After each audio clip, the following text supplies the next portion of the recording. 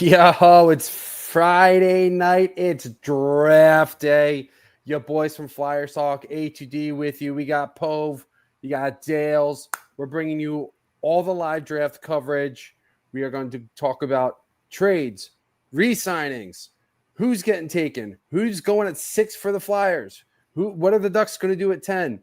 We're going to discuss it all. We got Greg Milakovic joining us at some point. Matt Sudi might be with us at some point. We got Ryan Clifford joining us. He's going to talk a little bit about the Buffalo Sabres and what the hell they're doing within that organization. So much to talk about. We are live. Hit that like, hit that share, get in the chat. We got a ton to talk about as far as the draft goes. It's draft day, baby.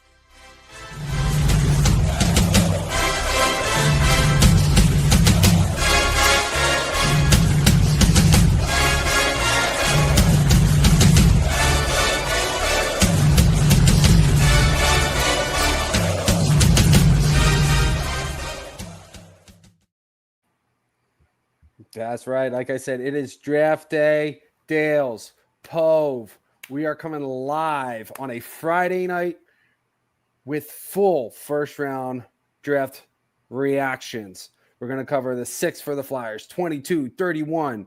We're going to cover 1 to 31. Everything's live. Everything is on the table. And we are brought to you by, and as always, Specialized Physical Therapy. You can check them out on specializedphysicaltherapy.com. They got 2 locations, one in Burlington, one in Cherry Hill. You got any aches and pains, something's bothering you that's kind of lingering, check out our doc. He's our doc, making yours. Go see Dr. Paul Vidal at Specialized Physical Therapy. Robbie, it's draft day. What's the initial thoughts here, brother? I'm just glad the heat wave's over in the tri-state area. I mean, we're back in the 60s. Very apropos tonight begins the NHL draft because it feels closer to winter than summer right now, Brian. No, absolutely. But it's a shame that heat's coming right back tomorrow. So no. It's gonna be the same. Oh, really? Damn. Yeah. Well, we had one day of respite. Yeah, exactly. It's going right back up into the high 80s, early 90s. So we'll see what happens. But well, I'll sport the hoodie for one night at least. I thought about it. It's a little warm in my apartment to do that. But as always, we got a poll question for you guys, and it is always Flyers based. The Flyers will take James Hagens with the 6th overall. Agree or disagree? Robbie, we've seen a lot of mock drafts lately. I have seen James Hagens' name coming up quite a bit at the number 6. What's your thoughts here, bud? Do you think the mock drafts are kind of hitting the nail on the head on this guy falling? I mean, at one point he was a top 3 pick. Now he's fallen to 6. Do you think there's any kind of particular reasons why he's falling? Do you think that he's just a lock for the Flyers, that he's built to be a Flyer? What do you think? Agree or disagree, brother? Well, I'm hoping, I'm praying that he does fall to 6. I don't think it's going to happen, though, when all is said and done tonight. We talked about it a little bit on Tuesday. I'll rehash the same argument that, especially after the Canadians acquiring Noah Dobson and dishing off their 2 draft picks to the Islanders. I believe that's at, 17? No, that is 16 and 17. Yep, 16 and 17. Yep. Right, so a lot of mocks have changed up where the Islanders go with potentially Matthew Schaefer 1 and then take those picks acquired from Montreal and trade up and get them Hagens 2.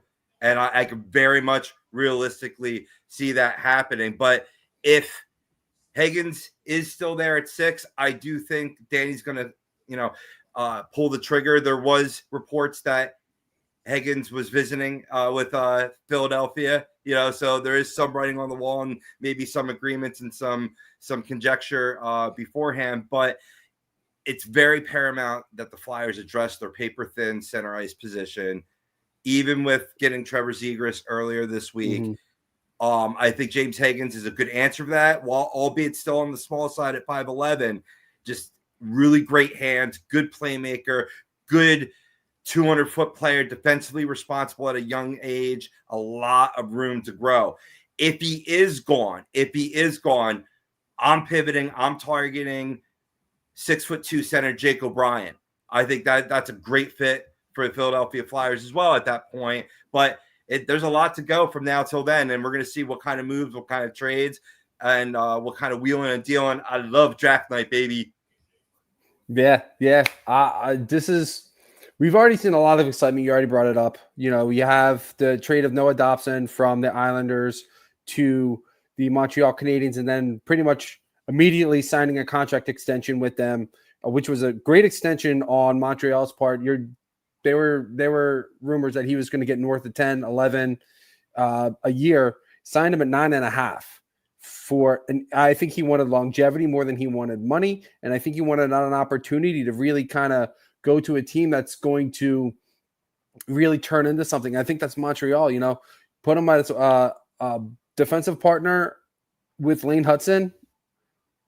Rob, that's a pretty scary way to start off your tenure there as not just the reigning Calder champion, but you know, second-year player. You're playing with one of the top defensemen in the league.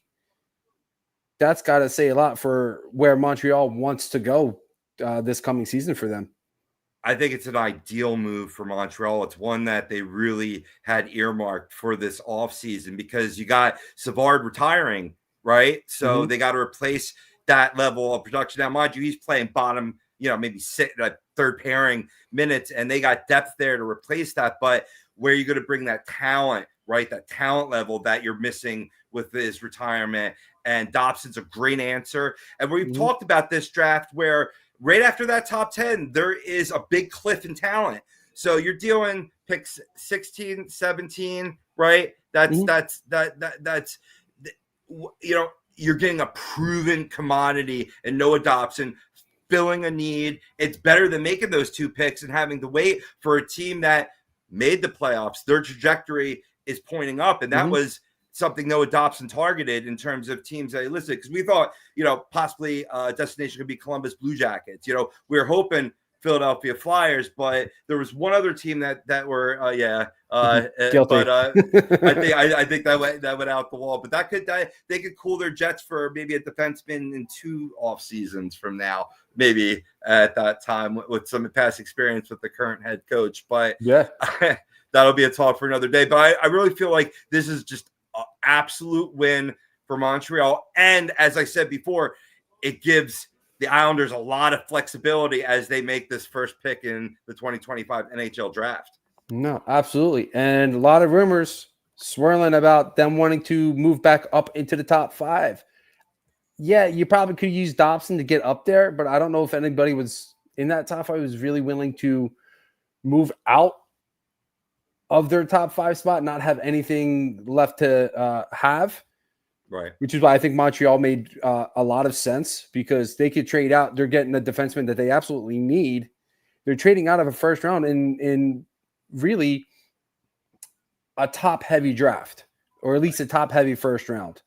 So I think this kind of more so will give the Islanders a little bit more firepower to maybe move back up into the top 10, because I know they're gunning for James Hagens. They want Hagens.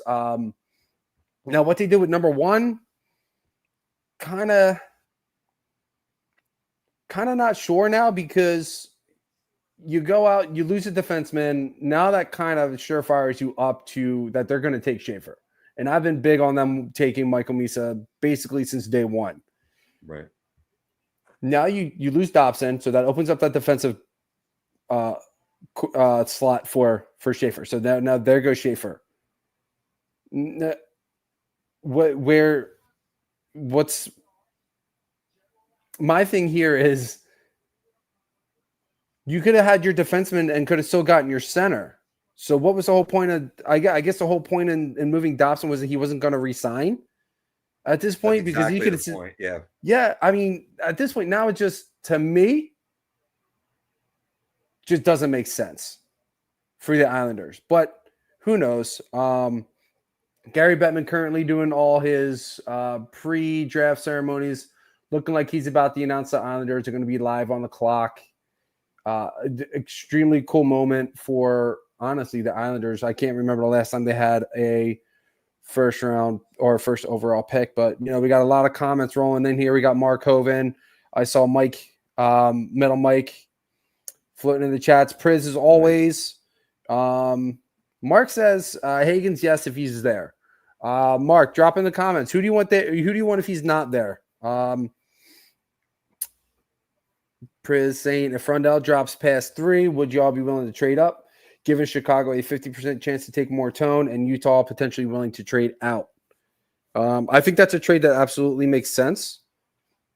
I'm a big fan personally of Frundell. I think it's going to be really up to whoever Utah, what Utah wants. I mean, obviously they could trade back 2 spots and still get a really good player there. But I mean, Frundell to me is if he's there, go up and get him. And I think he will be there. I don't see Chicago taking anybody other than Porter Mortone at 3, because I think the one thing that they want to do is they want to give Connor Bedard somebody to play with. Obviously, Frundell's not going to be a terrible choice. If they take Frundell, smart choice, but I don't know if you're really going to have him play with Bedard. You take Mortone, you can throw him immediately on the line with Bedard, and there's his line mate. You know, we already know how good Mortone is. We know his abilities. Imagine him with Bedard and the just flat out filthiness that could potentially happen. I think Mortone's more of an ideal pick at 3, but we'll see. We'll see how the draft falls. We'll see how which order Misa and Schaefer go. I do believe the Islanders are on the clock, and the pick is in. What are you thinking, Robbie? What are we thinking here? We going Misa or we going Schaefer? I think it's got to be 100% Schaefer, especially after this deal. And after this deal, I'm gonna have a late reaction, boys and girls, because I'm streaming. Just to let you know. So we'll see how delayed you are. All right, so here comes Bettman. Oh, I got it before you. Wow. Oh, you're ahead of me. Yeah. How is this possible? Yeah, I'm with you, Mike. We overall we loved snagging Zegras as well. Yeah, it's a good pickup. Win-win. There he goes. Low risk. There he goes. Matthew Schaefer, number 1 overall. I think Schaefer was getting picked regardless, in my opinion. And then especially after today's dealings, it locked it up. And now we'll see.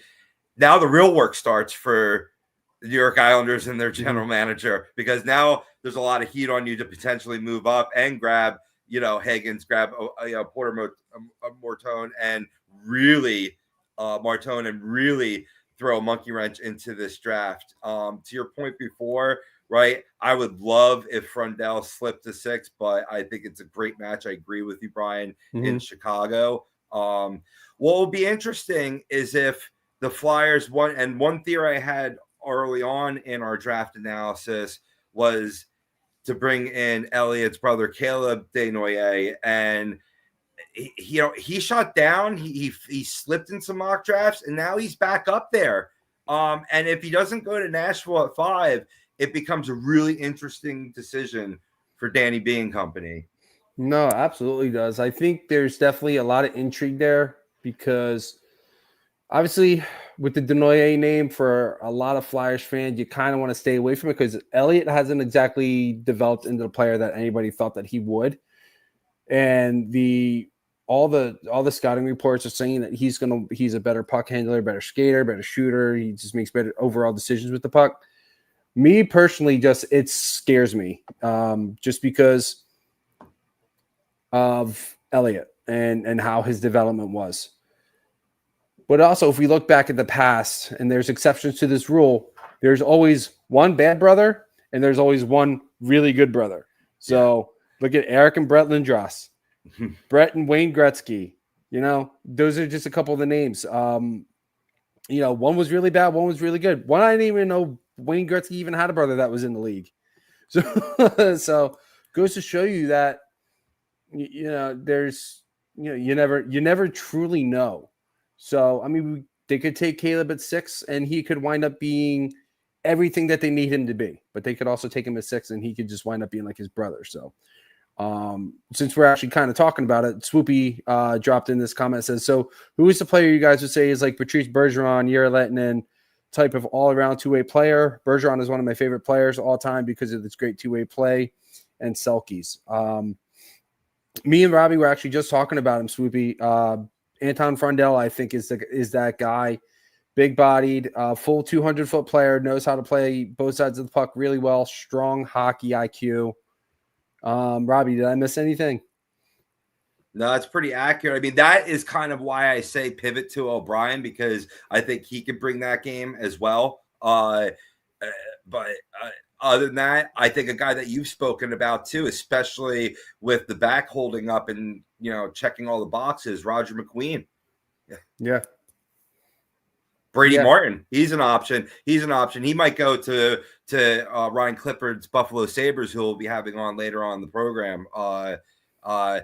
These are all options there, and this is what I'm talking about in terms of where a lot of talent sort of melds together, and there's a lot of different ways you can go, especially as you move later on in the first round, and as we get closer to pick number 22 for the Philadelphia Flyers and pick 31 as well. So, but I mean, it's going to be an interesting night. It's definitely going to be an interesting night. We're only one pick in.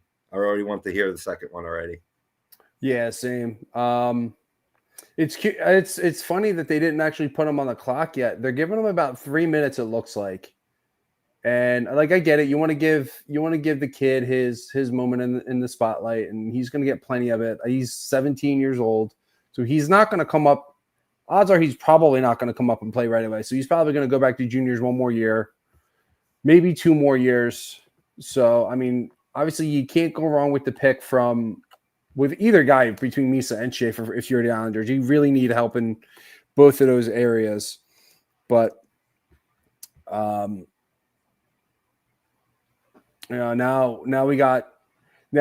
is where things could get interesting here, Robbie, because I've heard rumors of San Jose potentially wanting to trade this pick. Now, I think with Schaefer off the board, I think Michael Misa is a lock here. For me personally, it's just because of, if you look at their star forwards right now, they're not exactly big guys. Macklin Celebrini, William Eklund, Will Smith, all small guys, all floating around that 5'10", 5'11", 6 foot, 180, 185, 190-ish. Michael Misa is not that type. So to me, I feel like this is a lock for San Jose. So I could see him easily playing on the wing with, he can play with center or wing, Misa can. So, he's one of those type of players where you can put him on a line with Will Smith and Macklin Celebrini. Or Misa, you could project as your second line center as well. It gives you a lot of opportunities. They could pivot though and go Porter Martone. They absolutely could. Porter Martone isn't exactly a small guy here. Ton of offensive talent. They definitely need a bigger body though. That's my thing.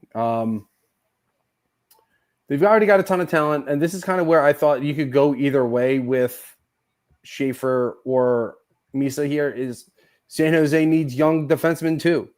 So this could have easily been a flip-flop because they just bought out Marc-Andre Vlasic, so he's gone. That opens up a spot there, which probably means Sam Dickinson's probably going to come up and probably challenge for a spot this year. But who knows? So I think the elephant in the room here is going to be what's up, Dylan? Happy draft day, brother. So McQueen up to 6 in Megan's best available on ESPN's broadcast. So hey, he's shooting up a little bit. And there are in the Athletics latest staff mock draft, their final one leading into tonight's festivities, they had Porter Martone slipping the 6 and going to the Philadelphia Flyers. So to Mark Hubin's point, that's within the realm of possibility. I have a lot of respect for what the Athletic do over there. The articles that I can read. Yeah, no, definitely for sure. I mean, I feel like we've said this over the last few weeks here leading up to the draft, and I love that his brother and his dad are with him. This top, I guess you can say 8 or 12 prospects could go anywhere, any mix match, because I think there's a need on most of these teams for this top, we'll just say the top 10. They could literally go anywhere. Because there's so many holes with the teams that are up here towards the top. Like I said, San Jose could use young defensemen. They could also use a bigger body as far as centermen go. San Jose's pick is in. Chicago could use a couple different random pieces. Utah could use a couple random pieces. Nashville needs a center, a big-bodied center. So this could literally go a bunch of different ways. So I just think that this is literally crapshoot, and there's if not going against the Athletic at all, but I'm just saying is that's what I like about this draft. Oh, yeah. There's no lock for the top 10 here. You're looking at 10 different mock drafts. You're going to get 10 different basically you get 10 different opinions on it, which is what I love, actually. Believe it or not, I don't like the ones that are kind of locked down. This guy's certified 1, 2, 3, 4. Makes it more fun. It's a table of contents to roll through, but you got to identify what teams are looking for, right? Are they looking for the best available talent? Where are their current status in, are they in a rebuild like the Flyers? Are they a fledgling team that's trying to get into the playoffs? Are they, a perennial that's just looking for that one extra piece? That could really change in terms of what you're targeting. And as well as what do the scouts value in a prospect? What does the front office value in a prospect? Is it more important the moral structure and character of the player versus the talent and ceiling that they could bring? Yep. So these all come into where, any sport, we saw it in the NBA earlier this week, right? We'll just take mock drafts, crumple them up in a ball, and throw them right in the garbage can because it's just, you're not inside their heads. And any smart front office GM is not going to let the cat out of the bag in terms of what they're going to target before draft night. No, absolutely. And that's what I love about this. Priz goes, why does Megan have Caleb as number 3? What does she see in him over the other top 10s? Honestly, I don't know. It's the puck handling skills for such a big kid. You know what I mean? It's like I see. All right, so the Elliott to Caleb is the what's Noah Cates' brother who played for the Flyers as well? Jackson. Yeah, Jackson Cates to Noah Cates, right? So it does bring a potential 200-foot toolbox, but there are question marks with him, and that's why I'm good with. And I've seen a lot of people clamoring for Roger McQueen. If one of my boys don't get taken, that would be fine with me too, as we see him start to creep up. And he's one of those late risers, like that last penny stock that you're tracking, right? Like that final bets that are being laid by Vegas. You know what I mean? You got to pay attention to the flow and the trends going on. And he's a guy that could be really selected higher than a lot of mocks had projected to move a guy down that maybe you didn't think your team had a chance to draft. And they got their guy at the place that they're at. And then, we got Gary Bettman on the mic. San Jose's pick is in. Oh man, you're a couple, probably like 15 seconds ahead of me. Word. I mean, that's not good. I wish we were at the same, but yeah. I mean, usually I'm behind. So. Mick saying Charlie and Connie from the Mighty Ducks movies will announce a Mighty Ducks pick. I did hear that. That's actually going to be a cool moment. It's awesome. All right, here we go. Is this Bailey coming out? It's Bailey coming out. Let's go. BBL Bailey. Yeah, she's from San Jose. Right. This makes a lot of sense. I'm actually surprised she wasn't in Riyadh. They got the Night of Champions. Truth. They got that PLE this weekend. She's amazing.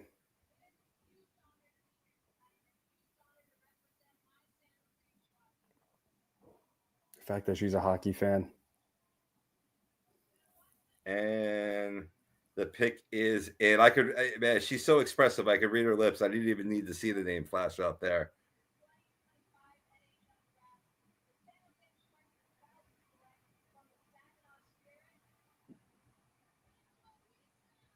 Yeah, let's go. I love this one.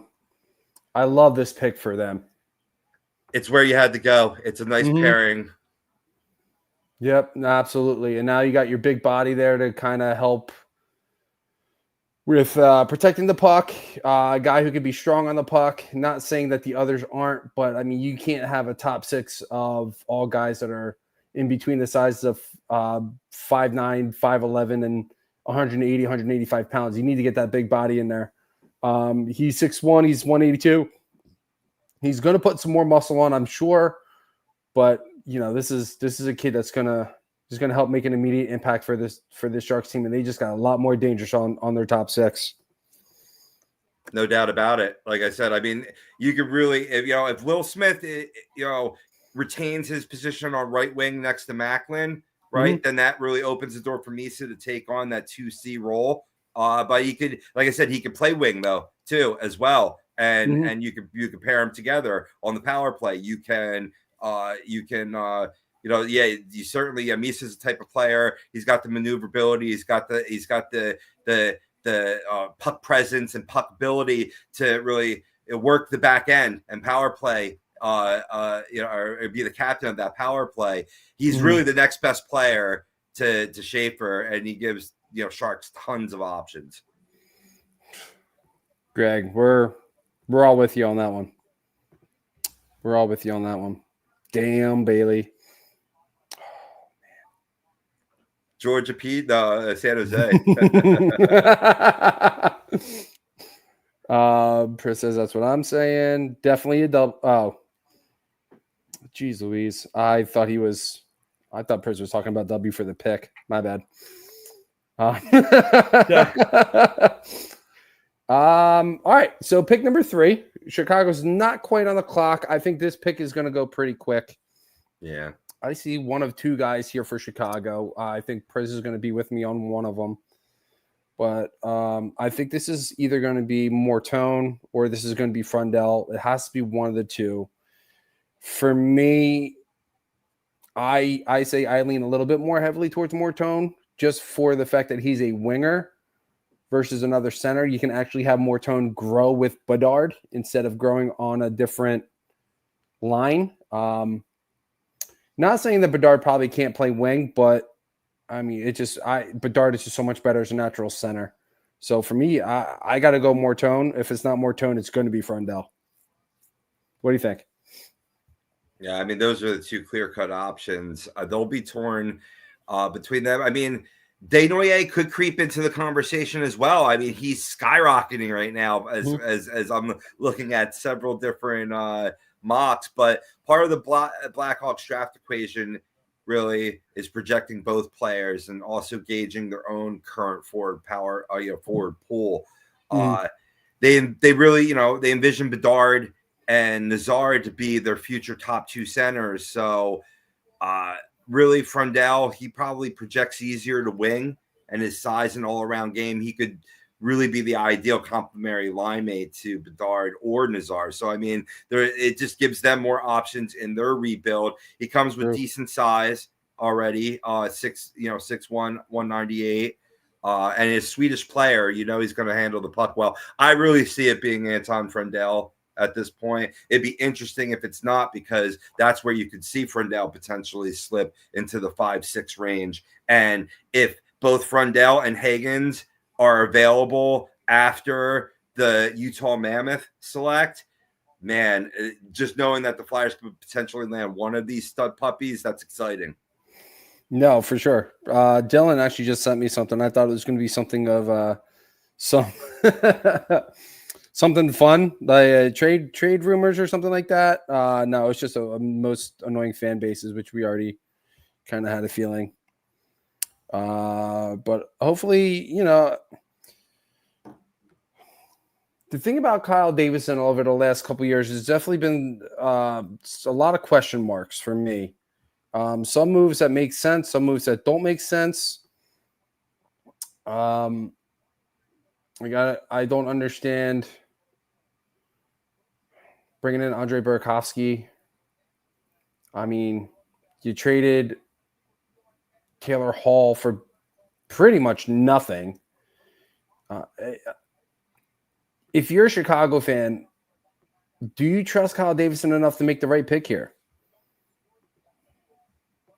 That's it.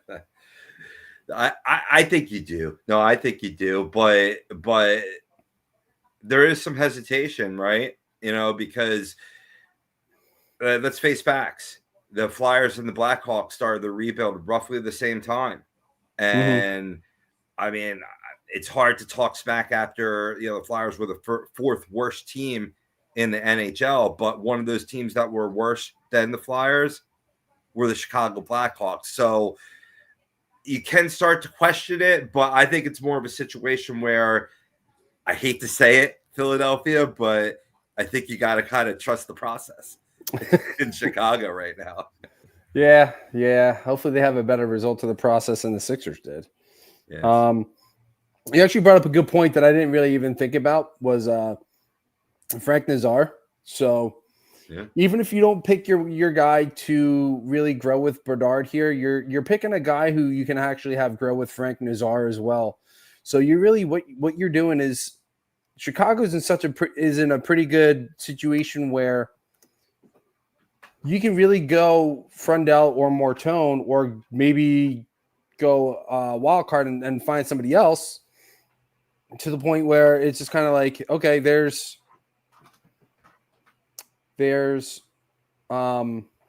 really no wrong answer, which I think is actually puts Chicago in a little bit of a better spot as third pick is in, and looks like we're getting ready to hear from Gary Bettman once again. Chicago fans, whether it's Mortone or Frundell, I don't think there's a wrong answer here. No, there isn't. Absolutely. I'm glad you called up to me. I think we're almost even now. All right, here we go. Chris says if it's Frundell, he'll play the wing. True, you do have Oliver Moore. Who's coming out for Chicago? Oh, of course, it's got to be good old JR. You should come out for the Flyers. Right? He's originally a Blackhawk. I got respect. I got respect. I wouldn't want Brady Martin for the Flyers personally, but I just don't think he has the offensive upside that people think he's going to have. Those draft hats are pretty sick, though. Yeah, they are. Yeah, they are. He's in the conversation, though, Dylan. I definitely hear you. Mm-hmm. But I just have a feeling like this pick is going to screw up everybody's board. Like, I just got that feeling right now. This is just going to make everybody go, whoa, what? You know what's crazy? I kind of have that feeling, too. Or it's the obvious pick. Yeah. Frundell. All right. Brady Martin could go here, too. Brady Martin could go. Helps out size, balance their out. Bet they will get their next Jonathan Taves, says Swoopy. That's actually that wouldn't be a bad thing. I think their next Jonathan Taves, though, is Bedard.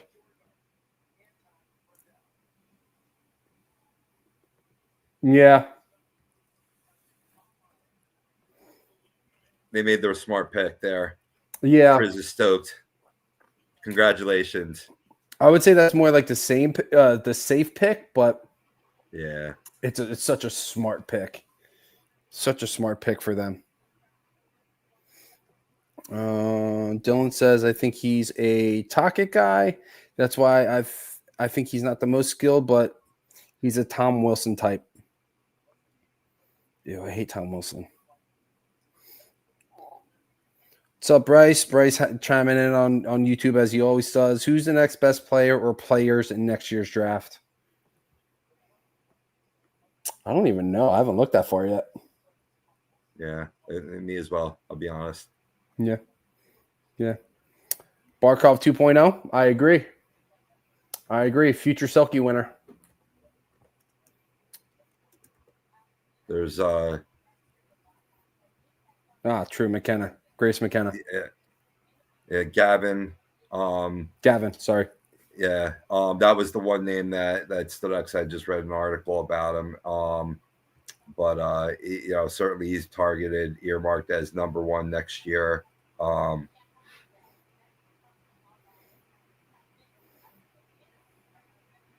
Ivan Stenberg, Ryan Robrook, Mathis Preston, Vigo Bjork, Keaton Verhoff. Keaton Verhoff, right-handed defenseman, projected to potentially go in the top 5.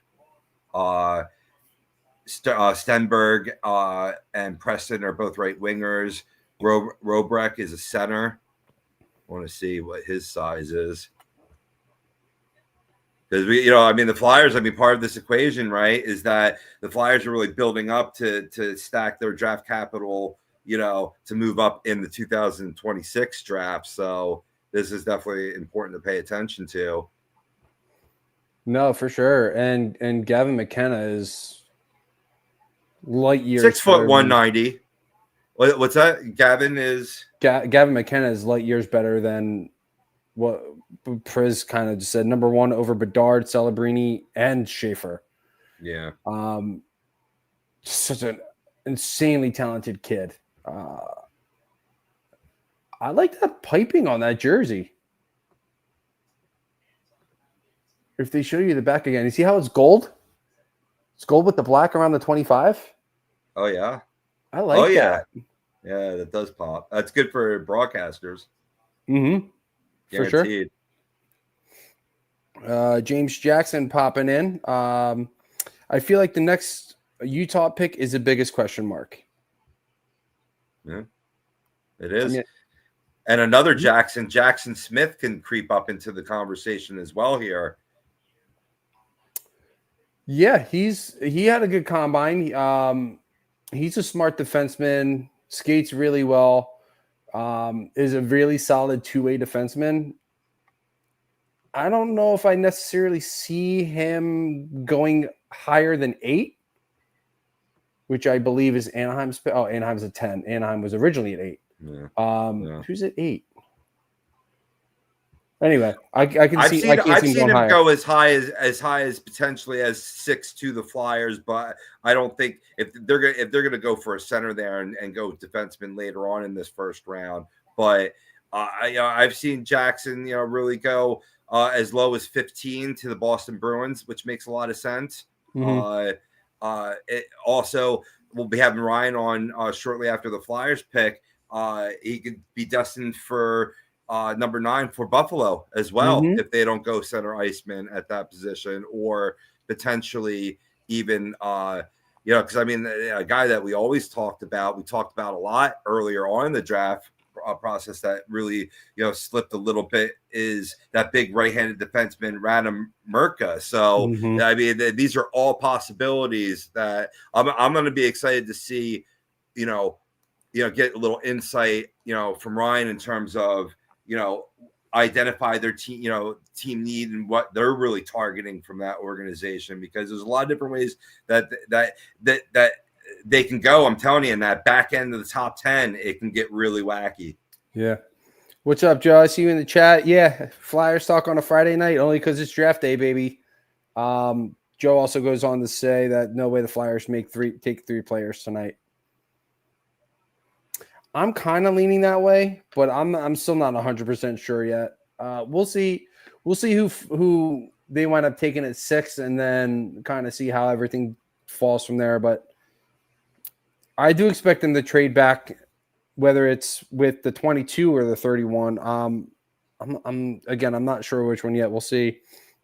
We'll see how that goes. Swoopy also says or asks, is Frundell to bring the style and play that the Hurricanes play? I'll let you answer that one, Robbie. Say that again. Oh, is Frundell going to bring the style of play that the Hurricanes play? Yeah, I mean, he's a hard worker, right? That's what, with a real strong hockey IQ. I think you could describe most of the Carolina Hurricanes in that regard. But when it comes to Frundell,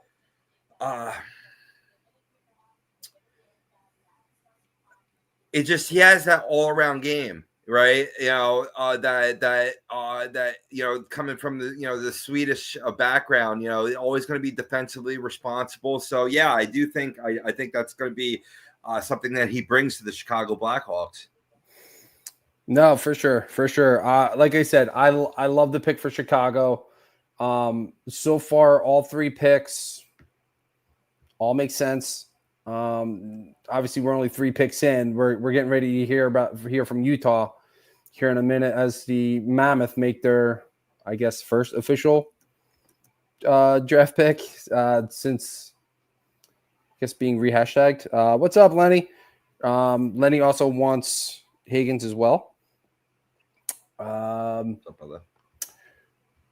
I do agree. This is an absolute wild card of a pick here, because I really don't know what their like desperate need is. I initially had Mortone going here, and I still think he goes here, but I don't necessarily know if he's going to be like the main need that they have to fill. But you can't go wrong with taking a scoring winger here. Yeah.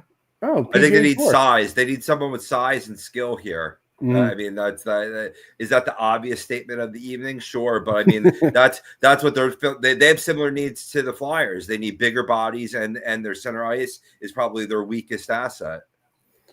Agreed. I can see Martone going here, though. Mm-hmm.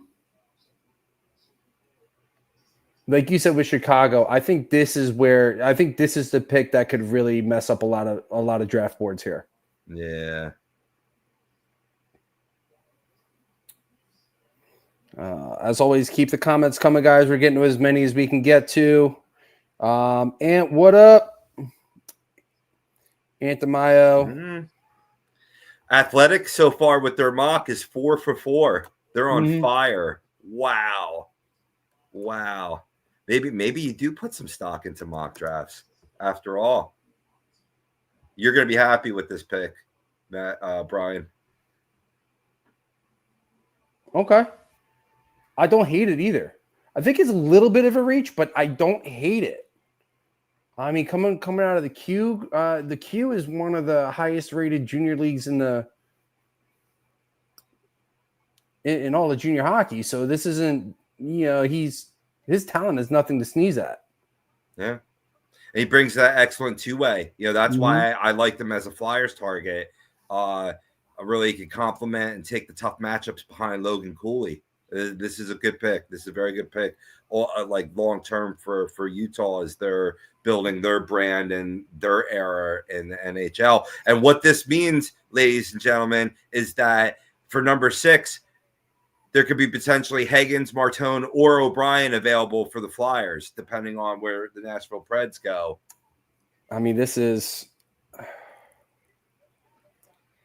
you're looking nice. Yeah, you're getting Mortone. You're getting Hagens at 6 here.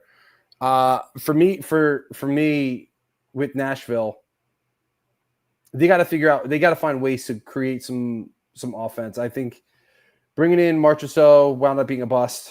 Stamkos wound up being a bust. And they still have next year to really kind of help rebound. I don't know. If I'm Nashville, I'm going Mortone here. And let Hagens fall to the Flyers at 6. He's going to help the power play. He's going to help the two-way game. He's going to help the even strength, which was a big Achilles heel of Nashville last year, was their 5-on-5 play. I think you got to go Porter Mortone here if you're Barry Trotz.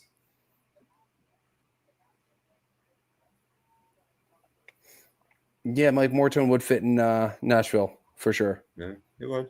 I think that's a clear decision. It's going to be one of Hagens or Martone here. I mean, you got the homegrown story though with Hagens, so that's a good story. And I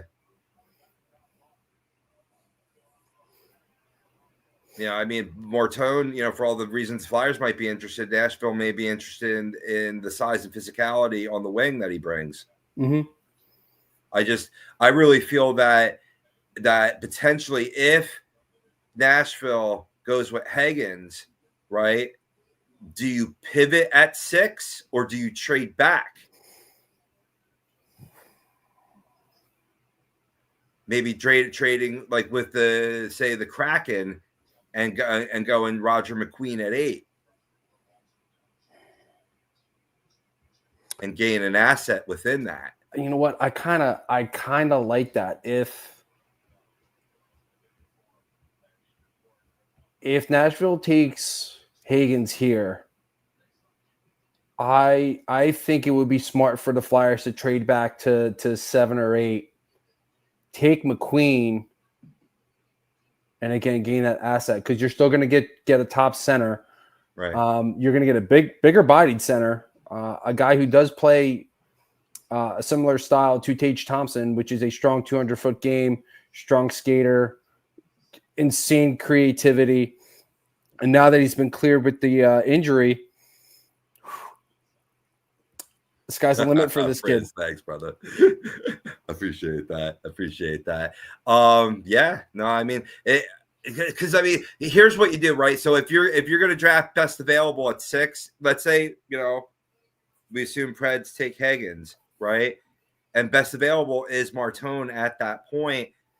You're just going to have collective breath coming out of Philadelphia going, you drafted another right winger on a team that has a plethora of right wingers and paper thinness up the middle. I'm telling you, the boo birds and the trolls will come out. That's why I think that, that you either try to orchestrate a trade, and if you don't, expect maybe the Flyers to possibly pass on Martone if they're going to make the intelligent thing and grab O'Brien or McQueen right there at 6. And because you already had Utah set a precedent of reaching for Desnoyers at 4. And let's face facts, where was Jet Lichenko on people's draft boards when Danny selected his name? So he's shown a propensity to be like, I don't care, where your mock draft has him, where he's ranked. Right.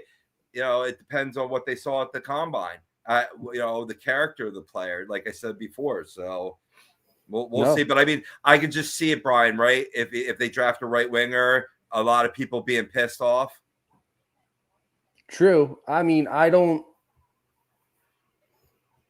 think if it's Porter Martone, I don't know if that many people will be pissed. I mean, they're definitely going to be pissed off because you can't please everybody. Right.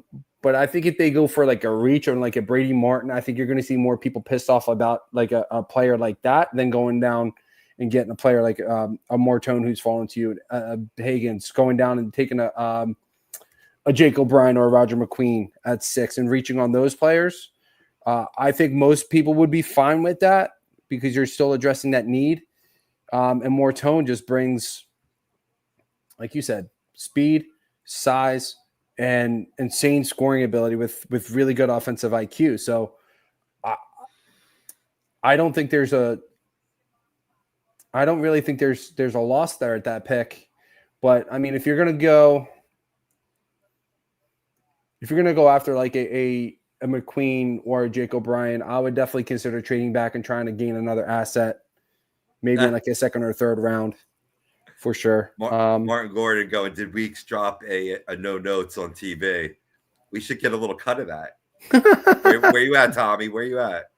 Martin, haven't seen you on this show in a while. We see you floating around with some of the other shows, but it's good to have you in the chat, brother. Joe did say, absolutely. Joe did say, if I can find the comment again, I just had it up there. Here we go. Hagens and Martone, are they year 1 players or back to juniors / minors for a couple of years? I don't know if you agree with me while you're taking a swig. I say they're probably back to juniors for 1 year, 2 max. and then competing in training camp for a roster spot. I think they're going to essentially go down the road that Jetlachenko's going. Thoughts? Yeah, 100% agree. I mean, talking about 18, 19-year-olds, right?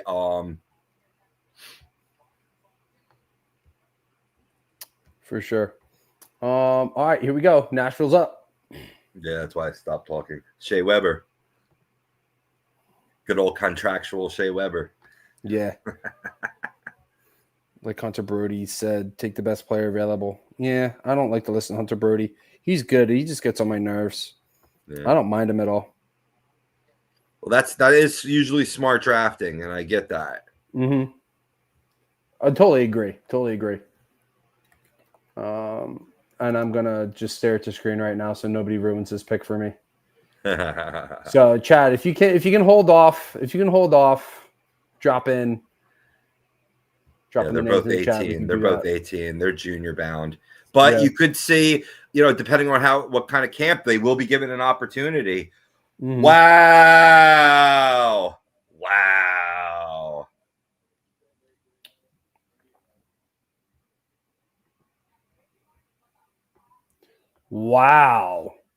I told y'all he was shooting up. Wow. So now this is even harder for the Flyers. You going Mortone, you going Hagens. Let's go. Yeah, you got your pick of the litter, really. The only target that is off your board for Danny B was Frundell at this point. Am I wrong? Mm-hmm. No, I'm with you 100%. The only guy that's not on the board right now would be Frundell. So now you're taking Hagens, you're taking Mortone, you throw a curveball. I mean, we've discussed this over the last couple of weeks here, Robbie. This is a big pick for the Flyers. This is a massive pick for the rebuild. Yeah,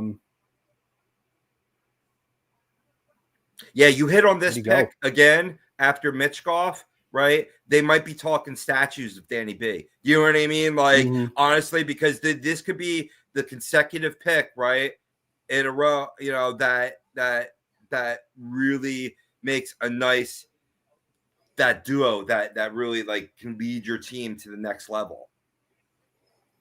No, for sure.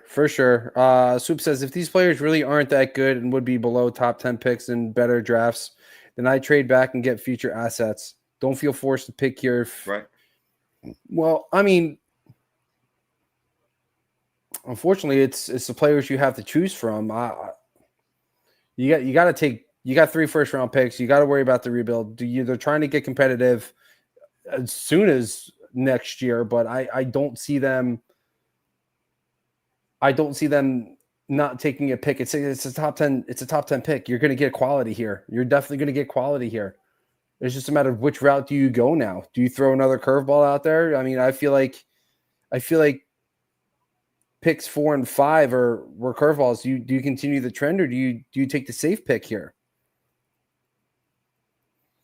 Ideally, you can do a couple things. I think you're definitely taking your man here at 6. You can start talking, especially since you get one of your targets here. That makes your later first round picks very expendable to move up, maybe higher in the second round, to gain more assets during NHL commodities right now, Swoopy, or move for picks in the next draft and really stockpile again and allow the flexibility that the Philadelphia Flyers had coming into this draft, Brian. Yeah. And kind of Joe just essentially said the same thing. You take your pick at 6, you're going to gain your asset there, and then you can have him grow, whether it's a center or they go more tone. You can move 22 or 31 to get some more assets here, because there's going to be guys that aren't in the first round that are going to want to try and get in. So you can get something a little bit more. You could probably have a little bit more leverage on your end and get a little bit more, because you have teams like Montreal who aren't in the first round now. Edmonton's outside the first round. So you can definitely use the 22 or the 31 as leverage to get those teams back in there. Yeah, you can. Yeah. I don't think they're going to do it, though. I don't think they're going to go that way, Brian. I honestly, because now that you have your ability to draft your guy, right? Whether if your guy's Hagens, if your guy's O'Brien, if your guy's McQueen, you're getting your guy. And filling a need at center. You filled it on the NHL level, right? In terms of the upside, and the pick is in, but you can have it where you draft center here, and then instead at 22 you go for filling defenseman that I'll get into after we hear this selection for the Philadelphia Flyers. Let's go, Hagens! Come on, Danny. You got to go Hagens here. Hagens? You got to go Hagens here. All right, I'm looking away. I'm looking away from the Sir Charles with the pick. Very apropos. Can I speed this up a little bit and catch up to you? Oh.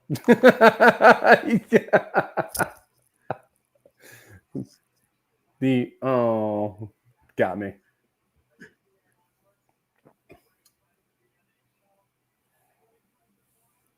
Oh, those glasses. That shirt's even worse.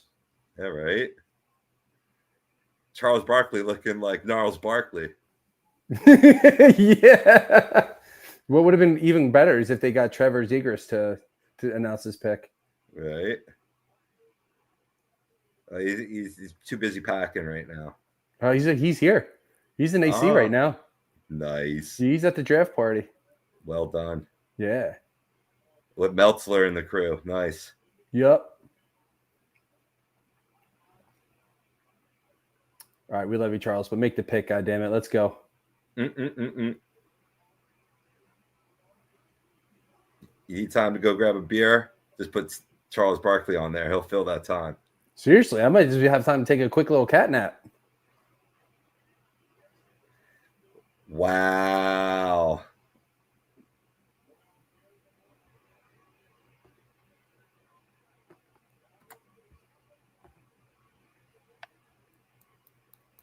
Let's go.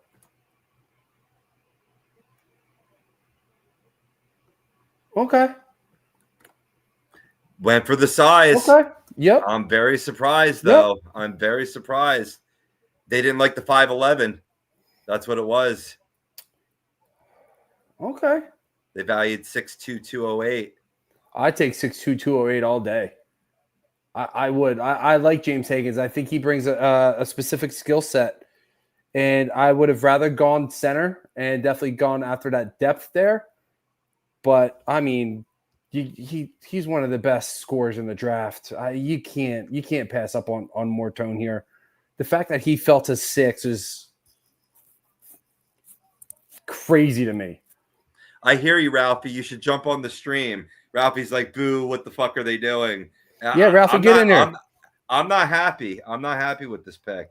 You have so many right wingers. I don't get it. I mean, Scott Steven agrees. Bad pick. For all the new guys that are jumping in here, hit that sub, hit that like. We talk hockey every Tuesday night. Yep. Mortone, Porter it is from Joe and Priz. We got James Jackson chiming back in saying, I already feel the tweets coming. Yeah, I'm telling you, man. I'm telling you. I don't know. I mean, they got plan. I mean, maybe this is part of their plan. You know what I mean? That they're gonna look to dish off some of their current right wing stock. You know, what does that mean for Owen Tippett? You know, what does that mean for some of the guys lower on the food chain? You know, I mean, Martone's still far off away. So, I mean, you could see where they went best talent available. And on that respects, I like the pick. You know what I mean? Because maybe you could make an argument that he is the better talent regardless of position. And that's how they teach you to draft. That's what's written up in the textbooks. But I always feel that when you have a glaring need like center ice, you need to address that. And as far as I know, I don't believe Porter plays center at all. I don't believe he does at all either. I'll say this. Scott, he does bring a pure skill, but he also brings size as well. I do wonder, and we talked about this on Tuesday, Robbie. The acquisition of Trevor Zegras, I think, changed their board too. Yeah. I think you bring in Zegras who can play center and is now pretty much This pick right here is telling me he's cemented in the center position for the Flyers now. Agreed. So I think that changed everything. So now you bring in another winger here. I don't necessarily think that's a bad thing. Maybe you use Porter Mortone and you throw him on the left side, or you take Tippett and you throw him on the left side because he can play both sides. So I think this opens up a couple different avenues for the Flyers, and I think all of which will be good because in 57 games, you got the stats right here on the screen. 57 games, the guy had 98 points. So the dude knows what to do with the puck, and I mean he's going to fall in line with what the Flyers are, and it's playmakers, and his comp is Mika Rantanen. You can't really go wrong with that. True, and they do need more scoring. I mean, there's the guys that can make finishes, and that's all I'm seeing here on his highlight package that ESPN's providing is the young man finishing on his opportunities. So, only time will tell. But I like what Priz has suggested, that this might open up trading maybe an Owen Tippett, one of your first rounders, and maybe the Marco Rossi comes back into the conversation again. Yeah. And, especially as he sees Zegras now in tow, maybe that becomes a little more attractive for him to take a more conservative deal, whether that be in years or in dollar value. Yeah, no, for sure. Priz is still saying Rossi, trade for Rossi. I don't want him. I think he's going to be too much trouble. He's just going to be asking for way too much money. Yeah. But Joe says Zegras and his 34% faceoff percentage has to play center now. Yeah. Yeah, but now I think he's in a position now with a coach and a coaching staff that is going to really help him develop as a center. Before he was moved to the wing by Craig Cronin in Anaheim, he was really starting to find his form as a center, as a two-way center. And then Cronin was just like, okay, I guess we're going to bring in we're going to have him play wing, which, I mean, if we're real, Trevor Zegras had his most productive years as a center. So I think this is going to be a smarter move. I think it's going to be a more productive move, and I think you're going to see Trevor Zegras have a monster year. And before I bring Ryan in, because I see him backstage, we're just going to go through another couple comments here. Lenny saying Hagens was perfect. Mortone is surplus. Trades are coming. Scott saying Philly is always so obsessed with size, and it's gotten them nowhere. Teams that win do so with skill. Yeah, but I think with Mortone, you're getting both. You are getting both, and in this respect, Scott, I think it wasn't glaring as much of a glaring need as center is size. You have a lot of guys that are more of the frailer stature that I really feel that they've lost battles and got pushed around, not out of effort, but just out of having that level of physicality, and to where you have to maybe play like a Nick Delorier more than you need to play him. You know what I mean? Or an Abels, you know what I mean? It's like guys that just add size and grip, but really depreciate the overall skill level on a given night. To your point, Brian, Martone can bring both. No, absolutely. We'll get to one more comment, then we're going to bring Ryan in here. James says, wonder if they trade into the teens for a center. They could. That's what this could mean. That they're going to package these two deals to move up and get Roger McQueen, and then I'm back to being aces. I'm back to being happy again. Even Jake O'Brien as well. Like I think at this point though, Jake's probably going to go to Boston, but it makes it a realistic possibility. I mean, Brady Martin off the board makes Roger McQueen shoot up a little bit. But we'll see how it goes. It's already been a very eventful draft. No, absolutely. We knew it was going to be fireworks, and there hasn't been any trades yet. But we're going to bring Ryan on, Ryan Clifford. Ryan, appreciate you joining us, man. Hey, how's it going, guys? What's up, brother? Always good to see you. What do we got? Adam Sandler on the draft. Hey, Happy Gilmore announcing the next pick. Oh, gosh. I didn't even notice that. Ryan, it's been a long time, man. It did come out. It did come out yesterday, so that's apropos as they select James Hagens. Are you surprised that the Flyers didn't go with James Hagens at 6? No, well, I'm going to be honest with you guys. I don't follow the NHL draft prospects as much as, I'm a big NFL guy as well. And knowing that the guys come out of the draft in the NFL and kind of contribute in year one, I'm much more up on the NFL prospects than I am on the NHL guys that usually take a couple years to come into the league. But, I do read some stuff, and it sounds like, he had some injury issues and stuff that kind of made him slip. But yeah, I mean, I think a year ago we were talking about him as probably the number 1 overall pick. So definitely is a little surprising to see him slide. I wish he would have gone to the Sabres, to be honest. But yeah. Speaking of your Sabres, they have been a noodle scratcher of an organization over the last few years. And I'm just gonna say a few years just to be nice. 14.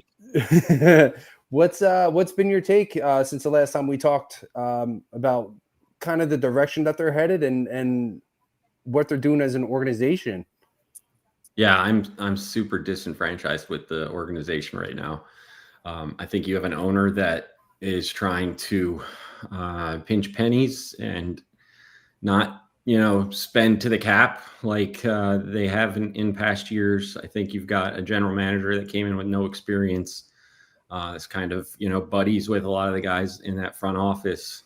I don't want to say he doesn't know what he's doing, but I'm surprised he still has his job. I think they brought in the Yarmo from the old Columbus GM to kind of, babysit him almost.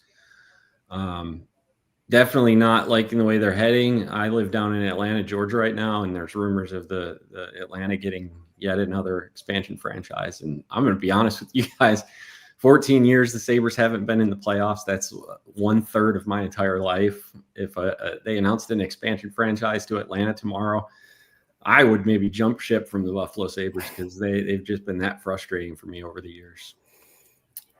Oh, man. Where do you think they're targeting here at 9, Ryan? Like, what do you think do you think they go best available, or is there a really glaring position that could, help them in, future years to come? Like, to your point, these are all kids that you're probably going to see unless you get a needle in a haystack like Matvei Michkov. Where do you see them going at 9? Yeah, I think they're still looking for forward help. They've spent so much capital in the draft in past years in the defensemen, high-end draft picks, which, haven't worked out to the way that I think that they would like them to have with Owen Power or Rasmus Dahlin. Even he's one of the better defenders in the league, but I think he's definitely been a disappointment compared to the comparisons to Nicholas Lidstrom and Bobby Orr that he had when he was coming out of the draft. So they've spent a lot of high picks on defense. They definitely, just shipped off Peterka, who was a young winger.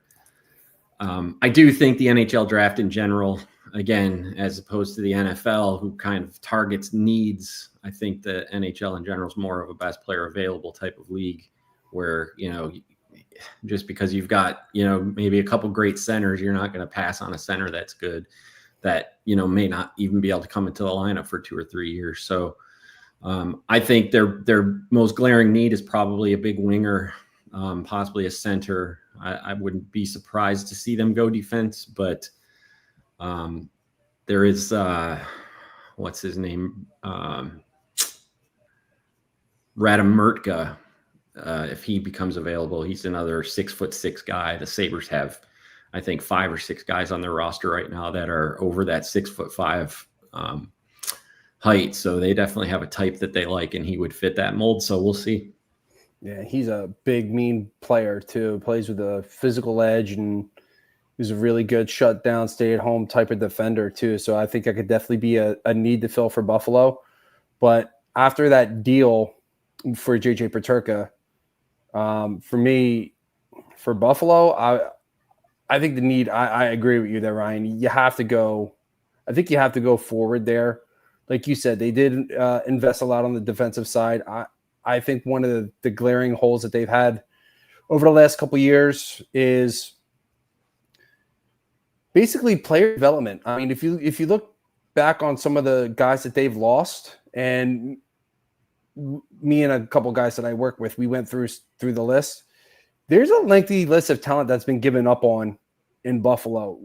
Why do you think that is? Why do you think that Buffalo just, for some reason, Jack Eichel being number one, and I think we all know the reason behind that was because Buffalo didn't want to allow him to do that experimental neck surgery, which worked wonders for him. JG Paterka, Kyle Oposo, just to name a couple guys. Why do you think these guys are moving on from Buffalo and Buffalo just kind of continues to stay pat? Yeah, I think if you look around the league, you've got most veteran players with no trade clauses. And I think probably if you look, the number one team on most of these no trade clauses is going to be Buffalo. I think nobody wants to play there. Whether it be the front office, the organization having never won a championship, the weather in the wintertime, just kind of the location, all the talk about how there's nothing to do in Western New York. And I think that has been a burden to them as far as bringing in players from outside. And as you mentioned, the most frustrating thing for me is they seem to draft the right players, but there's been kind of two paths for these players. They draft them, they perform well. You look at Jack Eichel, Sam Reinhart, and then they ship them out for, young guys who come back in and maybe don't do as well. Or you've got players like Brandon Hagel, Evan Rodriguez, that they bury them on the third or fourth line. They don't perform well, and then they ship them out. They get a bigger role on another team, and all of a sudden they turn into stars. So it's been really frustrating to be a fan of the Sabres here lately. Yeah, we had, in case you're just joining us, we got Ryan Clifford from Fantasy Guru. He writes for the NHL team, for college football, for NFL, as we're gearing into that, probably your busiest season of the year. So we really appreciate you hopping on, man. Always been a good time, friend of the show. Also, too, I want to talk to the people about you play in a band, and it's a band that honors very favorite band of mine. How are they doing? How you guys been touring around recently? I've actually retired. I've been retired for, I guess last time I came on, I was probably still touring with them, but it's been about 1.5 years since I last played with them. Yep. My apologies. Yeah, man. I didn't know that. No problem. I'm enjoying it. My kids started getting a little older, being out on the road all the time led to me kind of missing things. And as they were getting a little older, I wanted to be home a little more. I'm fortunate enough that my wife has a great job. So, I'm doing the Fantasy Guru thing and kind of just being a stay-at-home dad for now. It allows that to happen, man. Working from home has been the greatest decision that I've ever made, and family always comes first, man. You've seen me reel back. I was burning the candle at both ends there for a while, and since then, I made that decision too, man. I applaud you for making it. I came out and saw you boys, though, and one of the greatest times that I've had. Honestly, I think coming back and being at home, being for family is a lot of times ignored in this field. So I definitely applaud you. As the Seattle Seahawks select one of the guys I was targeting, Jake O'Brien. Really high IQ coming from Brantford in the OHL, which is just, I love drafting players from the OHL. They're always so NHL ready, Brian. No. Yeah. He was kind of the guy I was hoping might slip here. I mean, it's pretty much the top 8 guys that, I had listed are all gone now. So I think for me, Radim Murtka is kind of in a tier of his own from what's left from the research that I've done. Maybe a Roger McQueen or Victor Eklund if the Sabres go forward here, but didn't fall the way that I would have liked it to. No, certainly. I mean, I thought possibly Brady Martin would have went to you guys if you were looking to fill the forward center ice position to add a little, but Roger McQueen would fit more of a size stature that I think both, the Sabres and the Flyers are looking to fill. Honestly, I really feel it's going to be a slam dunk pick with Radim Murtka here.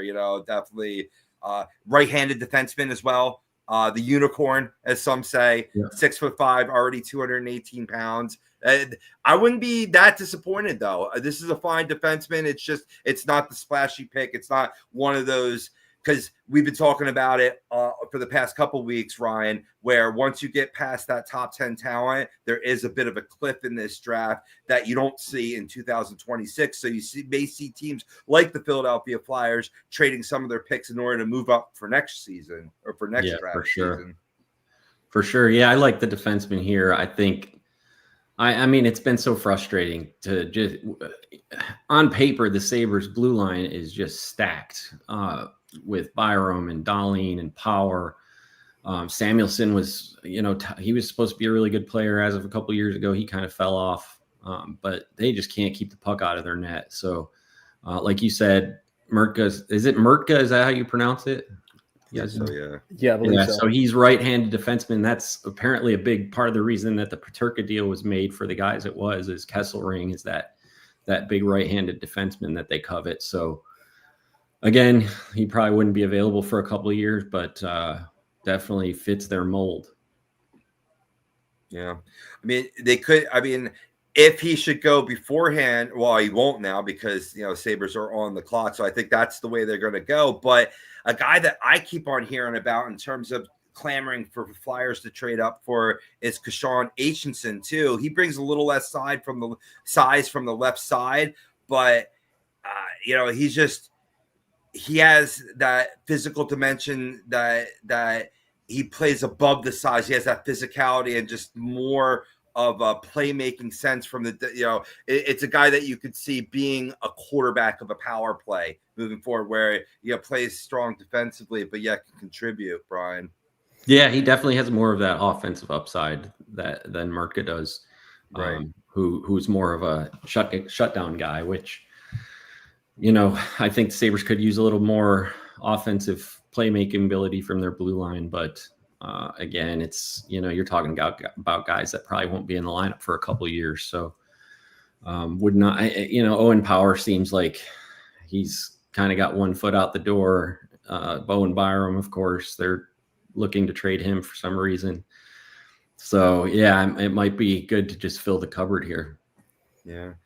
And that's usually how it's going. That's how we grew up following this sport, following the drafts over the years. But one thing I'm seeing across all the sports, I mean, to your point, NFL has always been a league of drafting, players ready to play in year one, but you're seeing that much more in baseball, right? We're seeing that in hockey. We've seen it here in Philadelphia as soon as Michkov came over to the States immediately. Now, contractually, in order for him to stay here, he had to stay on the NHL roster, so there was a little bit more behind it. But I think he's playing on the NHL anyway, on the NHL level anyway. So, you're seeing this shift in terms of how organizations handle these players, just as, the decades go by. And I hate to put it like that and make us feel old, but I mean, things are changing to where it's much more important, especially on a fantasy sports sense, to pay attention to the drafts in all leagues, because, we just seen Jack Caglione come up for the Kansas City Royals, and he was just drafted last year, played 68 pro games, and he's tearing the cover off the ball. So,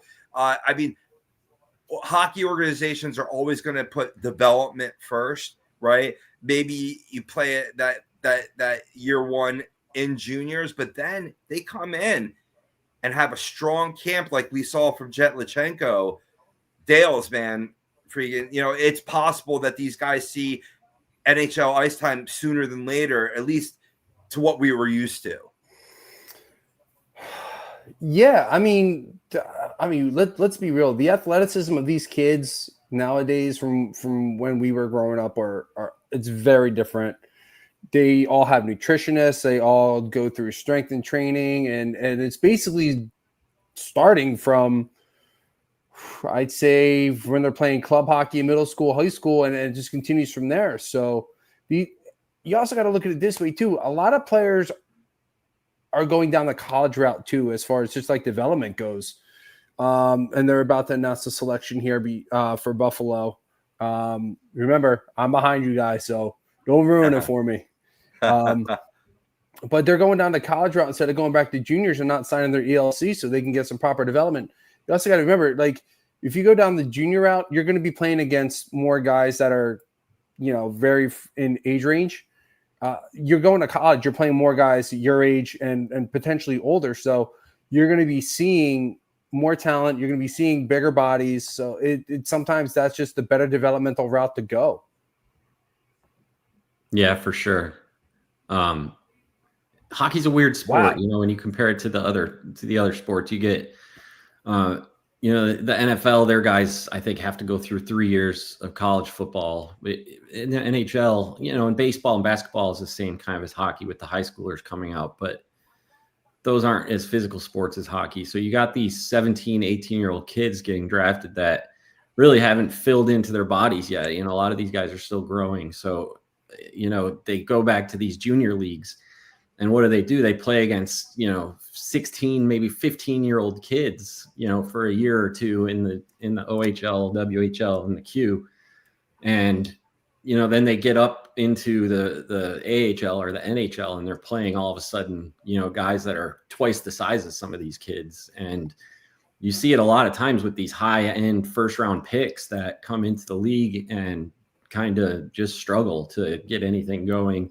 Takes them a couple of years, and eventually, a lot of these top picks develop at their age 22, 23, like you see the NFL guys coming into the league at that age. So, yeah, and a lot of players, especially in the NHL, they usually take it a little bit longer to develop than some of these other ones. A lot of guys you see hitting 24, 25.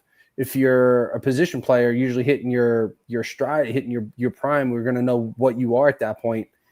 You got a goaltenders who are about 26, 27 when they usually typically hit their prime. So they also tend to develop a little bit longer, take a little bit longer to develop. But they also usually play quite a bit longer than some of these other guys. I would probably say baseball guys are out of it, but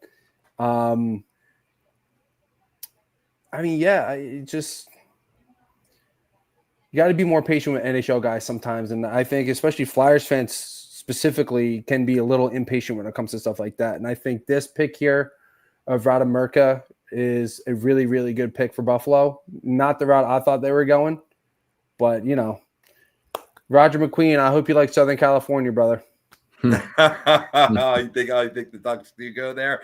Yeah. Joe's point, the Goo Goo Dolls, are they from Buffalo? I mean, you'd have to assume that. I didn't. Mm-hmm. I never knew that. Never knew that. Yeah, like you were talking about, with the development, it's especially true with the goaltenders, and that's a situation that Philadelphia fans find themselves in now with the two Russian kids. You're gonna be waiting a while on them, but they both should be really good. Come like you said, age 26, 27 is when these goaltenders really seem to come into their prime. Yeah, and that was the downfall for Ivan Fedotov, is being stuck in Siberia doing a military assignment for Russia and basically missing out on prime developmental years for him. So that really set him back. He's starting to find a little bit of a groove. Still not great. How old is he? 27. 20. Oh, wow. I think he'll be his 28 year. Yeah. Yeah, Wow. he'll be going into his 28 year. Also has come out and said, I probably shouldn't actually put this information out there, but apparently he's come out and said he does have a little bit of a gripe with the goaltending coaches over in Philly. Has gone outside the organization to kind of help kind of center himself and get back on track. So, we'll see. But I know Kim Dallenbaugh has been there for feels like ages at this point. So maybe getting a fresh start with the new goaltending coach could be really beneficial for the Flyers. Yeah, they got Berube as their coach, right? Rick Tocchet. Yeah. Did he bring in a new goaltending coach, or is it? No, it's still Kim Dallenbaugh. They replaced pretty much everybody else. New assistant coaches, brought in 3 assistant coaches actually, and then they brought in a new video coach as well. So they're setting themselves up to be pretty good there. Yeah, Samuel Ersson looks really good himself, so I think that Philadelphia might be set at the goaltending position for a while. Yeah, they can get some of these guys behind Ersson to develop. Ersson's not a starter, or I shouldn't say he's not a franchise guy. I've been saying the last couple of years he's definitely a tandem guy. if they can get somebody just to at least be on his level with him and can start 30 games or so behind him, I think Sam Emerson will be more than good enough. It's just finding that tandem partner to go with him. I don't think Kolosov is going to be the guy. Fedotov up in the air, but I also do think that he can still be that guy. But we'll see. We'll see how things go this year. I don't necessarily think they address the goaltending in free agency. I think they do draft a goaltender in this draft, but I don't think they go after anybody that's really going to take anybody's spot this year. Yeah. I'll snag a couple comments here while we got that commercial going on here. Subi asks, Robbie, does Tippett get traded? He already knows that I don't think Tippett's going anywhere.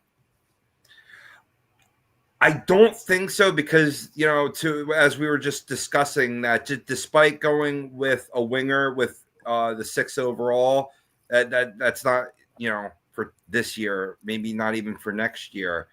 And I think it's really paramount to give Tippett at least 1 year under Tocchet, right? A guy that's been a player's coach, that's played the game, that can really solve the bugaboo that we've had about Owen Tippett, and that he just plays too fast. He doesn't have that skill to slow the game down. And all the greats in any sports do that, right? They slow the game down at that quintessential moment and win you the game.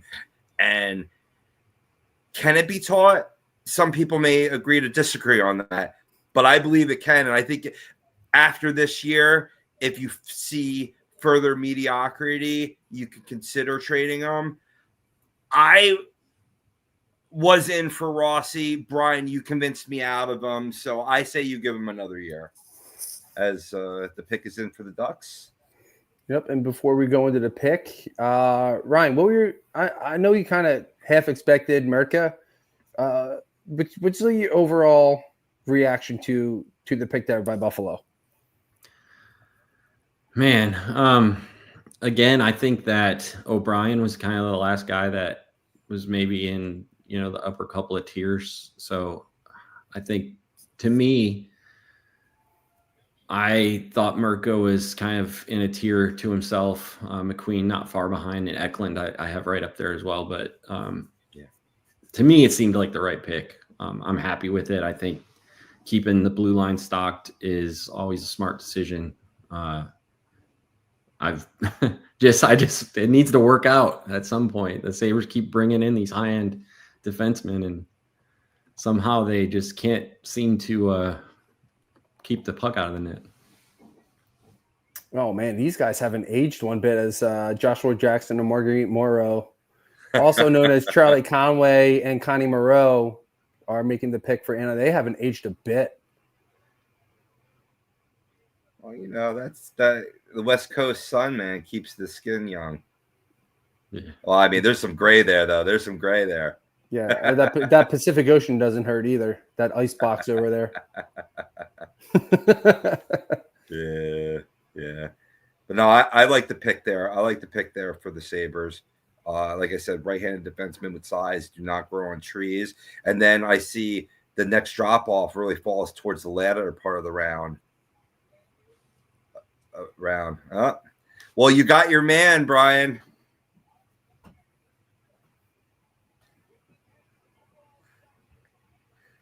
I still didn't ruin it. I've got it on mute, so I'm trying to lip read. Let's go, baby. Roger McQueen, baby. Let's go. Yeah, good pick.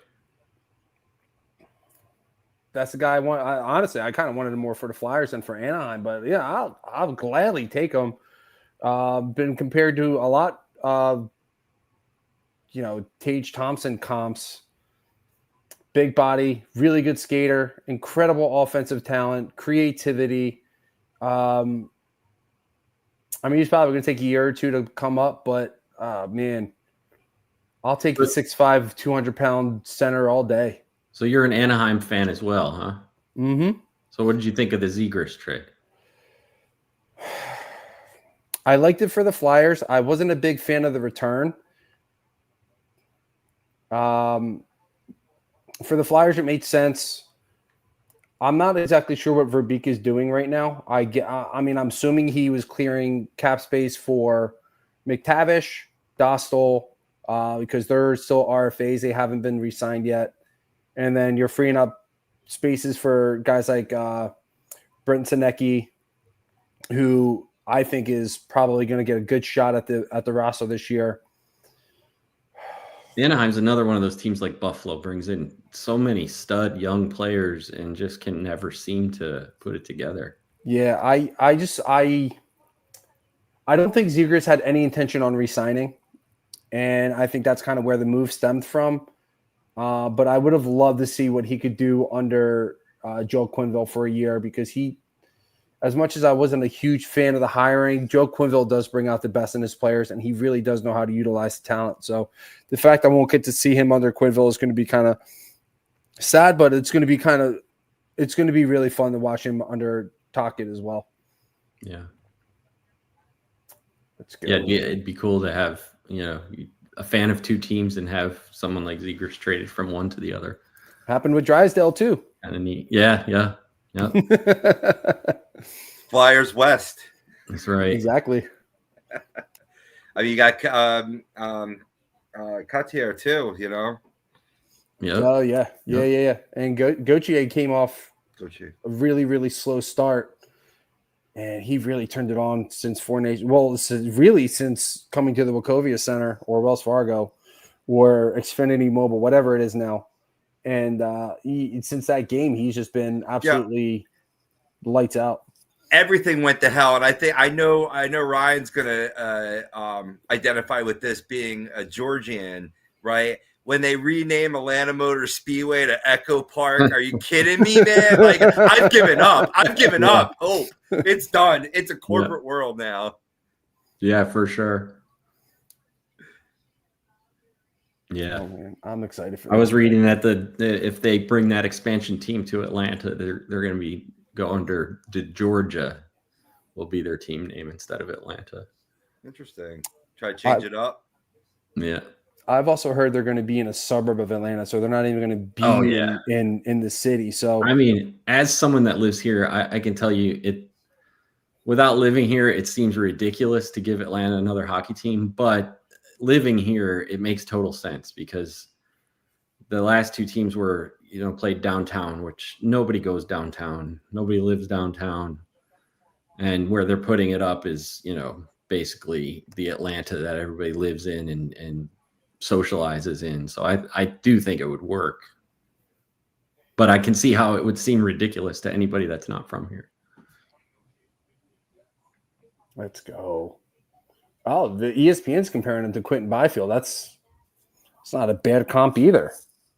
For sure.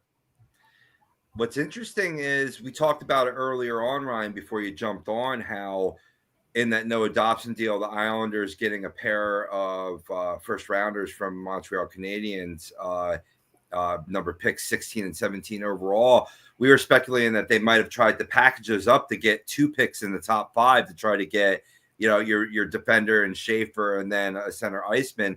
So at this point now, they have a potentiality to really draft for depth. And I think one target that you mentioned, Victor Eklund, could be a good fit for the Islanders in that range. Also, Jackson Smith, who's been rumored, I actually read about, that was a consideration for your Buffalo Sabres as well as the Boston Bruins. So are they staying put? Do you guys think they're staying put? Or Brian, do you think they're staying put at this point with these draft picks? It seems like it. I was reading they were trying to come up for Hagens. They were trying to come up. I guess Hagens is from Long Island. But yeah, I mean, it's one thing in the NHL is you don't see very much movement with the picks once the draft starts. It's kind of a different thing from the NFL, where you see them, every other pick seems to move. So it does seem like they're staying put. I think, even with McQueen going, I like Eklund a lot, but I think after that, I think there's pretty sharp drop off. Yeah. Braden Coots is a guy that I like. I'm not familiar with Atchison, is that the guy you were talking about? Yeah, I'm not too familiar Kashawn with him. Atchison.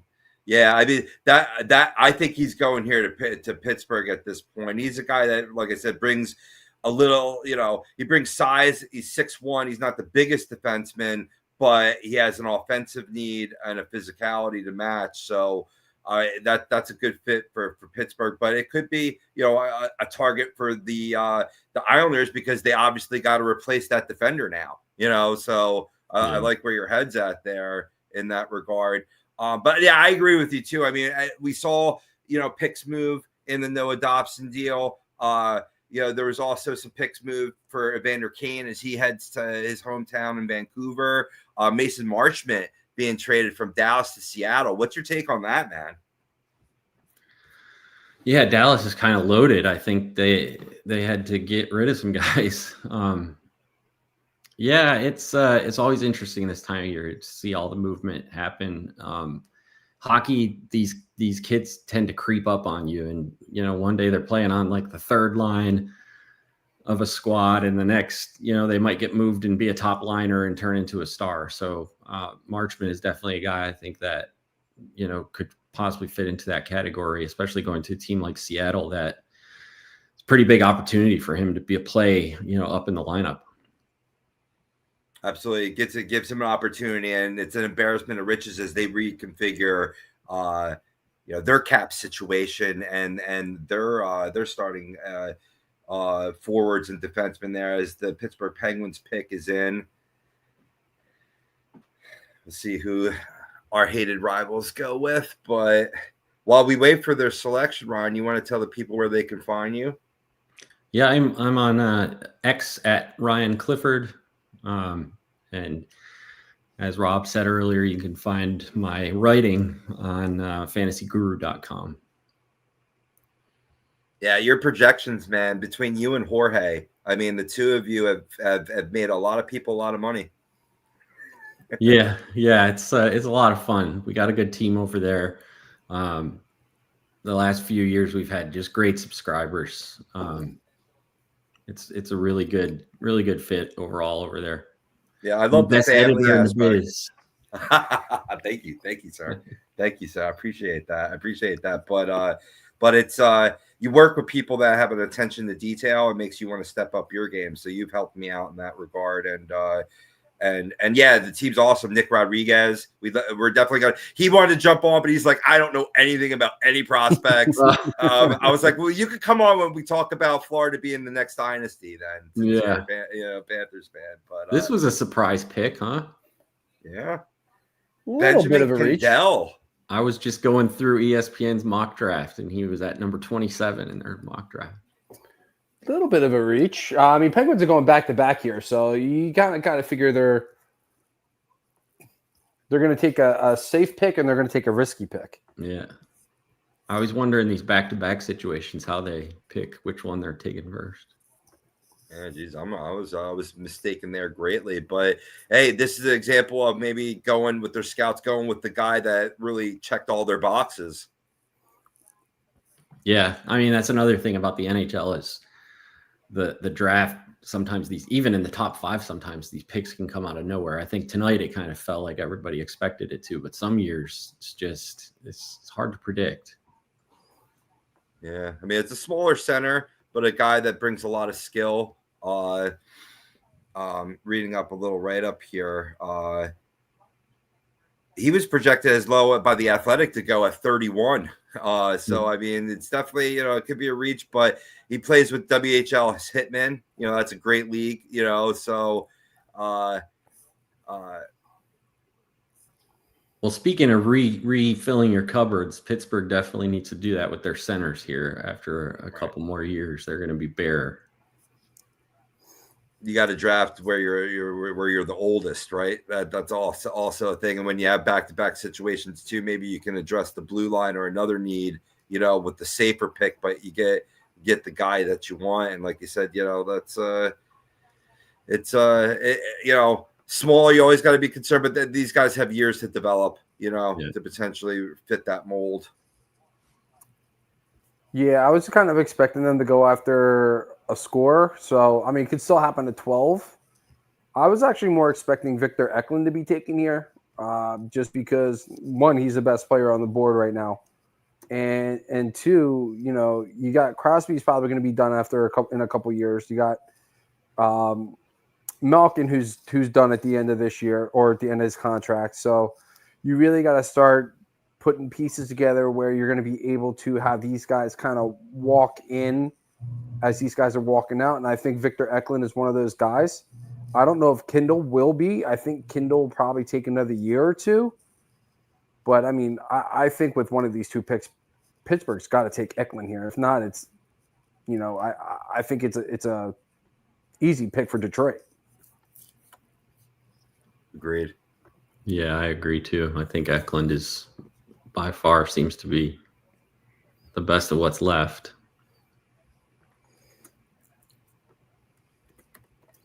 And if McQueen was taken, I would have wanted Anaheim to take him. So I had to update my board. I still had the Rangers there. Wow, I didn't update that. That's bad on me.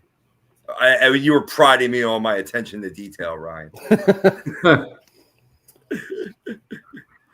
But yeah, I mean, like you said, you can go with the left-handed defenseman. Another player that you spoke about before, Ryan, Braden Coots. A different Coots of a different feather. He's going at 12 in a lot of mock drafts. Do they go center? And really stock the cupboard? That's a possibility if they don't go Eklund. Yeah, I like Coots. From what I've read, Coots and this guy that they just drafted seem to be very similar players. Kind of a smallish two-way type of player. So right, we'll see here in a few seconds. Yeah, 5'11", 183. Yeah. And then you draft.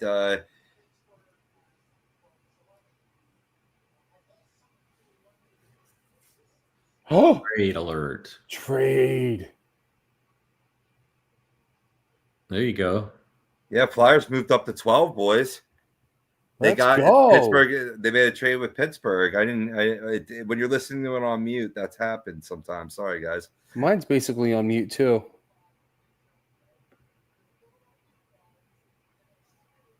How would someone like Eklund fit in Philadelphia? I mean, at this point, I don't like it because they went wing with 6. I think right here, if they traded up to get their center. And at this point, my best center on the board, could be Coots. They could look in that direction. Also, while it being a bit of a reach at this point, right? If they don't go Cole Rishnay, I think you could go for Logan Hensler as well. Some may say that's a bit of a reach, but that fills another need for the Flyers, and that's depth at the right-handed defenseman position, which you can never get enough depth there, especially when you're talking about Jamie Drysdale and his injury checkered past. This is a kid that's 6'2", 192, and could fill a need for the Flyers there. Like I said, I think that was where I had them targeting him at 22, so that I had him more in that range for the kid out of Wisconsin. But what I like about him is he led Wisconsin with 30 block shots, and he was second among defensemen with 50 shots, and he's got a really heavy shot. So that could be a way that the Flyers go there if they don't go for the best center on the board, which, like I said, in my opinion, would be Coots. And you'd have 2 Coots. No. You have to call Sean Couturier. Right. Jackson Smith, he's left-handed, is he? Ooh, Jackson Smith would be a good selection here. He is left-handed defenseman, and he could be a selection as well. He's a strong two-way player too. He's strong two-way defenseman. Or you can go Krishan Atchison here, another really good two-way defender. Right.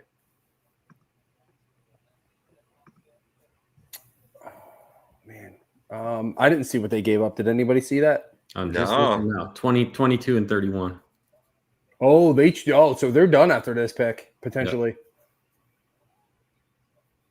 Yep. Okay. So they're not going to get a goalie. I tell you that right now. They're not going to get a goalie at least in the first round. Yeah, They traded both picks to move up. That's surprising. I thought they would have looked to move up for next year, but they have a guy that they want to grab right now, and I think it's a defender. But I mean, unless they're going for the best center iceman, since you didn't go center with 6, so that's a potentiality too. All right, here we go, boys. The pick is in, and the Flyers are potentially done for the night. Daniel Briere, you talk about how long it's been since the Sabres have been good. I think the last time they were in the playoffs, Briere was a Buffalo Sabre. Yeah, it's truth. Crazy. It's truth. Wow. Michael Handzus, too. He was both a Sabre and a Flyer from that era.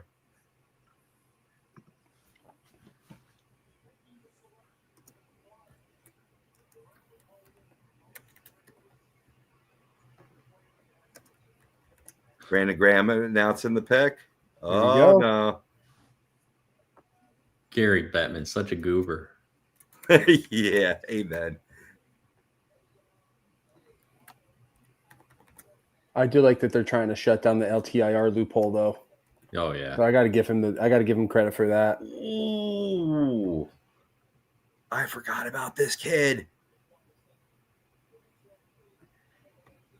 Wow, they picked who the Athletic had the Flyers selecting at 22, but they didn't want to leave anything to chance to grab him. Wow. Center. Left-handed shots too. And a big boy. Wow. Jack Nesbitt, 6'4", $185. I like the size. I definitely like his size. I don't know about this pick at 12. I don't know about this pick at 12. Chris says it's solid, which I kind of like. But it could be a little bit of a reach at 12. I think that like I said, there was other higher centers that I had. But just Coots and Rishny, and I'm mispronouncing that. It's Reschny. But again, I think this is an example very similar to what we saw with Jet Lachenko, with Danny reaching down, making sure he got his guy. You know, you gave up 2 first-round picks to make him, so you better be sure. But he brings 2 things. He brings that size, like I'm saying. He brings good hands, right? And what's key here is this is a guy whose stock really rose throughout from the combine, had a terrific combine, right? As I remember, and really brings the skill set of potentially that future 200-foot player to put with Michkov. And I think you're going to definitely get that with this kid, which is good. So, I mean, you still get your big-bodied center. Hopefully he can develop into a really nice 2-way, sulky type 200-foot center. Definitely fills a need for sure. Yeah, ESPN's mock draft has him as likely to top out as a third-line 2-way checker, but could see elevated offensive potential if he adds speed.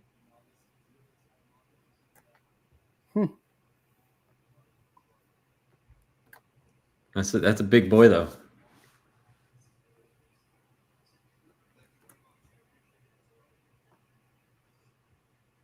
What this tells me is that you're going for the depth, right? You know, you gave up a player in Ryan Poehling, right, for Zegras, who can play center iceman, and now you're building. You know, we talked about how there's options there currently to fill already in house.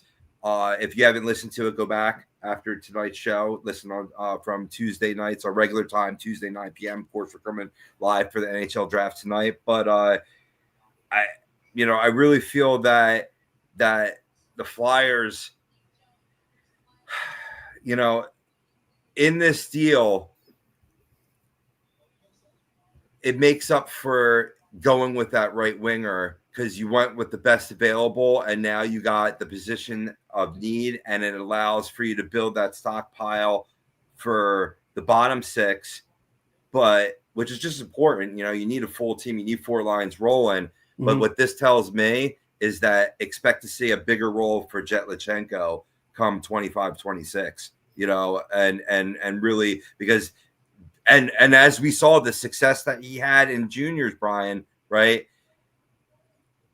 And the camp that he had making the team, he may be a mainstay for the Flyers.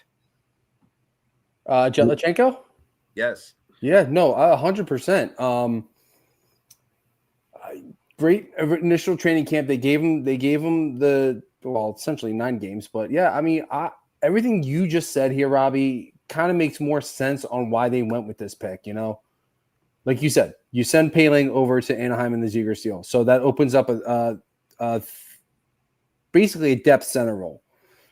This kid has got scoring ability, so depending on how he develops and turns himself into a player, could either wind up being on a checking line, or that third line could be a scoring line. So there's a couple of different ways that this could possibly go for the Flyers, but I think you're spot on. You take the best player available at 6, and then at 12 you take the position in need. And may not be the sexy pick right now, but let's be real. How many sexy picks have been made that haven't panned out? How many non-sexy picks have been made that have turned into really good pieces for teams moving forward? So we may not like it now. Well, at least I may not like it now. Huh. But I think it's going to be a pick that's going to, down the road, make sense. Absolutely, 100%. You know, I mean, like, bottom line is that both of the centers that were higher up in rankings were smaller centers. So I'm going to look back and enjoy this pick. And I think I see why that they traded up to grab this big kid. The more and more I'm reading up on him, I just feel that if, you know, the Flyers didn't walk out of this first round without that center ice position covered, I mean, that would have been a huge misstep in this draft for them. Huge misstep. They're re-signing Noah Cates, right? Already done deal. Okay, good. Yep. Yeah. And then, you know, I pretty much at this point, the point of emphasis is now Cam York. You know, especially since you, like, if you were able to draft a player, like I spoke about before, in terms of Logan Hensler, that might have made you, you know, potentially allow York to walk and give playing time to Emile Andre, potentially Oliver Bonk, as soon as this year, if not next year, and allow for that younger defenseman that you draft here in the first round to flourish. But being that now you're done here in the first round, I think that's the next point of emphasis for the Flyers. Sign Cam York, sign Jacob Pelletier to approve a deal, and then I'm really liking the restructure of this lineup and really excited to see what Trevor Zegras brings to it. You know, hopefully he stays healthy for the Flyers. Yeah. So that's going to be the big thing. Dave Coulier with the Detroit Red Wings pick. Excellent. Excellent. You got to have Joey make the pick. Yeah. I'm so happy he's cancer-free, or at least right now his treatment's done. Oh, amen. Yeah, for sure. Yeah, 6 Talk foot about frame. somebody that doesn't look like he's aged in 30 years. Yeah. Seriously. Right? So, Elite Prospects has a couple things here real quick about Nesbitt before we move on to Detroit. 6 foot 4 frame, defensive abilities, and good defensive sense. Generates chances by breaking plays on the forecheck with precise stick work and by engaging players with his body, bouncing them off the puck. So essentially, it sounds like he's a prototypical two-way power forward is kind of what I'm taking away from it. And that could be something that could be extremely useful for the Flyers right now. Absolutely. Yeah, and the ESPN blip about him topping out as a third line center. I still think these, you know, media writers and stuff still talk about third line centers like it's, you know, the 1980s, and third line is kind of like your big checking line. But, you know, over the years we've seen these guys like Jonathan Toews and Patrice Bergeron Sean Couturier, really, you know, they're top line centers, you know, just because they're two-way, you know, back checking type of players, you know, doesn't mean they're going to be buried in the lineup necessarily. Yeah, I mean, we see their value on a DFS level, right? You know, in terms of playing contrarian lines. Mm-hmm. Yep. I love this pick for Detroit. Carter Bear, what a name. Yeah. Is that Ethan Bear's brother? I believe it is. Yeah. I believe it is. He's got some relation to him. I'm not 100% sure. I'm 99% sure it's his brother.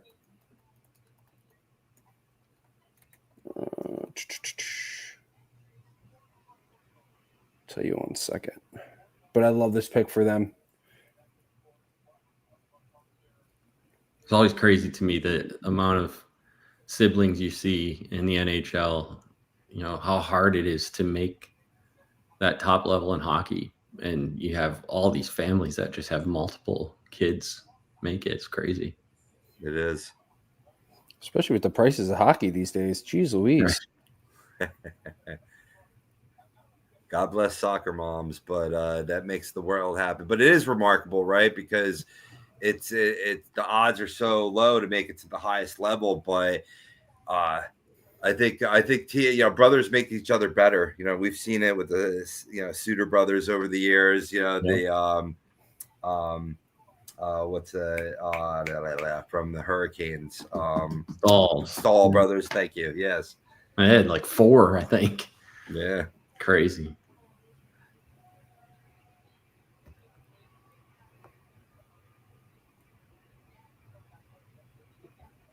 Surely, but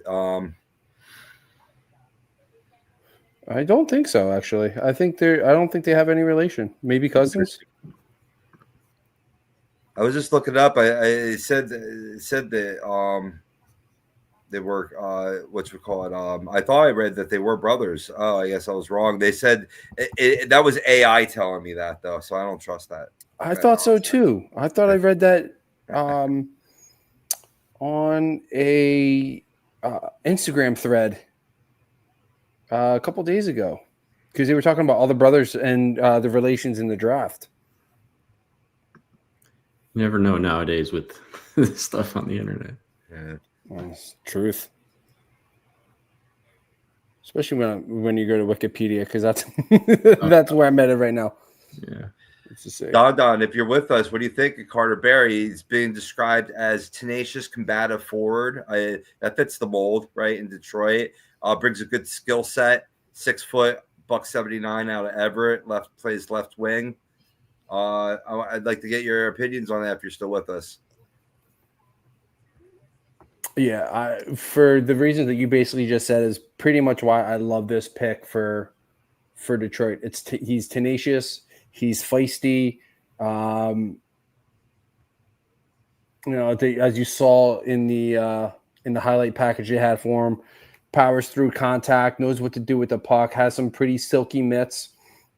You know, he's going to be a goal scorer. He had 40 goals in his previous season with his junior team. Probably, I would say, put on a little bit of weight. Maybe like 10 pounds of muscle, but I mean, this kid has a ton of potential to be a powerhouse for Detroit, and ESPN has him being comped to Travis Konechny. I'd take that. Yeah, not just that, just all that, you know, tenacious player. You can never go wrong with a player like that. Yeah. 40 goals in 56 games is impressive, even in the OHL. Oh, no, for sure. Yeah, I like that pick for Detroit. Get to a couple more of these comments here. Lenny chiming back in saying Nesbitt, it's not someone you trade 2 firsts for. They went full stupid. He would have been there at 22 or someone comparable. I mean, all in all, Lenny, I do like the pick.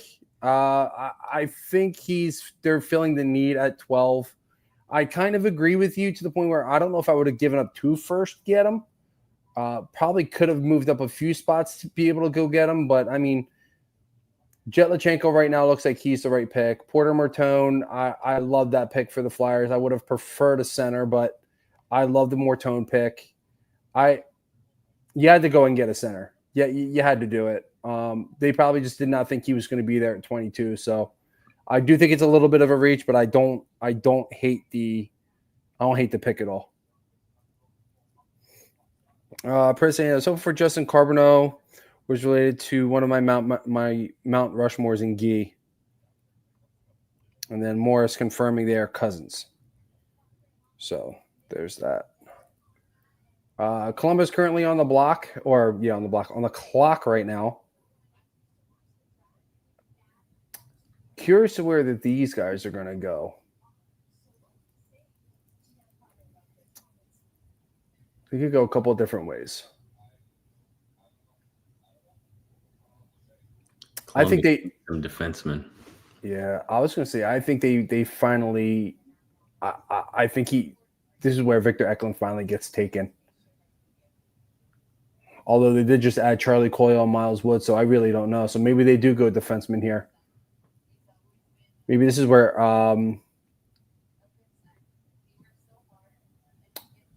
I think maybe this is where Jackson Smith goes.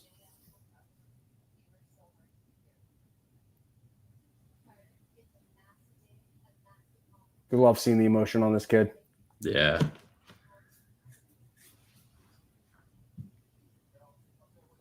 Yeah, Columbus Zach Werenski could use some help. For sure. Line. Yeah. I see Morris got to the bottom of it for us. Yes, he did. Pove, where do you think Columbus is going with this one? Me and Ryan both agree. I think they're going to go defense. You're muted there, brother. Okay, I'm back on. Sorry about that. I had actually Carter Bear fall into the Blue Jackets here, which I think would have been their top need in terms of the left wing. But acknowledging that, I think Columbus could go defense here. This gave me chills. Sorry. Jackson Smith, I think, would be a possibility. Sorry. This just gave me goosebumps. Who is this announcing pick? Johnny's wife. That's what I suspected. I didn't want to assume, though. Yeah. Such a terrible tragedy. Oh, I got all kinds of chills. Ooh. Goosebumps.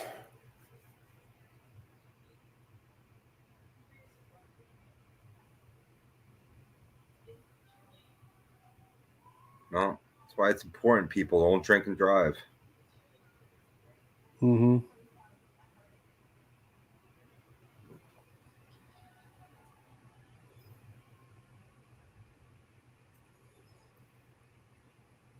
Hope that guy gets the book thrown at him and he sits in prison for the rest of his life. Yep, that's what I suspected. A lot of talk throughout the show, and here's where he finally goes. Jackson Smith, defenseman. I think he's a perfect fit for Jackson.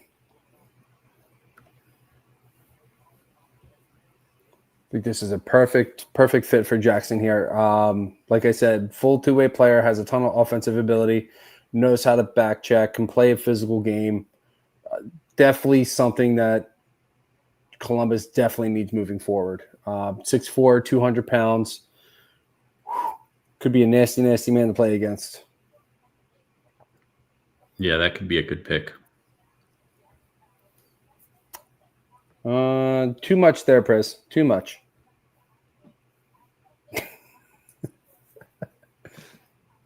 You could have left out that middle part.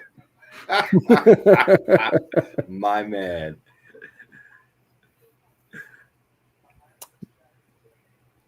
He did fall a little bit. He was projected to go anywhere between, from what I've seen in a lot of them, was anywhere between 8 to 12. But this is I think this was a no-brainer for Columbus. They definitely filled the need. They got a really good player to take over. And they're going to have time. They're going to have time because he's going to Penn State, as you can see on the screen. So it's not going to be in a rush to sign him. He's going to allow him time to develop in a really good, honestly, a really good college hockey market. So, this is great for him, and I love the vest.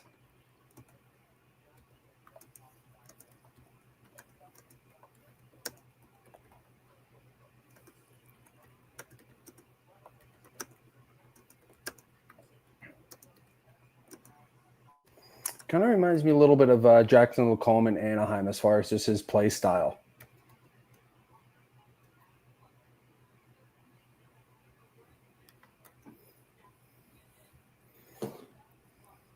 (2024) Hill Gretzky winner. Wow, 6'4", 109. Yeah, this is a good pick out of Calgary, Alberta. Yep. Like you just said, the Gretzky Cup gold medalist. Yes. He had 4 goals in 7 games in the World Juniors.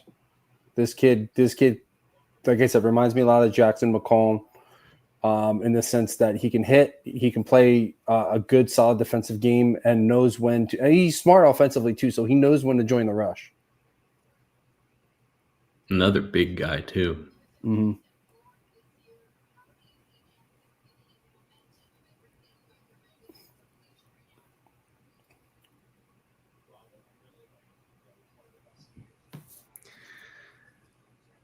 Vancouver next. Yeah, then you got the back-to-back picks from the Islanders. This is it's lagging a little bit here, but this is where it's going to pick up in terms of how we complete from here to 32. I'm just trying to see here. So yeah, San Jose still at 30. Yeah, Pittsburgh. Yeah, Pittsburgh, man, getting 22 and 31. That's going to be interesting too to see what they do with the former spot that the Flyers were in, Brian. Mm-hmm. No, for sure. The one that's kind of got me intrigued is the New York Islanders going at 16 and 17. Yeah. You already got your defenseman. You can get 2 very good offensive players, and potentially Victor Eklund, or you can go Malcolm Spence. With either one of those picks, you can go out and get Braden Coots will more than likely be available. Yeah, I do think Vancouver's going defenseman here. I think you got to go Cochon here. They do need the help on the blue line for Quinn Hughes. So I do think they pick up 2 forwards there. 16 and 17 are going to be interesting for me. Yeah, Justin Carbonneau, you could throw his name in the mix as well. Right winger. Been targeted to go to Montreal at 17. We'll see. Now, like at the same spot that the Islanders were picked. Will he go in the same spot there because he fits the need for both? To your point, for the Islanders, and then like I mentioned before, Logan Hensler, he could be discussed. I believe you just mentioned Malcolm Spence, Joshua Ravensburger too. That we could start to get into your goaltender as well. And so now at this point, is that off the table for the Flyers now, Brian? Going goaltender? Yeah, or do you think maybe Ravensburger does fall to the second round? I think Ravensburger might go in the first round, but I mean, like I've been saying the last couple of weeks, the guy I want is Ivanovic, so you could probably get him with the first pick in the second round, and then you pretty much covered all 3 of your bases. Okay.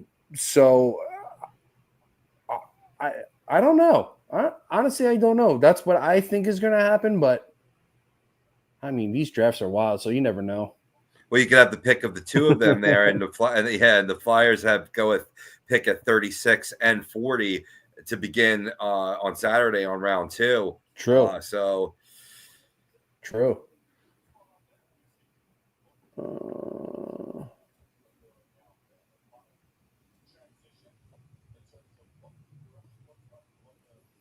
Yeah. I know Metal Mike was saying he wanted Will Moore, but Doesn't look like that's happening now. I know a lot of people are probably going to be upset with the Flyers picks over the next couple of days, but I mean, they could have made worse picks, in my opinion.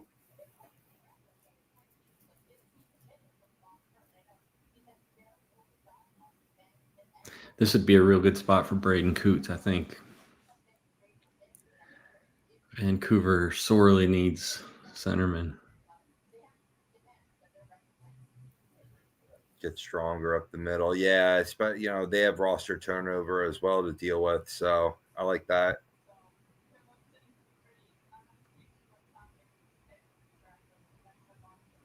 So who's this girl that's in the purple dress? I meant to ask this like an hour and a half ago. Is that Megan? Is that the Megan who's best available? I believe so, yes. Okay. By the way, I can't stand Emily Kaplan. Yeah. She's she likes to have an opinion as a reporter, and I guess there's nothing wrong with that, but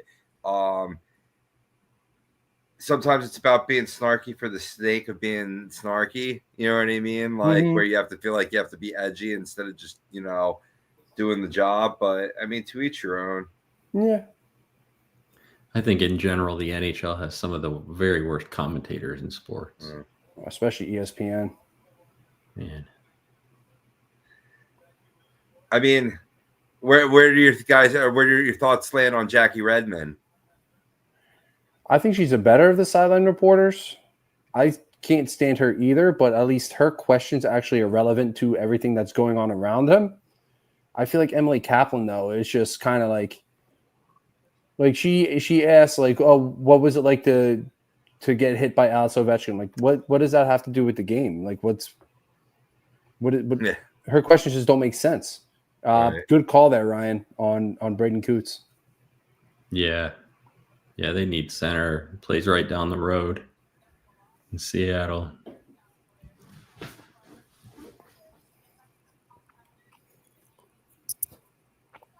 Yeah, a guy that they could directly scout, right? Mm-hmm. Not have to travel too far. Local kid. And I mean, to the point earlier, a lot of commenters chimed in with the Flyers' first pick. What you call it, both Hagens, Mortone being Philadelphia Flyers fans.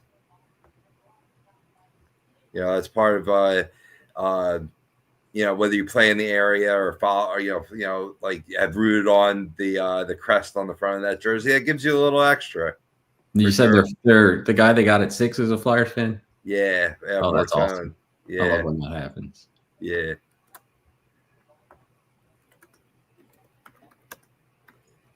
I mean, from what I'm seeing here, he's a hard worker, blue collar type of player.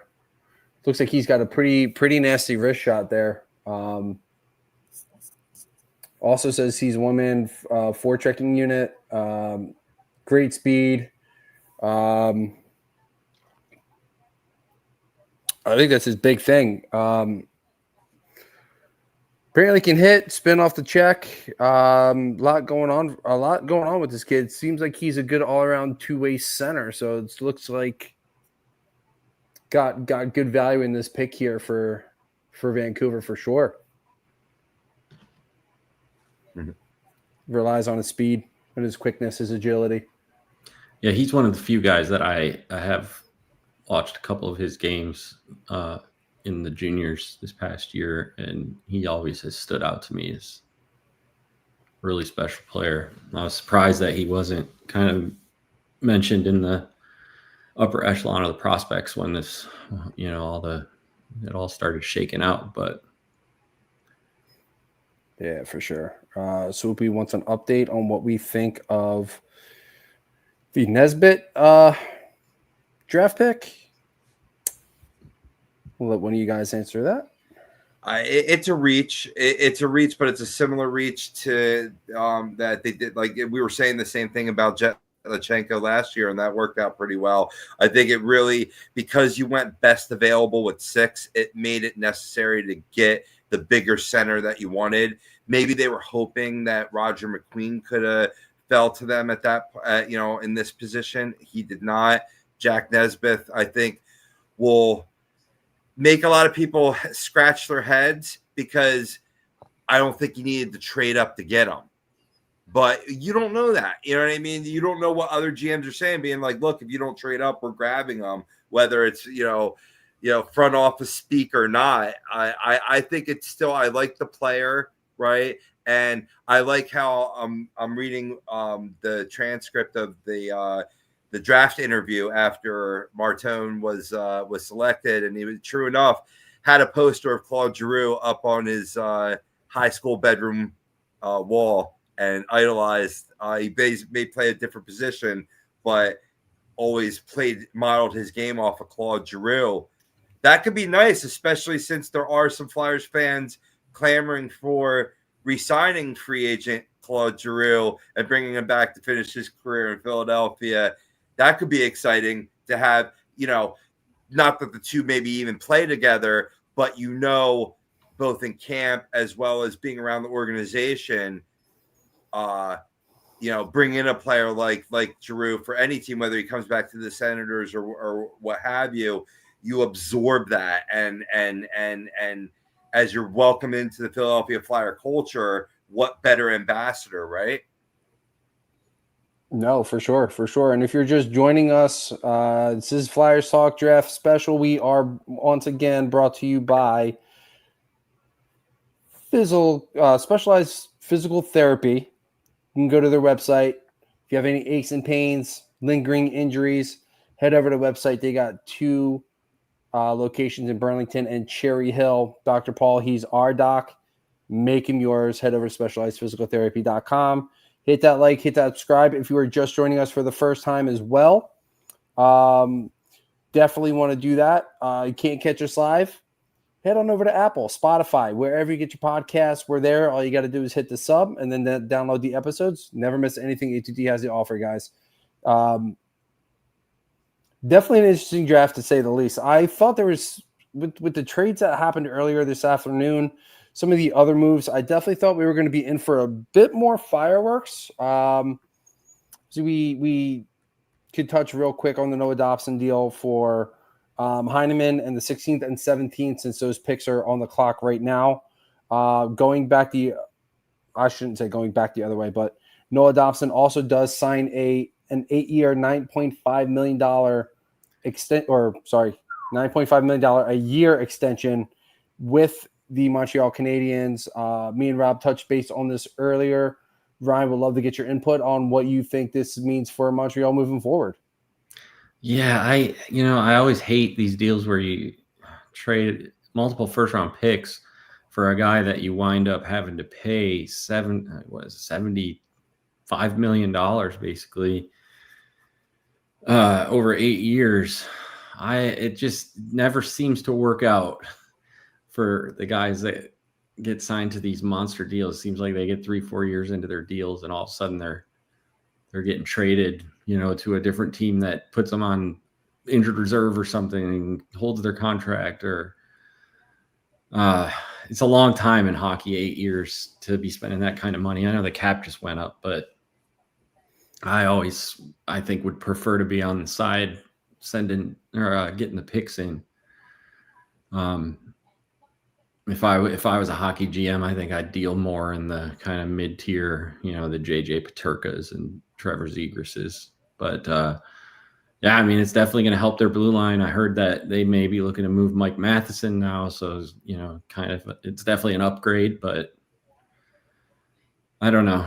It's tough because it's like, how much better does that make your team? Really, I don't know. Yeah, I mean, definitely fits the blue line. 25 years old. So there's that upside there.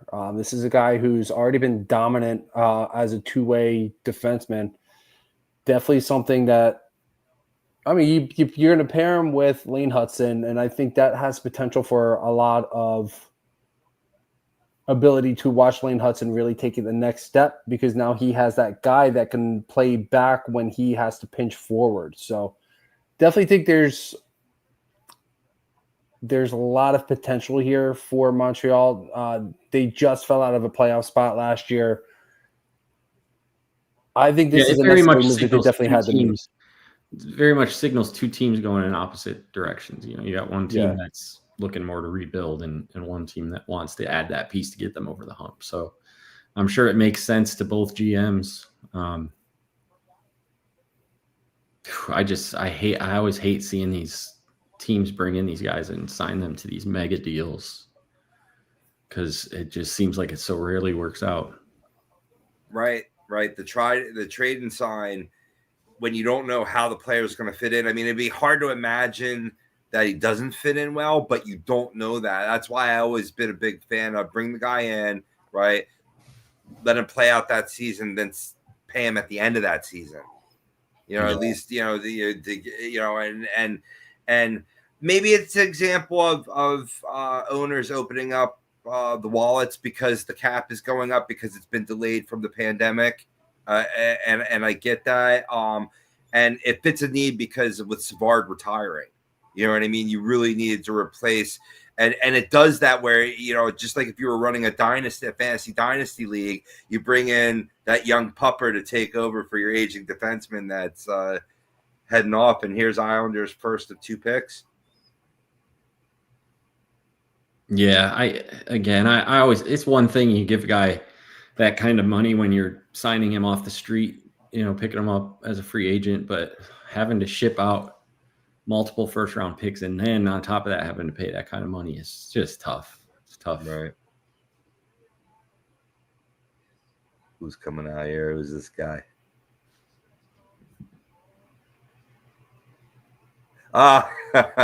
Eric from Entourage. Yeah, nice.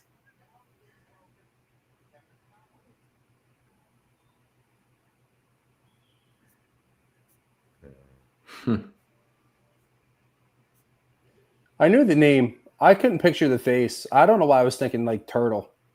He looks a little more like Turtle these days, a little fuller in the face with the beard. Mm-hmm. I remember from Unhappily Ever After. I was just about to bring that up. I'm so happy you said it. Him and Nikki Cox. Oh, my God. I love that show on Sundays. He slipped, but he finally goes now. First pick for the Islanders, Victor Eklund. Yeah, I was thinking he had to be one of these two. Absolutely. He's one of the few guys, I think, in this draft that, could be ready to play maybe next year. For sure. Brother to William Eklund as well. So a lot of comparison to him. And in that same breath, a lot of people are saying that he might be the better offensive style player, better playmaker than William Eklund. So that's some pretty big shoes to fill. Not related to longtime Flyer Pelly Eklund. Not related. I thought you were going to correct me for a second. I'm like, wait, I'm pretty sure I read that somewhere. No, you are correct. It's interesting you pick Schaefer, who's probably going to be in the NHL next year, and get another guy that could be ready to go next year. They could really be upgrading their team a whole lot. That's a great point. Which is rare to do in the draft. For sure. And with hockey as well, where the players take longer to develop. But here's an example of guys breaking that ceiling and like being ready to play from day one, especially as you not in this case per se, but you start seeing a lot of college athletes, are going to be coming off the board here at the end of round 1 into round 2. Yeah, and we were talking about this a little bit earlier too, Rob. When you trade Dobson, you opened up the box to pretty much guarantee Schaefer being the number 1 overall. So now you have to realize, okay, we got the defenseman to replace Dobson. So now where are we going to go to try and create some offense? Because that's one thing that the Islanders have struggled in over the last couple of years is finding guys to consistently score the puck. So now you got Cole Eiserman get ready to come up, who was their first-round pick last year. Ton of offensive upside. Who are you going to pair him with? Who are you going to have grow with him? So Eklund definitely could be a guy that could be up there with him next year. And I agree with you, Ryan. I think he's as close to NHL ready. But now you got Horvat, you have Barzell, you have Eisman, you have Eklund. So there's 4 really good offensive players for the Islanders. Essentially going from what I thought was going to be a rebuild to, in my opinion, they went to a retool, and it seems like they're going to do it quickly. Yeah, and wouldn't it be something for them to take like a Cole Rushney here? That is another guy that, you know, could potentially have the ability to play in the NHL next year. That'd be kind of unheard of to add 3 guys, 3 first rounders to your opening night lineup. Yeah, say so. Yeah, definitely going through some of the chat as well as some of the comments in groups where I've shared the show, and you know, a lot of people were, you know, taken aback that there was a trade with the Flyers and Penguins here during round 1, but really it was obvious that Danny B targeted Nesbitt. Whether that happened before or after the Martone draft pick at 6 remains to be seen, but you know, pointing out big center, lots of potential. We're getting size up front along with Martone. Briere has a plan, according to Darcy Beck. That's a great comment. You know, so I mean, that's what we've seen. We've seen like a lot of people questioned the Flyers bringing in a Danny Briere, a person that had much more experience scouting players. So, I mean, you had to like what he would bring to the drafting side of being the general manager of the Flyers. And what I've seen now in the 2+ drafts here in Philadelphia is him clearly sticking to a plan. No matter, you know, maybe being a little flexible to how the draft goes, but not diverting from that plan. How important do you think that is, Ryan, when you talk about the front office here in the NHL draft? Yeah. I mean, as far as having a plan, I think that, again, I was talking about how the NHL to me seems like something you have to plan farther ahead for. You know, in the NFL, it's more about like, what are my needs this year? Who can play for me this year and make an impact? And, you know, I'm not sure where Nesbitt is as far as his development and how long he'll take, but these scouts, you know, they know. So I think that, yeah, sure, it's important to have that plan. A guy like Briere, you're talking about him. I guess time will tell, you know, how he performs as an NHL GM, but, you know, definitely was always kind of a student of the game. You could see that from his time when he was playing in Buffalo. He was always a real smart player. So I would feel comfortable if I was a Philly fan that they were in good hands for sure. Yeah, I mean, there was a lot of talk here with the return of the Flyers nepotism, you know, bringing in former Flyer Rick Tocchet to now coach them after firing Tortorella. When they needed a president or GM, they hired former Flyer Keith Jones. As we see, the Islanders take Kashawn Atkinson, who we talked about, a fine young defenseman out of Barrie in the OHL. This makes a lot of sense. 2 defenders and a quality forward. Man, the Islanders have had themselves a pretty good draft so far. Yeah, and I was just reading Aitchison is a guy that is going to take some time to develop. So when you set yourself up like this, talking about setting your plans, and you get 2 guys that could be NHL ready this year, kind of affords you the opportunity to go ahead and take a guy that might take a couple years to develop. Right. No, that's a great point. And you're talking about, you know, even though he needs that time to develop, this is still, according to this one mock that I've been sort of backboning my draft coverage here with from The Athletic once again. Let me give credit to the author here. Basically, this is a staff written article, but, you know, The Athletic. Looking at Kashawn Atkinson, they had them going as high as 11 to Pittsburgh. So for the Islanders to now get him at 17, I think is a great steal for them. Yeah, I wasn't too familiar with him leading into this draft, but sitting here, reading a bunch of stuff, he definitely seems like he's one of those, maybe high risk, but like super high reward potential.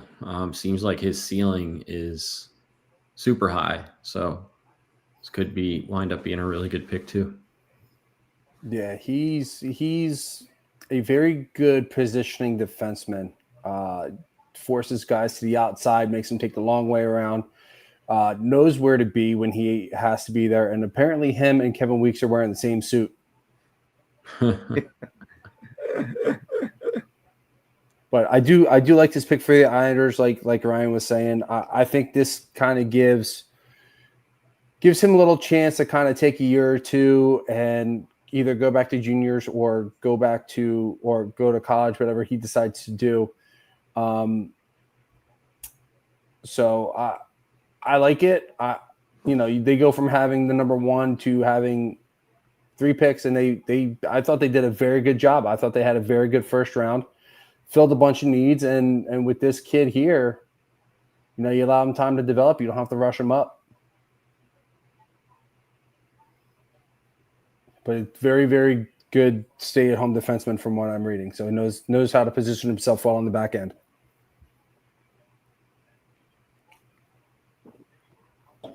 Going back to Nesbitt, I was going to ask you guys if Sean Couturier, how is he as like a role model for some of the younger guys on the team?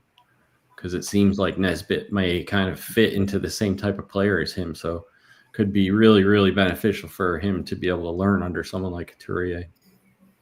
No, that's a great point. I think there's a strong connection there, and I think that might be why people saying that Danny may have reached for him, ranked a little bit lower. Maybe they could have gone at 22. Some of them had him as low as 33 going into the second round, but he plays that same type of game. You're exactly right in terms of bringing that physicality, the 200-foot regimen, paying that power forward where you see Sean Couturier just outbodying people, not really having the most skilled plays, but having, the counting stats add up. And in terms of him and his leadership, that's a big reason why he's still around on this team and they didn't, consider other options.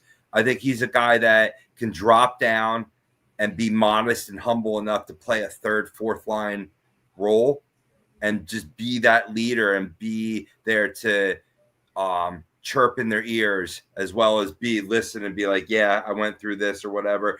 When the Flyers hired Rick Tocchet, Danny reached out to Coots and he said, I want you to tell the team. So that just goes, that right there speaks volumes on what he means in the locker room already. And it's not a surprise because as the Flyers went along here in, entering the 2020s, they lost their identity.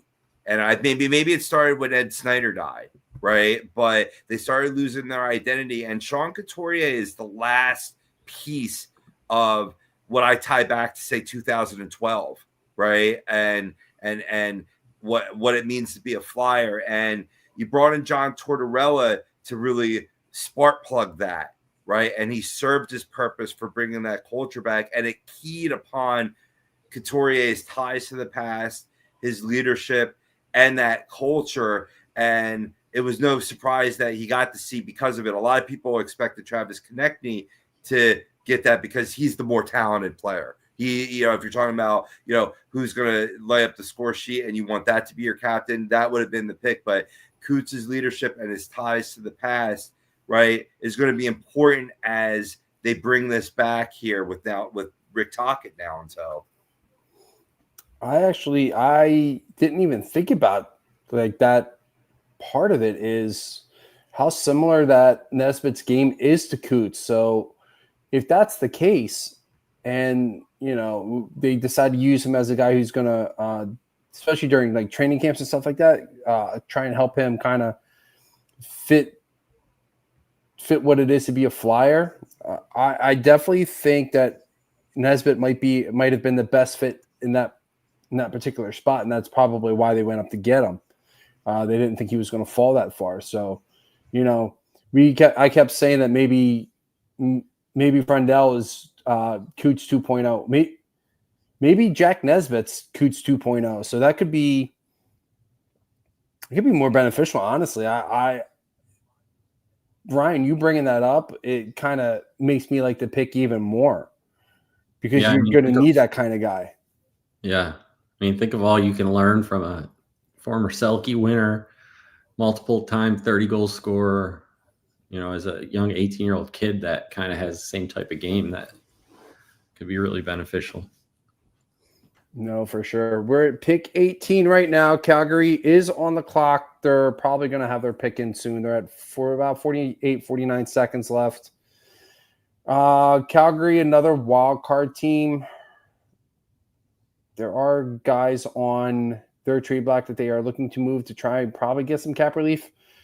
I'm not exactly sure where they go. Obviously you got a bunch of defensemen that are the best available. So maybe you go down that route as they're showing Roger McQueen en route to Disneyland for some reason.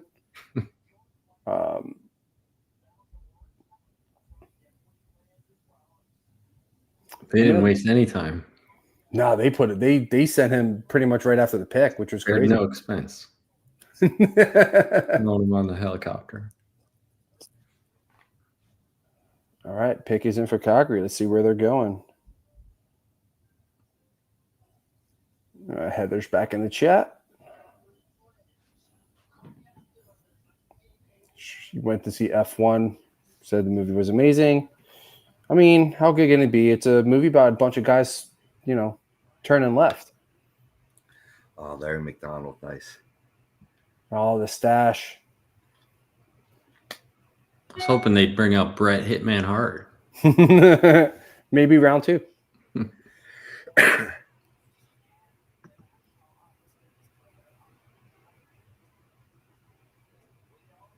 Yeah, thanks, fam, for sticking with us too. We haven't done a long show like this in quite some time. We've been sticking to more of an hour format, Ryan. So if you feel a sucking wind, that's the reason why. Yeah, it's been some time since we're at the 2.5 hour mark right now. True. Yeah, some of our brethren were chicken. It's tough. Hockey's a tough sport to research, to commentate upon here. Yeah, here we go. You'll like this pick. But I'm surprised Greg didn't join us. I thought he'd join us. That's a disappointment. That's okay though. He said he was doing something that he'd catch us on the back end of the first round. So hopefully he'll still join us. And yeah, we can get their takes on the picks, even though the picks are done now. Mm-hmm. For sure. Sorry to interrupt. All good. Priz, they turn left around the bases, but they still run all over the place. Oh, speaking of the devil. There he is. What's Yo! up? Just like Joe Hendry, you say my name, I arrive.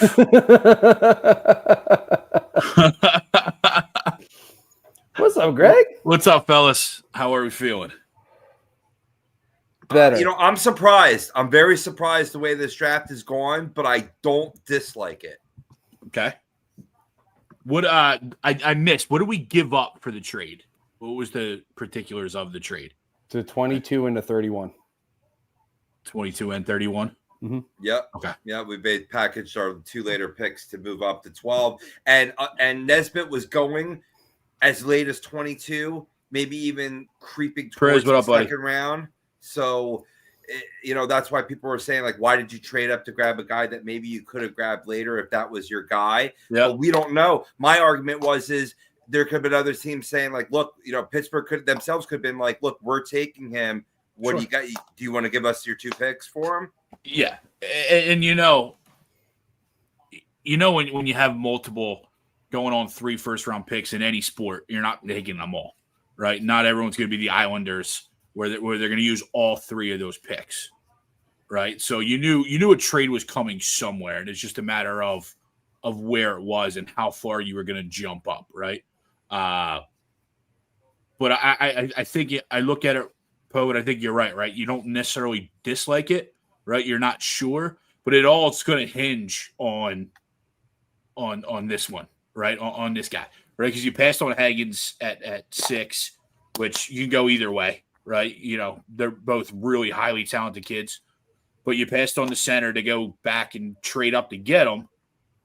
But typical Philadelphia Flyers, not the greatest skater, right? Not the most offensive guy, projects to be bottom 6 from what you hear and read, right? So obviously these kids are young and there's room to potentially grow, but you look at some of the particulars about Nesmith and you're like, oh, we traded all the way up for that, but like you guys said it as we were coming on,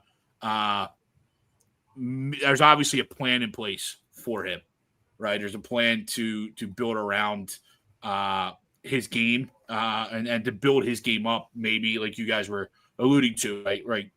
Be a Coots, shadow for the next, year or so and see how that turns out. So, yeah, it'll be interesting to see. When you make a move like that, you jump as far as that, though, your draft hinges on that player. Right, your draft hinges on that player because Hagens or Mortone, like there's flip a coin, right? It's just it's personal preference at that point. I would have probably picked Hagens.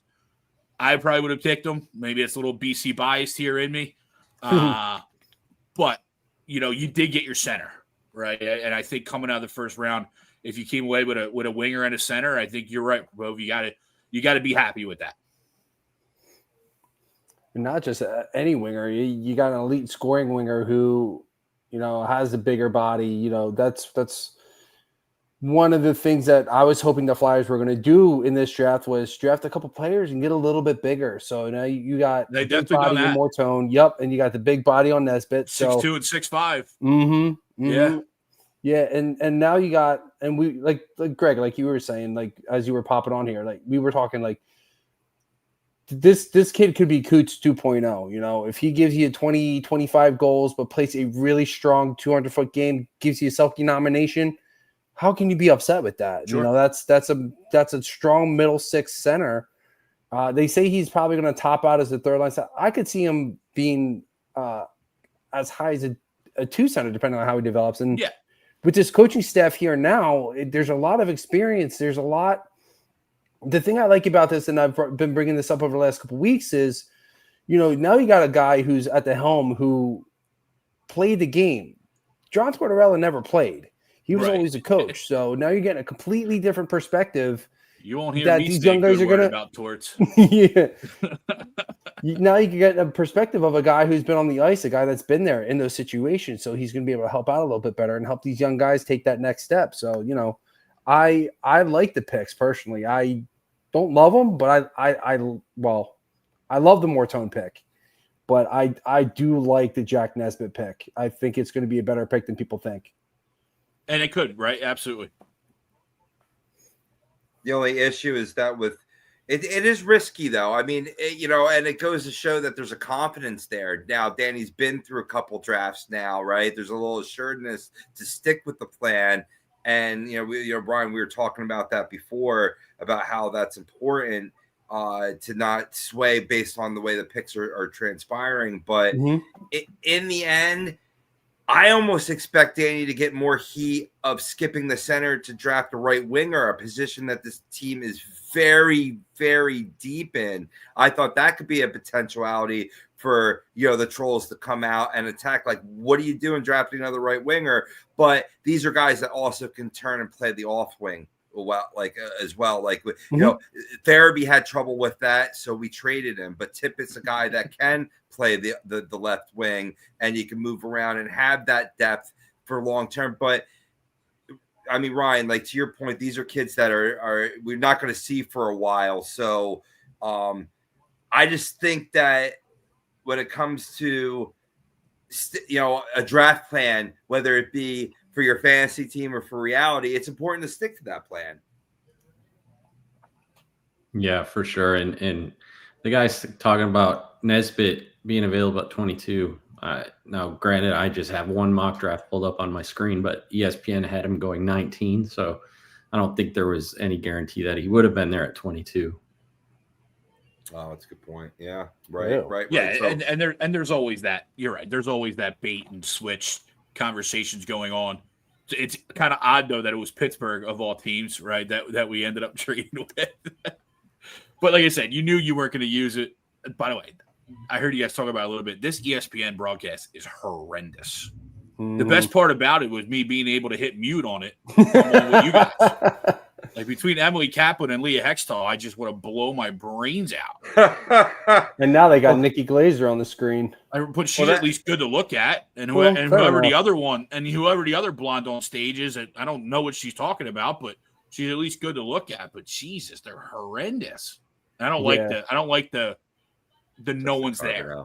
I don't like no one's there. Same. Like the proxy draft. I think it's just so stupid. Talking to a screen to your general manager and team president. Well, that makes us feel good that we're taking this time to do this draft special then, because we're probably more entertaining than this NHL. And that's a shame, because watching it on mute and seeing like the celebs that they've gotten, whether even if they're C-level celebs, it seemed like they were putting some effort into an entertainment factor. And to hear it from the other side that it's failed horribly is well, they're in LA. They're in LA. Of course, it's going to be a Hollywood-esque type of situation. Right. It's crazy to me because the NFL has given you the blueprint on how to make your draft watchable. Yeah, and the whole talking to the management after the pick, the having the celebrities come on and do these 2-3 minute monologues before they make the pick. Oh, thank God I missed that. Holy smokes. I only saw the last couple, but yeah, no, you're absolutely right. Like it was one thing when they were everybody, all the photos and the handshakes of all 37 people that the team brought up on stage in previous drafts, but like now to go to a video screen and talk to them through a computer, I'm like, what are we doing here? What are we doing? Yeah. The NBA wasn't much better on Wednesday, so maybe I'm sure it's all ESPN's doing, which is I have no problem shitting on them. Wow. Not a single I'm watching, I'm on IG looking at some of the Flyer stuff. Not one person was cheering when Porter Martone was selected. Wow, really? No, I can see the cheerleaders were the only ones, and it was clear.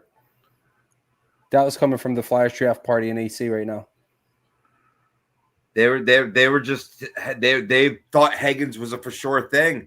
And or filling the center ice position in general, that if you didn't go Hagens, you went with the O'Brien or the McQueen, right? They were, I think, taken aback. But I don't hate it because this team lacks finishers, and Martone can be a future finisher for this team. Agreed, 100%. 100%. You know what we set up though, right? Like Hagens is going to be a Hall of Famer. Like Hagens is going to be an all-time great because we passed on him.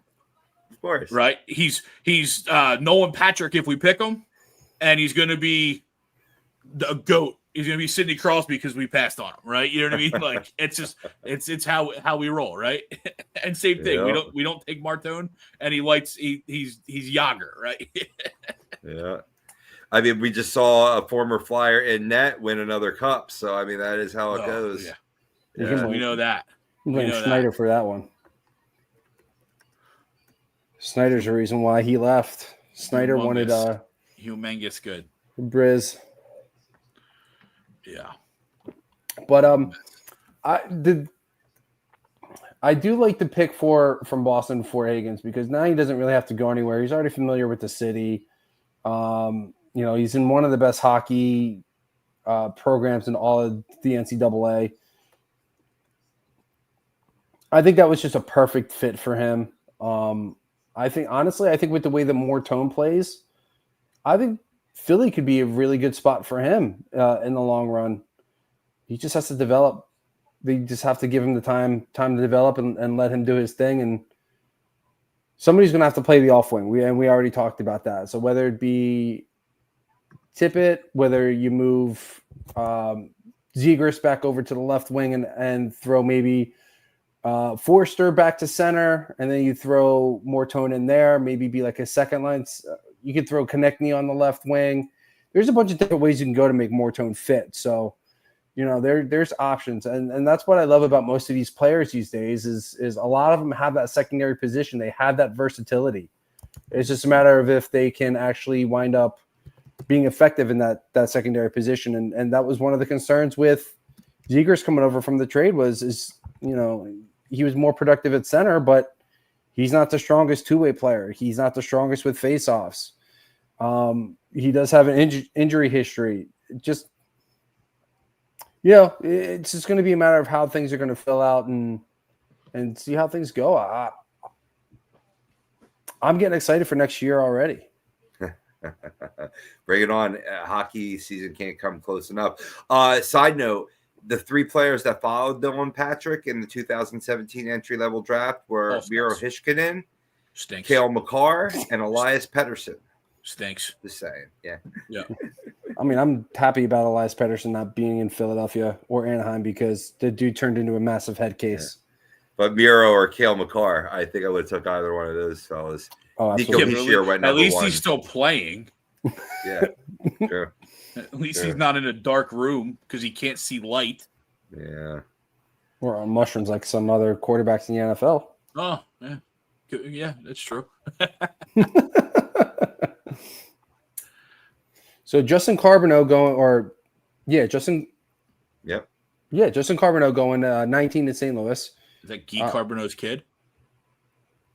I don't think so. I don't think there's any relation there. Okay. You didn't think I had that name in me, did you? Yeah, no. Greg, you never cease to amaze me. So, Greg, hockey guy. That goes back to eons, man. I remember that from the show, bro. Jesus Christ, Chris. When I was producing. But no, I had Carbonneau going as high as 17th, so I think this is a great pick for St. Louis. Not the area that I thought they were going to go, though, to be honest with you. I really thought that since he had not been selected by the Flyers or any other team, but I keep on going back to him, but he's an absolute beast on the blue line. I thought the Blues might have went for Logan Hensler there because it's a really good fit for where they're at right now. I mean, like, certainly they need a stronger, bigger bodies on that blue line, and the 18-year-old out of coming off of his under 20 USA dominant performance would have been a good pick there, but they chose for the forward instead, and you can't blame him, like I said, because he was projected to go as high as 17. Yeah, Ryan, what are your thoughts on the pick for St. Louis? I'm actually going through here. I was trying to figure out who the Blue Jackets drafted with their first pick a few minutes ago. Jackson Smith. Jackson Smith, yes. That's right. Okay, because I was thinking they needed a defenseman, and I thought that's what they had taken. So, the Blues, Carbonneau. Yeah, it's a shame that he's not going to Montreal. It's such a fitting name, even though he's not related, but the whole French Canadian name. But yeah, I mean, same kind of player. That Nesbitt is dual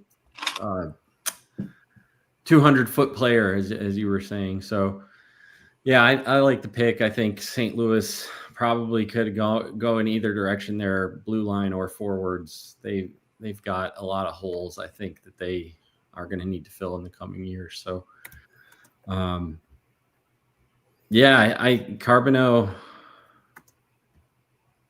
that looks like same type of player, that the two-way forward. So looking at like a Ryan O'Reilly type, which worked out well for the Blues in years past. Yeah. Right. I think when it comes to the right side, that's where they're weaker and can certainly bolster the ranks. left side, they're pretty covered. I mean, I like players like Dylan Holloway, who they got from an offer sheet off of the Edmonton Oilers in last offseason. Bushnevich there plays on the left side. So that could ultimately, long-term, hopefully balance them out there on the right side. Speaking of the Blue Jackets pick is coming in now. Yeah, Again, it seems like the next tier here is like more defensemen. So I'm curious. I think they could use another defenseman. Yeah, a lot of centers did go off the board. Yeah, I think Anaheim missed the boat there. After getting off the helicopter, you should have had Lightning McQueen sitting there and driving to Disney in Lightning McQueen's car. Like, I mean, come on. Yeah, I'm just here to help. Just here to help. You gotta like pulling the Mighty Ducks alumni from coming out to announce that. I missed that. At least looked entertaining. What's that? That at least looked entertaining. Yeah, for sure. Probably my moment of the draft, though, entertainment wise, was Happy Gilmore coming out. You know what I mean? Adam Sandler announced the Boston Bruins pick. That's probably going to be the highlight. Nice. That was great. I'll have to go back. I missed it. I saw it in the distance, but I didn't hear anything. I was at dinner. Gotcha. Man, they're making Meredith do double duty. Come on. Yeah, they're all doing double duty. Wow. They dove deep with this pick. They love their Russian goalies in Columbus. Wow, they didn't even go Ravensburgen or Ivanovic. They went interesting. I thought you were going to give the name. I thought you were going for the name, but I was like, go for it. I'm not trying that one. We need Maddie for that. Maddie's our pronunciation. Your linguist. Peter Adrianov, I think is how they pronounce it. Adrianov. Okay. Adrianov. I can see that. Yeah. Soup wants to know if before we let Ryan get out of here, if Mortone will be better than Cutter Gauthier, who was ranked higher going into who was also asking who was ranked higher going into the drafts. I think they're going to be about even. I mean, we saw Carter get off to a really slow start this past year, then really turned it on after the game in Philadelphia. Mortone, I think, plays a little bit more of a grittier game. I think just because he's the bigger body. Cutter plays with a little bit more speed, but as far as like point production, I can see them both being 70, 80 point players in the NHL. And Ryan, before you get out of here, but first of all, we really appreciate you coming on, taking the time, hanging out longer than honestly I expected you to. So we really appreciate that. Let everybody know where they can find you, man. Yeah, I'm on X at Ryan Clifford, and find my writing, fantasy hockey, fantasy football. I've got you covered at fantasyguru.com. Nice. Sounds good, brother. Again, we really appreciate you coming on, man. Yeah, appreciate it. Definitely do it again. Hopefully we won't wait another year and a half to have you on again. So we'll definitely have we'll have Jorge on, we'll have Nick on. We could definitely dedicate some time. I don't like to step on any toes. We keep the fantasy over at Fantasy Guru and all the winning over there, but certainly just to come talk about league-wide hockey and maybe focusing on player admiration versus DFS value would be I'll tell you what, it's refreshing to not have to talk about fantasy implications with hockey, because it seems like that's all I ever get to talk about. So I appreciate it. Awesome. Mix it up a little bit. Yeah. Definitely go give Ryan a follow. Let him win you some money. So Ryan, really, again, appreciate you coming on, man. And we'll talk to you soon. All right. Appreciate it, guys. All right, Ryan. Take care, bud. Yeah. See you, bud. That was Ryan Clifford of Fantasy Guru. Definitely go give him a follow on his socials that he gave off. Go check out his articles and just overall good dude. Love having Ryan on here. Just we got to start spacing it out less. That's all. See, I'm trying to find. I can't even find the dude that Columbus just he was way off my board. I don't rank goaltenders when it comes to NHL draft. I just don't. I mean, and I know that's silly, because obviously you have to draft goaltenders for the future as well. But I just don't, especially if I were a GM, I'm not picking a goalie until round 2. I'm just not the way in terms of their developmental plan. I think it's wasting draft capital. So I'm not a big fan of the Columbus pick here. Just because it's way off the radar. I definitely think they need to go goalie because, I mean, from what I understand, they're thinking about shopping Elvis Metzgerkins, and then, you had 2 other pretty well-known guys who are numbers clearly 1 and 2, and then you go under the radar and you take a dude from Russia. Like, are they trying to do what the Rangers did with Shesterkin, or what the Islanders are doing with Sorokin? Like, is there like a mold there that they're trying to copy, a blueprint, something? I can see it. Can't hurt. Mm-hmm. I mean, it's like the Flyers, right? Another team with multiple first-round picks. So you're gonna take a shot with some of these, right? You're gonna take a shot to potentially add talent, even if you might bust, right? Even if that guy turns out to be nothing, you're gonna take a shot because you have that extra asset, you have that extra, added value per se, right? So, and we've seen the Russian pipeline, right? We all know it. We all know the Russian pipeline between the pipes. So, they're just taking a shot, I think. Let me see what they have goalie prospect wise. Give me 1 second here, boys, while I look this up. Meanwhile, I was about to answer, we got another one. I kind of actually like that, though. To Nashville. I do kind of like the trade button. It's kind of fun. That's the first I've seen it. And it was another pick for pick. Ottawa's getting 23 and 67. 67. So they would drop 2 spots. I mean, all right. So jumping back to Columbus real quick, I don't really see anybody and it's not really showing any of their stats, but it doesn't mean much. Any names that are really intriguing as far as their prospect pool goes, as far as goaltenders. So, I mean, we'll see what happens with this guy that they just drafted. So, kind of curious to see where Nashville goes. Maybe you go defense here. Yeah, I think Nashville is in a spot where they just need best available, right? And I think to your point, that is defender right now. And I think the Flyers are kind of in that realm. Like, yeah, you can go a little bit of need, right? Like they maybe did with Martone, but you got to go best available, right? We were so bad, and yes, there is talent in the pipeline, but you can never have too much. No, never. Especially you can never have too much. And then when you look around the league, right? And one thing I did hear when I was watching a little bit of it, Emily Kaplan kept saying, it's a copycat league.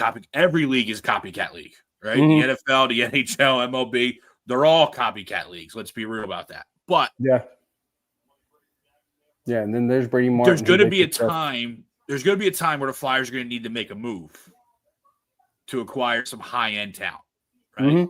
Whether that's in the front line or the blue line. Yep. So having talent in the system, whether they play for you or they get you something else down the road, you need talent. Well, and that's a great point you brought up there, Greg, because that's something that I think gets overlooked a lot is when you have that talent available for you in the pipeline, it just makes the trade deadline that much more exciting, I guess you could say, because like you just brought up, man, you can use that high-end talent that can get you essentially a Jamie Drysdale, Trevor Zegras, McDavid.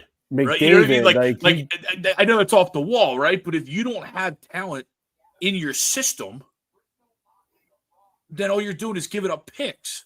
And that doesn't work out, right? Because then that kills you down the road, right? So you got to be able to offset some of this with talent in your system. And if again you don't have it, you're not even in the running. Yeah, and not even just that. You can sell somebody on a prospect better than you can sell somebody on a pick because Sure. you'll have a better idea of who that prospect is moving forward than you would have a pick. Be like, all right, well, we're going to give you a 4th and a 7th for so and so. Nah, we need somebody that's a little more okay. Well, I can't sell you on the pick, but at least I can sell you on this guy. Yeah. So it makes it easier to make the move when you have a pipeline full of talent, especially when you're buying to get into a playoff spot. Like we say in especially baseball, right? I'll trade prospects all day long. Yeah. I'll trade prospects for proven talent all day long. Yep. I mean, that's for the most part, I'm with you. But when it gets to being like a point where we're looking at Andrew Painter, Nick Abel, Justin Crawford, Aiden Miller, those guys to me, like you have your untouchable guys, obviously. Sure. And then, but with where the Phillies are, their farm system isn't as full. And that's where the importance comes along. And this is why I like what the Flyers are doing. It's why I like what the Islanders are doing. Defenseman, yeah. You saw that coming. Yep. Cameron Reed. It just makes these teams that are just on that borderline just better because you're going to be able to get that move to get that player. For sure. It's disheartening real quick, right? Like I'm just scanning. I'm looking at this one thing for like the depth chart, right? I'm just scanning. I see a 2007 birth date, like birth year. Nesbitt, right? Nesbitt, 2007. Like, I'm freaking old. I'm right behind you, Greg. I'm not far behind you.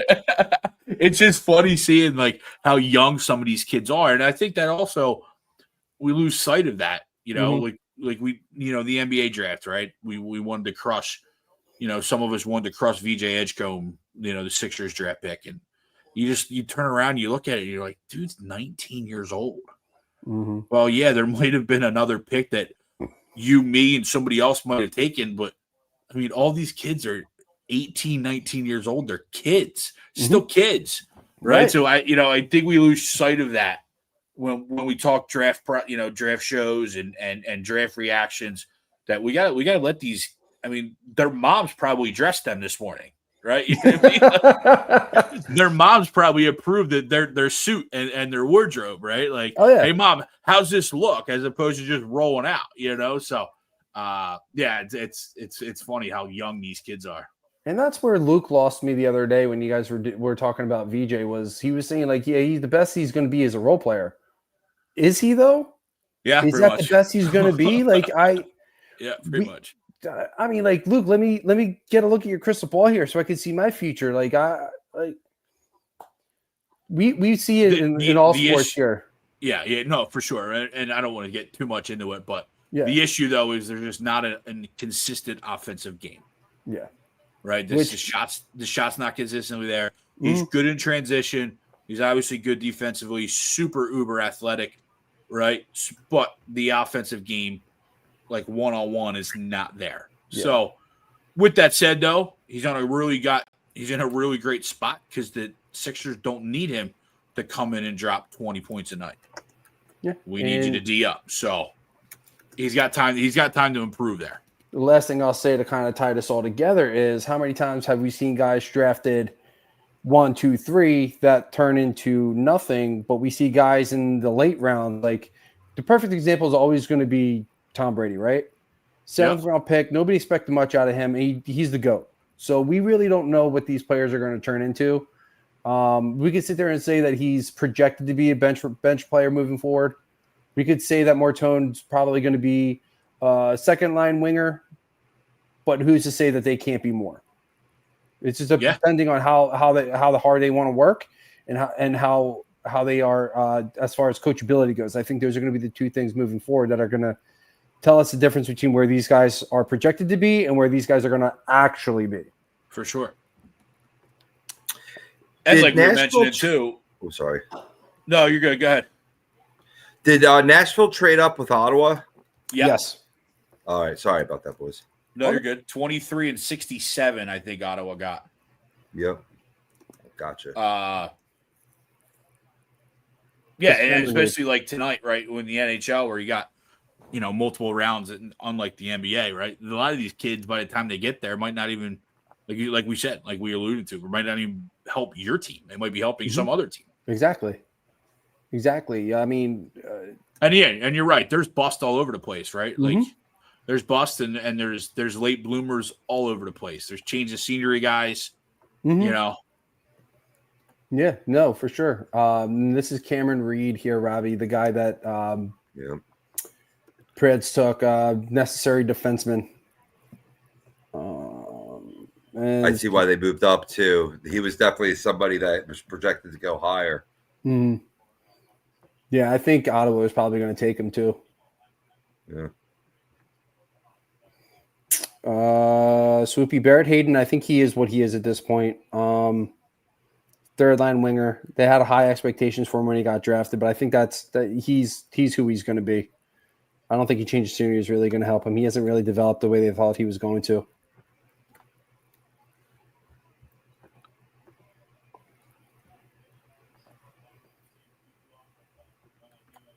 So let's see who Pittsburgh's going to take with the Flyers. It's funny, Pub. I know you mentioned when I first jumped on and we kind of recapped it a little bit. The depth that is technically there at right wing, right? And it's crazy because you look at it, that's really where a lot of your money's tied up too, right? So not even pure depth. That's just where a lot of your money's tied up. When obviously you look at TK, Tip, right? And then you extended Forrester.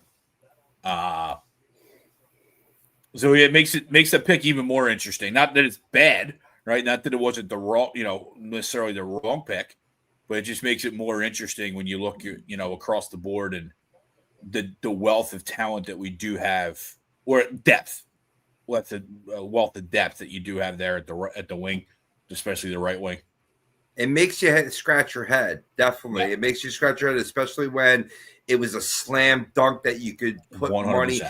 If you had to bet on what position the Flyers were going to draft with 6, you would play money on center. Yep. Right. Mm-hmm. Right. But best talent, you got to respect, even though NHL isn't that type of league, you do draft more for need for best talent. But usually when you read the textbook, a GM gets the job and they read the textbook, you draft for best available. And that's usually the smarter way especially to draft. Early, right? Especially early. Especially early, right? And it shows to me that basically that there's a plan in place for also 2006 where they're going to start to, have, some draft capital in the first 3 rounds as well. So ultimately long term, you can move around these guys and get them to play the off wing, which frees up space for a Martone. But it goes to show that my ultimate point that I'm getting lost on here is that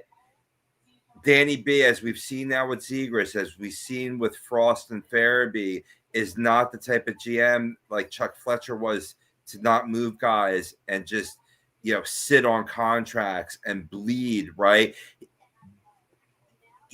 He's going to draft to strengths. When we had a set goaltending situation with Carter Hart in tow, right, he was still drafting Carson Bjornsson high in the second round. He's not going to shy around building up an area of strength because that makes you a good trade partner for other NHL teams. Absolutely. This kid looks like a monster. Yeah, he's going to be a project though. He's a really solid player, but he's going to take a couple years to develop. He still has a lot of weaknesses in his game, but he's going to be, if he develops right, he's going to be a very good playmaker. He's definitely going to help out the future power play. Yeah. He's a monster. Yeah, 6'2", 185. I think was his size. I know you can't do that, right? Like, because obviously things change, right? But take the Flyers picks, take Hagen, and then you're sitting here at 22, and a right winger goes, right? And like I said, you can't do that in your head, like realistically, right? Yeah. But it is Hagens and hypothetically Zonin equal to Martone and Nesbitt, right? That's what you're going to look at. No. Again, you can't do that, right? Because you said this guy's a project. Martone's not a project, right? Martone is a lot more skilled, a lot more polished, even at a young age, right? So that's not fair. But when you trade a pick, you then naturally look around those guys that are drafted at that area, and now you're going to compare what you could have had, per se, if you went a different direction. Like we were saying, Robbie, right? If you went with that slam dunk, take Hagens, now you're coming back. What are you looking for, right? Right. And it's not same value, but if you went Hagens, he's got the highest ceiling here. So then you get the right winger. That's the project. That's going to equal to the more balance that you have with Martone and Nesbitt. And that's why Danny traded up, because he valued more of the balance, the closer skill set, and the right winger that can finish and score, So, like I said, I mean, No, I was gonna say the other thing too to look at is a lot of what's available right now is defenders, right? And we obviously know we can never have enough, on the blue line, right? So again, you just sit there and you're like, all right, what could have been? All while thinking that, as I mentioned when you come on, 3 draft picks. Yes, we have, yes, we were 3 in the first round. 6 in the top 100? I think it is 6 or 7 in the top 100 or top 50, right? Something crazy like that, right? So you weren't using them all, right? Like you weren't using them all on players today, right? You were gonna shake and move and shake and readjust the allocation of picks and stuff like that, and that's just what they decided to do. So it'll be interesting. Like you said, it's all going to depend on Nesbitt and what he turns out to be. And I think when you didn't have to give up a first round for this draft to get Zegras, this allowed you to put 2 together to move up for that guy. Absolutely. Sure. Absolutely. And I'm glad he brought him up too, because that's obviously a part of this, right? You didn't necessarily want them to change their thoughts on 6, right? You didn't want them to change there, but if it's a slight swerve, right? If now you go Martone because maybe in their mind they know they're signing Zegras, even if it's a small extension, right? 2-year extension, right? 3-year extension, something small in terms of years, right? Maybe they know that, right? Maybe they know that, right? And obviously it's something we don't know right now because it's still new, right? So again, that could be be a part of it, and why you slightly swerve to still a very highly skilled player, but someone that can put the puck in the net, which we desperately need as well, versus that high end center that is going to be really, really good. Yeah, and definitely looking back now, I think the smart move was to go up and get him. Just the way the draft fell, how quickly it went to best available being defenseman. It was around 19, 20, Yeah. right about where our pick was at 22, right? I like the moves, honestly. I like to trade up and go get Nesbitt. And I think, like you were just saying there, Greg, with how quickly Zegras got over here, was at the draft party in AC. Was that Tom Green? It is Tom Green. Jeez Louise, he looks like crap. But he looks the same. Oh, he hasn't aged a bit. Just gray hair. I didn't know he was Canadian. You basically took the same positions. Oh yeah. You took the same positions in those. Defenseman. Yeah, another one. I'm not surprised. Ottawa needs one. This is my guy, Ottawa, with a fine pick here with Logan Hensler. But seeing what the Flyers took, where they took them, and seeing what happened at 22, you can't be mad at the picks now. Because there's no way that Nesbitt would have been there at 22. I mean, you could always be mad. No way. I mean, let's be real. All right. Well, I mean, true. It's Philadelphia. We can always be mad at the picks. Yeah, no, I mean, fair enough. But I'm just saying, like, there is no way that he would have been there at 22. Now I understand why he went up as far as they did to go get him. Oh my God, Right. 8-0 Phillies. You can't control who's going to agree to your trades. So it's not like you can choose, we only want to move up this high because that's the range where we get Nesbitt. This was our opportunity to move up to a position to definitely, you're going to get them. And what you sacrificed in size early on, you made up for later. So I still like that.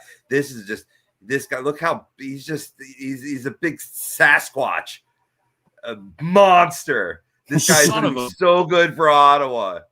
Out of Wisconsin too. Sorry. No, that's cool. Yeah, you've heard good things too. I take it. No, Otto kept finally homered. I've only lost about $50 freaking dollars betting him to homer every night since he's been up. And now you didn't. And I did in the last week. And of course he finally homers. Phillies are up 9-0 right now. In the third inning, they just started a little bit ago. I know Swoopy's like, Swoopy's talking about it. If you didn't expect this to happen, I can't help you. Swoopy, you don't want to hear it, but it's fine. But it's exactly what it is. It's baseball. Yankees literally just did the same thing. Yeah. Literally just did the same thing. You knew they weren't going to get shut out again. Casty homered. Turner homered. Kemp homered. Turner doubled. Marsh doubled. 9-0. Top of the third. Bryce Elder's out of the game already. Boom. Let's go. I mean, heck, Dodgers offense was suck and win there. Like, there's going to be ebb and flows and down points of this. If you play balls out from day one, you're going to fade. You're going to die out by the time that you hit the dog days going into the stretch run for the playoffs. So you better have your lulls now. Well, that was Greg. No, I'm just kidding. He'll be back. His internet cuts out from time to time.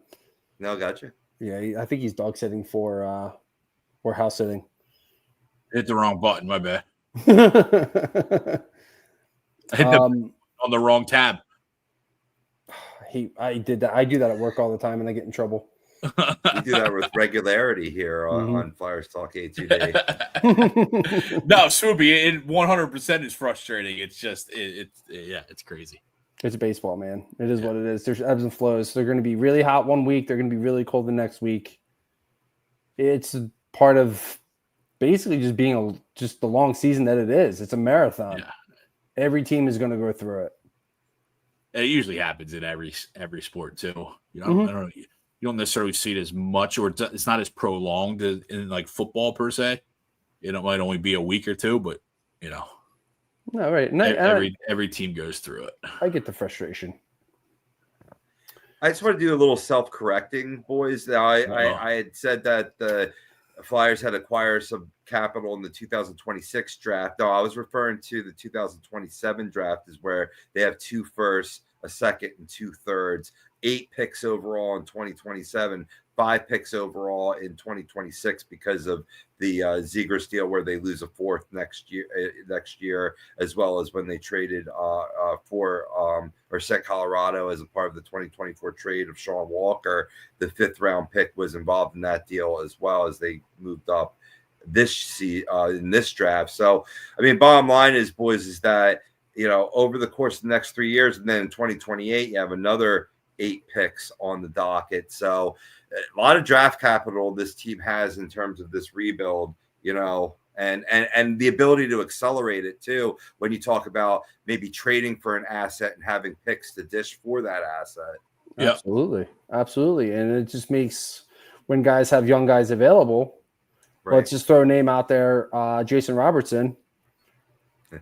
Gives you more assets to be able to move to acquire a guy like Jason Robertson, because they got the cap space to re-sign him too. So, a team like Dallas who needs that cap relief, you can't really send him a player. I was going to say that's the kid from Dallas, right? Mm-hmm. Yeah, they're in a tough spot. Love him. They're in a tough spot. They're in a very tough spot, and they just re-signed Jamie Benn. They still need to re-sign. I think there's one other guy. I'd ask Priz, but he's probably passed out. He's puking his brains out. Apparently. Jamie Benn signed an interesting deal. Was for $1 million with, I think, almost $2 to $3 million in incentives. Mm-hmm. So that helps them out cap wise in their mind. That's a very team friendly deal. Absolutely. And you kind of expected him to sign a deal like that. Because you see Jonathan Taves signed a deal that he did at 1 year, $2 million with like $5 million that he can get into incentives based off of playoff performance. Yeah. You're going to see more guys, I think, sign deals like that, especially the cap strapped ones, because they want to keep the guys, they want to pay the guys. And you look at those incentives, they're not really going to come out of the cap. They're not really going to take up any cap space, but you're still going to be able to pay them the money that they're looking for. Trade alert. Especially moved up. Uh-oh.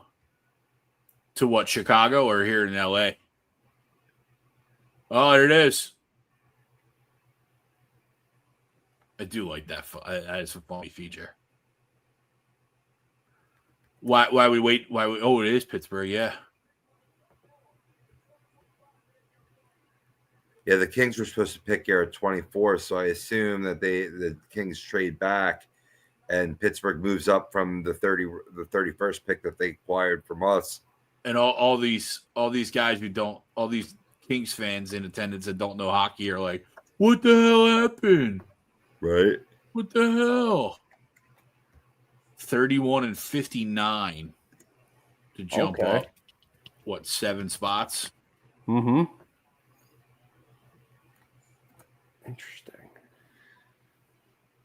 Think they go goalie?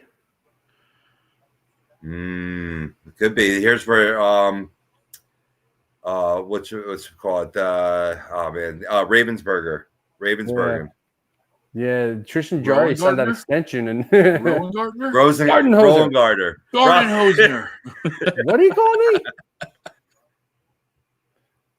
Yeah, Tristan Jarry signed that extension and it just kind of fell apart. So yeah, maybe put somebody in the pipeline there. I could definitely see somebody like Ravensburger going here. Yeah.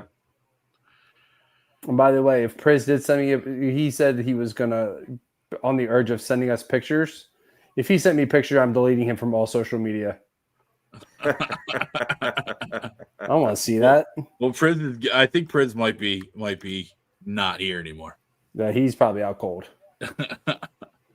He was 2 beers in guys, 2 hours ago. Yeah, you guys were talking about this restructuring of contracts. That's even more elevated now because of the no deferred money that just got passed in the CBA, right? Mm-hmm. And I don't know that I necessarily like it, but now you're going to find teams try and find other loopholes to pay their players without putting it on the cap, right? Just kind of like what Howie Roseman does a lot, right? Yeah. Finds these ways like you guys, incentives. NFL has workout bonuses, right? Show up bonuses.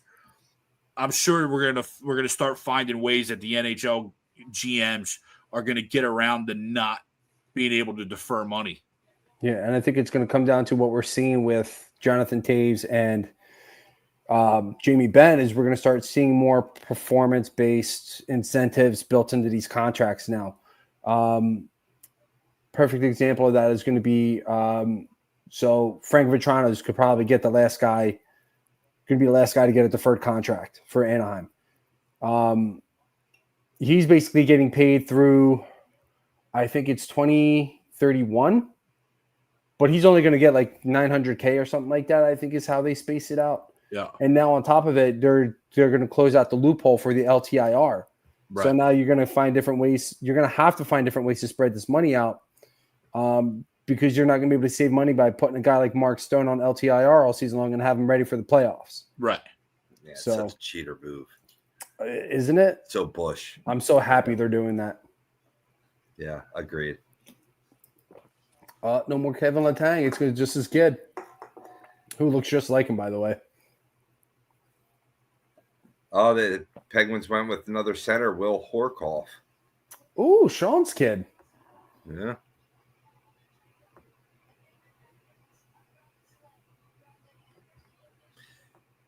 This is a good pick. I mean, this is a player that I had the Flyers targeting late in this first round had they had kept their later first round picks. Kid out of Michigan, comes with good size, 6'4", 190 pounds already at his age. But reports are he needs to keep working on his skating. He's a project pick again here of sorts, but one that Sounds like the guy focuses we on picked. balancing size. Yeah, yeah.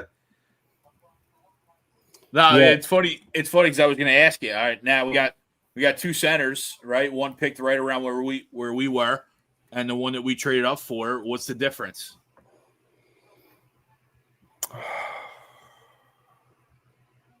I think Horkoff is going to be if he develops right, he's going to be a better all around player than Zanin. I think Zanin, if he develops right, No, I'm sorry, Nesbitt. Oh, Nesbitt. The two centers, very similar size, right? And he's also got to work on his skating too. It sounds so. You're talking about. I don't want to say they're equal prospects because they're obviously picked 12 spots away from each other. But it's it's a fun scenario to go through. Yeah, I think Nesbitt brings a stronger power forward game and a little bit more scoring upside, but spot on. Yeah, but there's not much difference here because they're both project players that need to work on their skating. Most mock drafts had them roughly 10 spots away from each other. So when you're talking about like after the top 10, the top 15 in this draft, Greg, there was that sharp cliff, and they both were right in that first pool that you got into after that cliff. Okay. Yeah. So Will plays like his dad did. He's got a big physical presence, plays pretty good 200-foot game. Is a Goliath on the back check. Obviously, you can tell just by his size. I mean, look at him tower over Kevin Letang. Jeez Louise. But definitely doesn't. I think Nesbitt's going to have the more offensive upside for sure over Horkoff here. This is so awkward. But not a bad pick. Horkoff could be more of that shutdown center. Mm-hmm. You put him against the other team's top line. Spot on. Absolutely. This is so awkward. And then have Which Gary Bettman. Which is why I was willing the Flyers to take a project pick there, because Sean Couturier could be a good mentor for that as well. Right. Yeah. So either way, that was good. But they go up for the higher guy, the guy with the higher ceiling. The Flyers do. So kind of like the way to break it down is kind of have if the Penguins go down the route where they have a checking line, Will Horkoff will be the guy that you want to put at center on that line. Would be just kind of put it in perspective on his kind of style of play. Very defensive minded. He does have a net front presence with his size though, so he can pick up some of the dirty goals, but. I mean, I wouldn't expect this dude to be a sniper by any stretch. Right. And that's not to say he couldn't develop that and have a little bit, be a dual threat, maybe higher upside to be a middle six type of player. Yeah. I'm trying to think of a comparable off the top of my head, like a Nazem Kadri, maybe. Could potentially. ESPN has him as a Lawson Krause, which I think is a fair comparison because Krause does have some offensive upside, but again, he's more known for his back end play, and like ESPN was just saying, one of the biggest things that he needs to work on is his puck skills. It's now 11-0 Bills. Let's go. Still top 3. Who are they playing tonight? Braves. Oh, you love it. Second, third, 2 outs. Stoddy up. Wow, Kadri had 35 goals last season.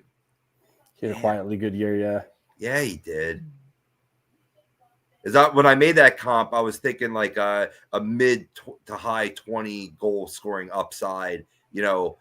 Is something he could develop into with those defensive skills that are similar. But he sold out though. He sold out for offense. He's less of a two-way. Yeah, Kadri is now. But I'm thinking like earlier on. Didn't he get paid too? Didn't he sign a big deal or? Yeah, with Calgary, right? Yeah. You got to, right? When you signed a big deal, you got to. Yeah. Flex on. And no one plays defense. No one plays defense in the Western Conference. That's why Edmonton loses every year. Yeah, truth. They don't play defense, so when they go up against a team that plays defense, they don't know what to do. Right. Oh, looks like Nashville's going to have 3 picks in the first round, too. They need it. Yeah. Yeah. They were talking about overhaul early last year. They're like, Barry Trotz was saying, like, this is not the start we expected. We just brought in 3 massive contracts. Stammer, Marchessault, and Brady Shea. And to fall where they did, like caramba. They were expected to be a playoff team, too. I expected them to be a playoff team last year. Do they move Philip Forsberg? You think they move him? Yeah, I do. Not yet. He's been rumored the last couple of seasons, right? Or at least this last one, maybe. Yeah. They've been notorious not to sign their elite players, and you could fill so many holes if you move to Philip Forsberg. You know, and the Preds have a lot of holes on that team. So that's why I say I can see it. Yeah. I see more Jonathan Marchessault getting moved before Forsberg, but yeah. I don't know, man. Philip Forsberg's a staple for Nashville. He's a stud, yeah. I don't know if I could see them moving him yet. I think there's going to come a time, but I just don't think it's quite yet. I think, like I said, I think we see Marchessault or even Stammer moved before him. Fair enough. I mean, that's more likely you move that veteran, right? You know what I mean? That's going to help that team during their playoff run. That's a higher desirable thing than what the price tag that would come along with acquiring a Philip Forsberg. Right. So the other thing I think of too is like you bring in these young guys, right? Like Brady Martin. Brady Martin could probably start with the Nashville's big club tomorrow. Right. You want a guy like Philip Forsberg in that locker room there to show him what it means to be a Predator, wear the uniform. And let's go Nashville Predator. Yeah. Okay. Fair. Okay. I understand why. I thinking back, I know how it sounds. You did there.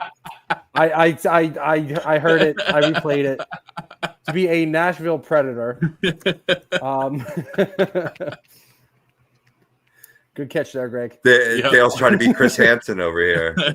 Yeah, go take a seat over there. Go take a seat right now. You know, there's just nobody else on that roster out. Maybe Roman Yossi, where he wouldn't want anybody else to show you what it's like to be a part of that organization. Yep, yeah. Oh no, USHL. Oh, for Czechoslovakia. Vaclav Nestra. God bless you. Yes. Nestrasil. That sounds like something you would inhale for allergies. Yeah. These guys are like, I don't even know who this guy is.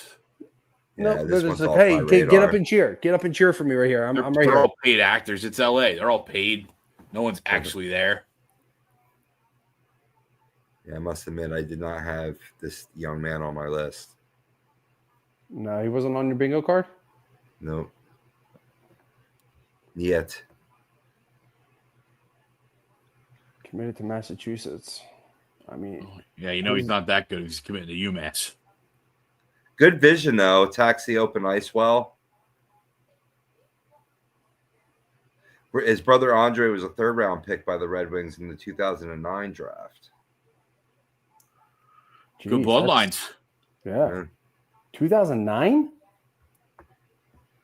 Mom and Dad put a lot of space between those two. Yeah. That's like me and my brother and sister are 10 and 12 and 10 years older than me. This guy wasn't even there. That's right. Now we don't have to worry about the awkwardness of talking. Yeah.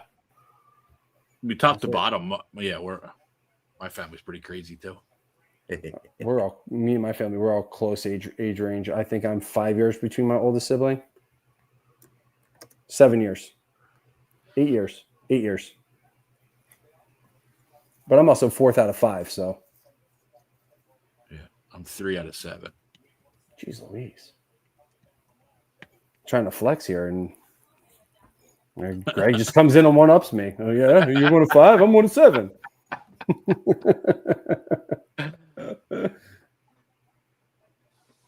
Who is this blonde? Her name's Megan. I know that. She's Tommy Lauren's understudy.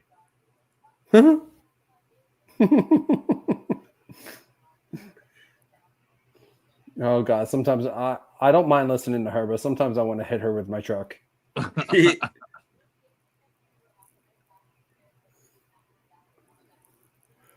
Blake Fiddler is a man. I'm surprised he's still out there, and that's I think that's who Nashville's going with right now.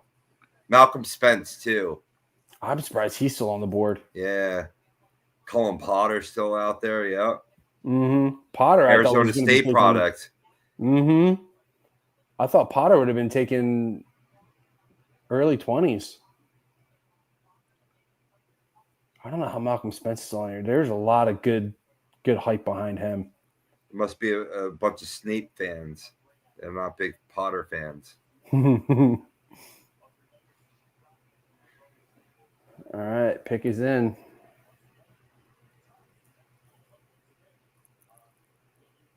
So we got two teams taking all three picks in the first round. Yeah. Or at least on the face of it, right? Who knows what happens overnight and before tomorrow. True.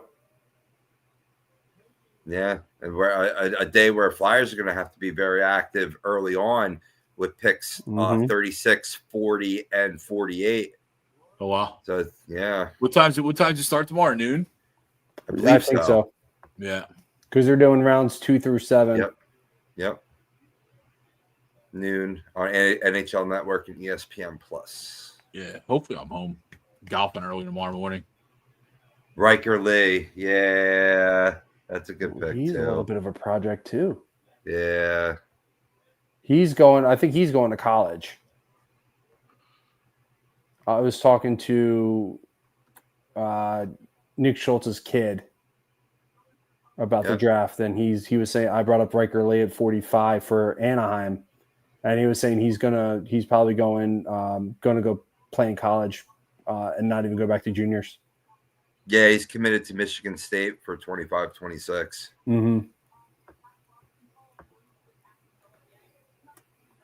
Tell you what, that's the perks of working in a hockey store. Every once in a while, you get some good stuff to talk about. Get some Insider good knowledge. Yeah. And some of these guys, I've met Nick a couple of times. He absolutely he'll tell you anything you want to know, which is fun, but could be dangerous. Nicest guy in the world, though. By the way. All hockey players are. Yeah. Or most hockey players are. I mean, all the ones that I've met have been really cool. Swoopy wants to know what we think of Brink going forward. I thought we were talking about Brinkman. What do we think of Bobby Brink going forward? Sorry, I just went back to the screen to read his comment. Quite a bit of wings on Flyers in the system. I still think that Bobby Brink is a part of this the future of this franchise.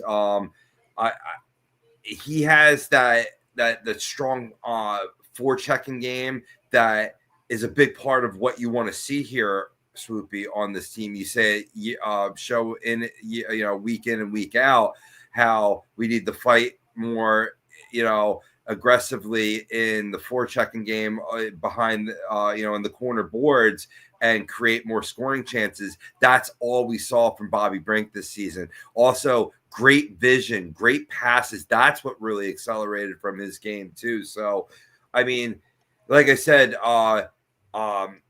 with a logjam in right wing, I expect Danny to make some moves, to our point earlier, but I believe Bobby's part of the future here. I agree wholeheartedly. I think we saw a lot of really good things from him last year.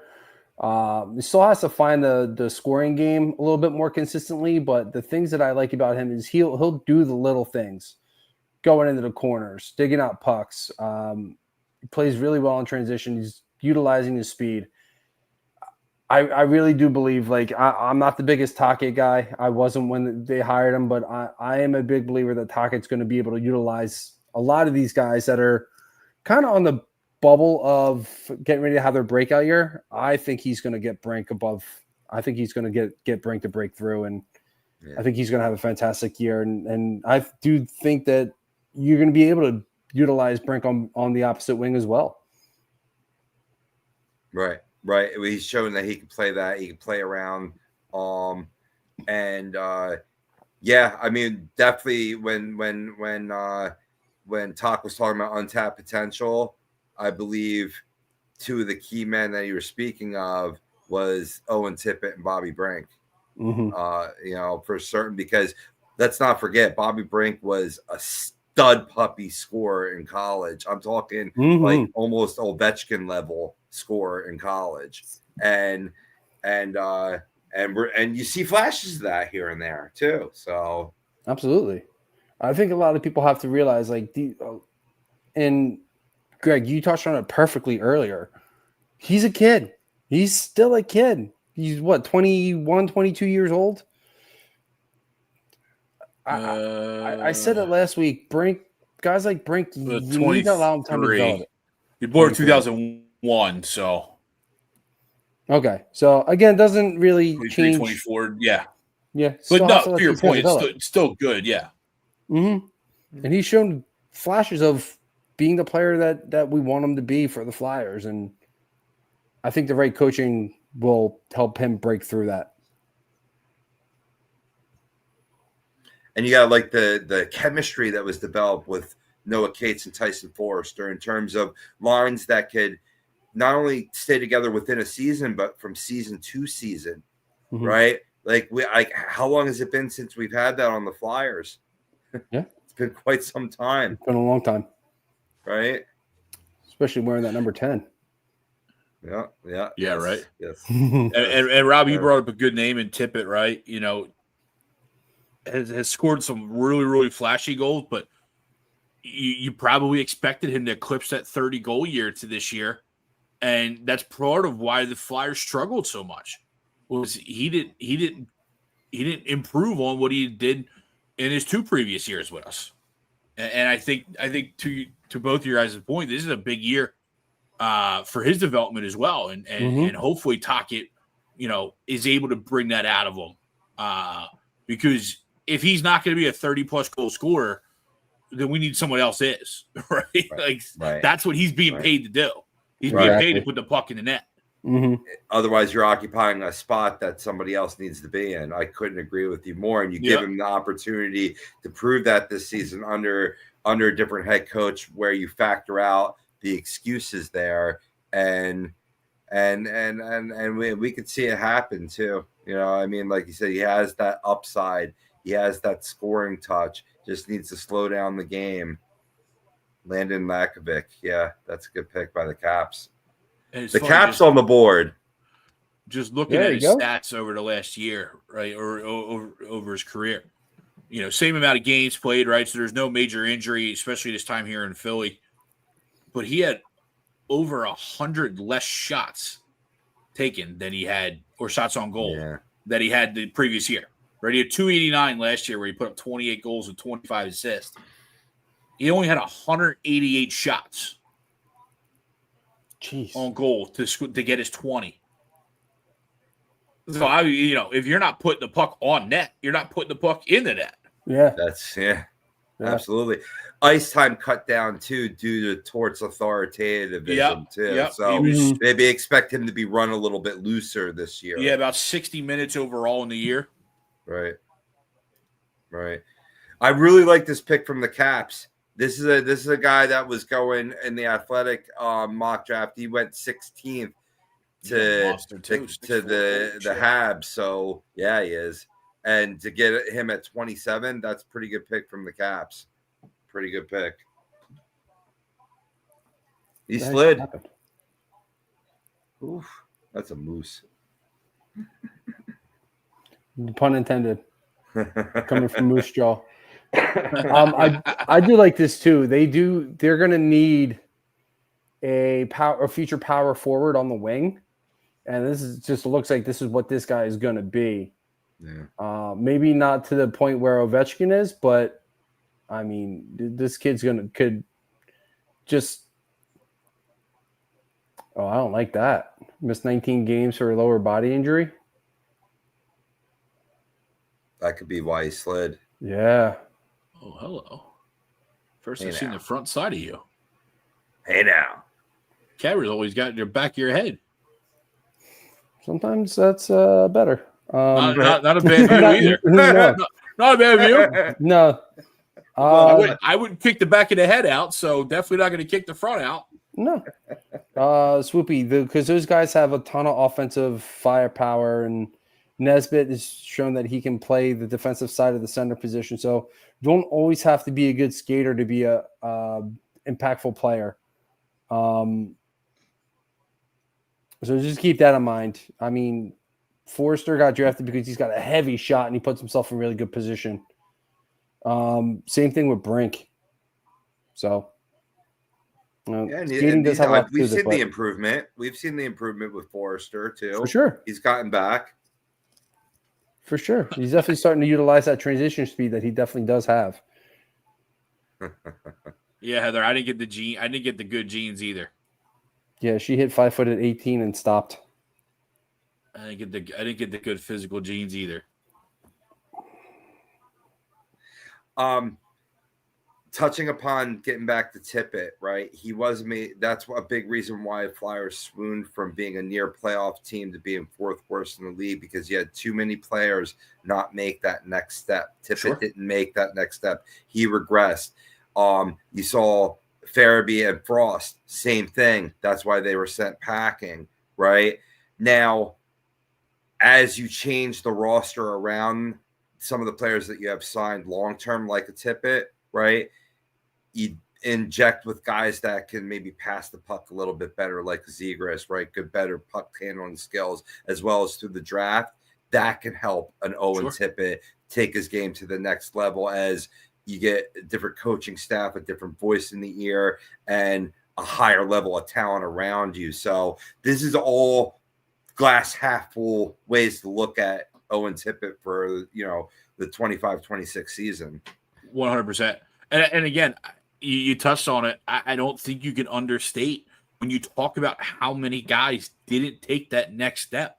I don't think you can understate the issue that the coaching staff had about it. Right? I mean, you talk about, how we've heard about, Morgan Frost being a top prospect for so long, and then he finally is here, and all of a sudden he can't play hockey anymore. Yeah. You know what I mean? Same thing with Farabee. And Farabee in minors and in juniors and stuff, he was really good. And then all of a sudden he comes up here and has a great rookie year, and you're like, oh my God, the sky's the limit for him, and he's trajectory is going to go this way. And then you bring in Torts, and everything stalls. Everything stalls. I mean, it's a byproduct of working. Guys respond to working hard, and other guys don't. Right. But this is just more of an example of how we put a lot of stock. We've devoted 3 hours and 52 minutes so far towards a draft. Right.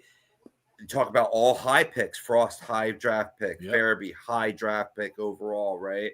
And some guys are going to pan out and some guys are not.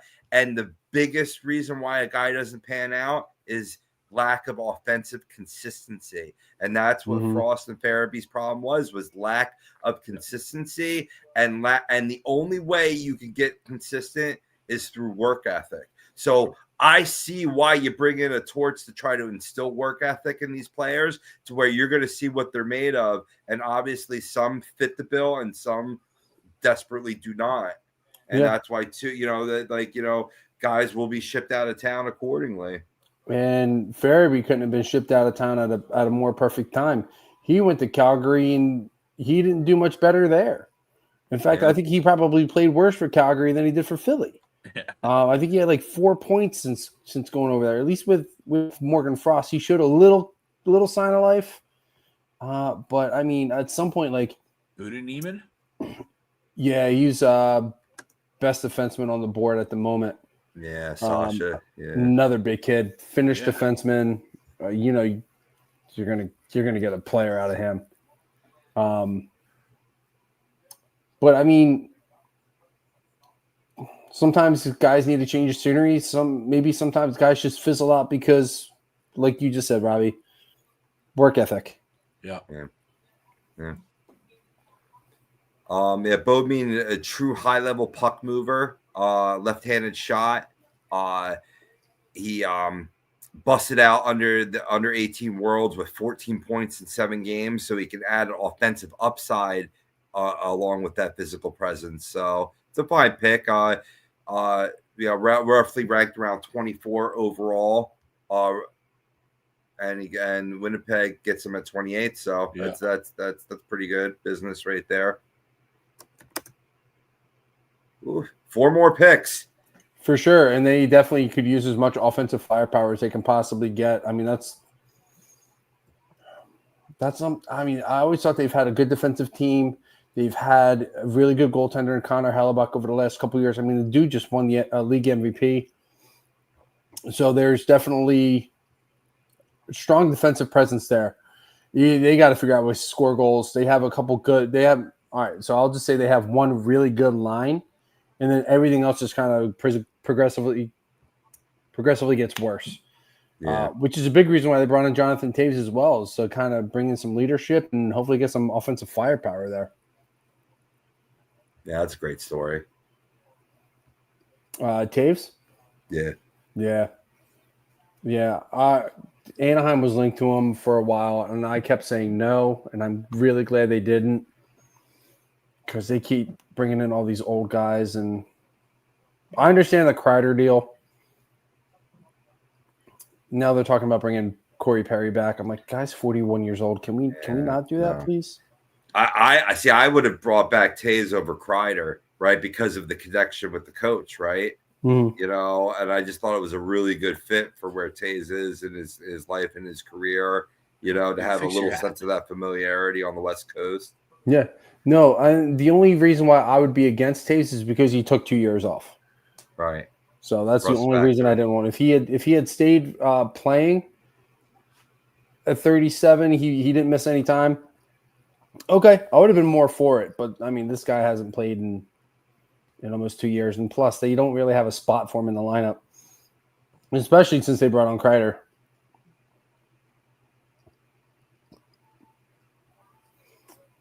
This would be writing us a little story here, doing what he does best. For playmaking pass first player with shoot first snipers, preferably centers who pass first, paired with shoot first wingers. When you have a pass first center paired with shoot first, it gives you a 2-to-1 chance of scoring. And yeah, it's simple math. And a shooter to each side to pass first. And think about it. It's hard to disagree with this point because the more rubber you fire on net, Greg, the more chance you're going to score. So, for sure. We're always yelling at him to shoot, right? So, but it takes more especially on the power play. Yeah. Oh, for sure. It's a constant chant. It's a constant chant, no doubt. More so in Philly than anywhere else. But it's smart. It's smart hockey. But you also need to draft and identify players that can identify shooting lanes because you can fire the puck all you want, but if you're firing them into defenders' shin pads, that's not going to result in goals either. For sure. Shot selection, I say it all the time. It's not about where you shoot it or how many shots you throw on net. It's about where you shoot it from.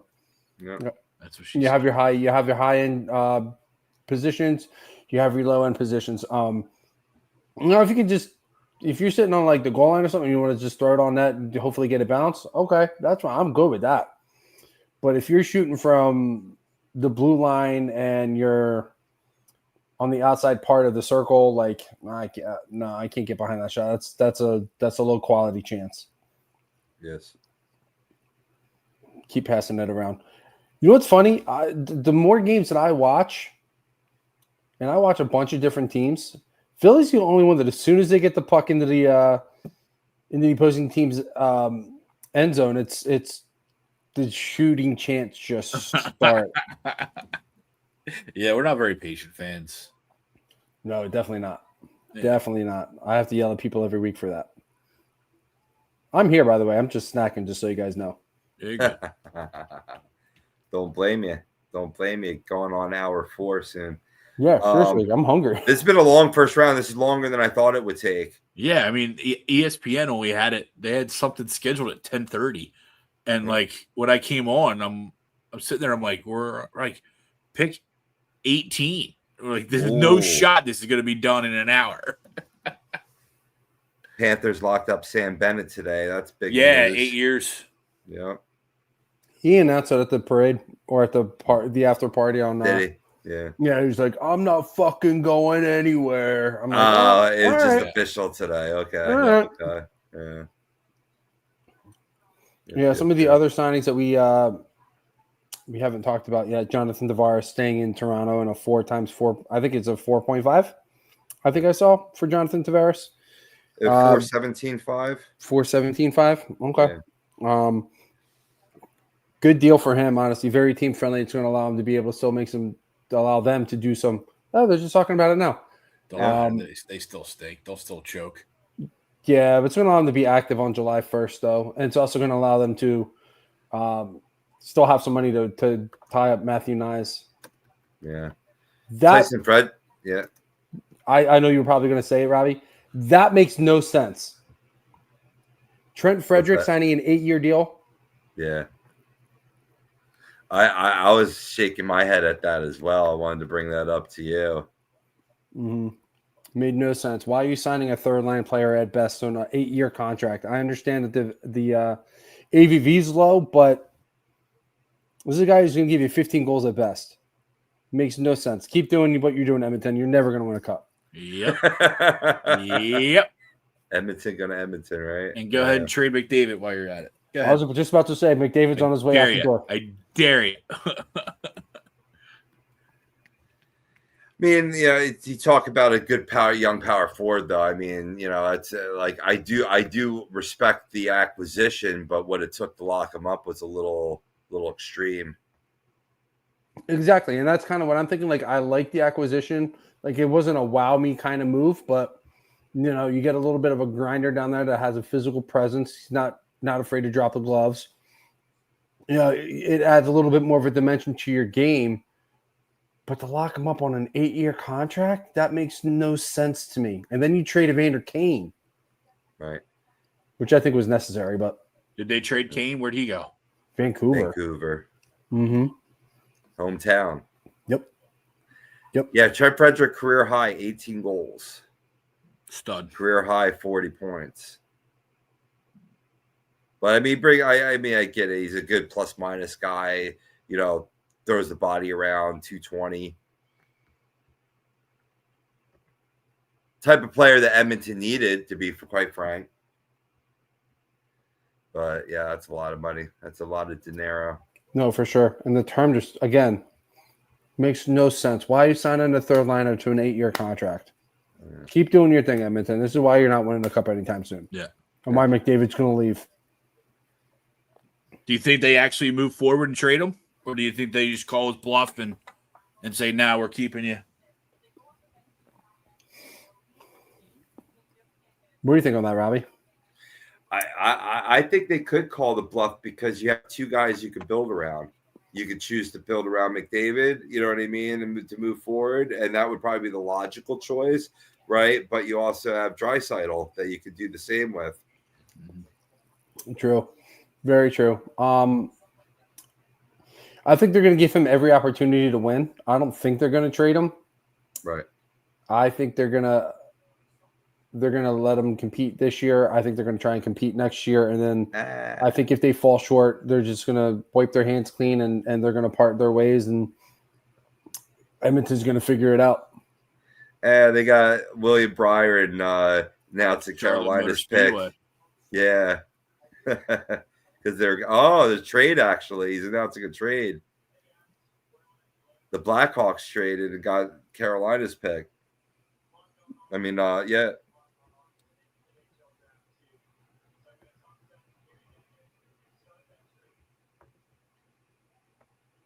I was going to say, who's that guy? Apparently he's a race car driver. Yeah, he was at the Xfinity event tonight, apparently. Chicago's on the block now. Or on the clock. I keep doing that. Get this end. Let's go. I'm kind of with you on that. My back is hurting. Yeah.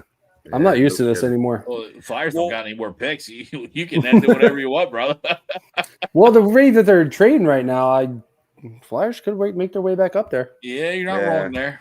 Hurricanes traded that's true. 29th. Oh, what'd they give up? Come on, ESPN. Where's our insider Emily Kaplan at? Let's go. She's stuck on the front desk. And this is why you've seen it go long. We were talking before with Ryan how usually you see trades happen before the draft starts in the NHL, and then after that, you're not going to see much movement within the draft picks during, as you see with, say, the NFL or the NBA, Greg. But we've seen a lot of it go down tonight, and that's why this has been extended. I think it's kind of funny that they keep going back to Roger McQueen in Disneyland for some reason. Carolina got the pick number 34, 62, and a 5th round pick in 2027. Oh, it's actually not terrible value. Yeah. High 2nd round pick, so you're not really moving back that far. Yep. Yeah, moving back 5 picks, 6 picks. Yeah. 1, 2, 3, 4. Yeah, 4 or 5 picks. Yep. And to pick up that next year's pick. Because Chicago probably didn't have anything else or didn't want to give up anything else. They're like, yeah, we'll kick that can down the line. You can get another next year's pick. Yeah, I mean, I don't see many 2026 picks moving yet. 2027, I'm sure people are gonna more than likely kind of deal because there's not a whole lot of information out on that draft class yet. Yeah, they're starting to say that the 2026 is going to be night and day better as far as draft stock goes. Just a much deeper draft. Okay. So where's the tier drop off after? So you said what, 10, 12 to 15 there was a drop, and then where's that second drop happen? Are we in that right now? Yeah. Mm-hmm. Yep.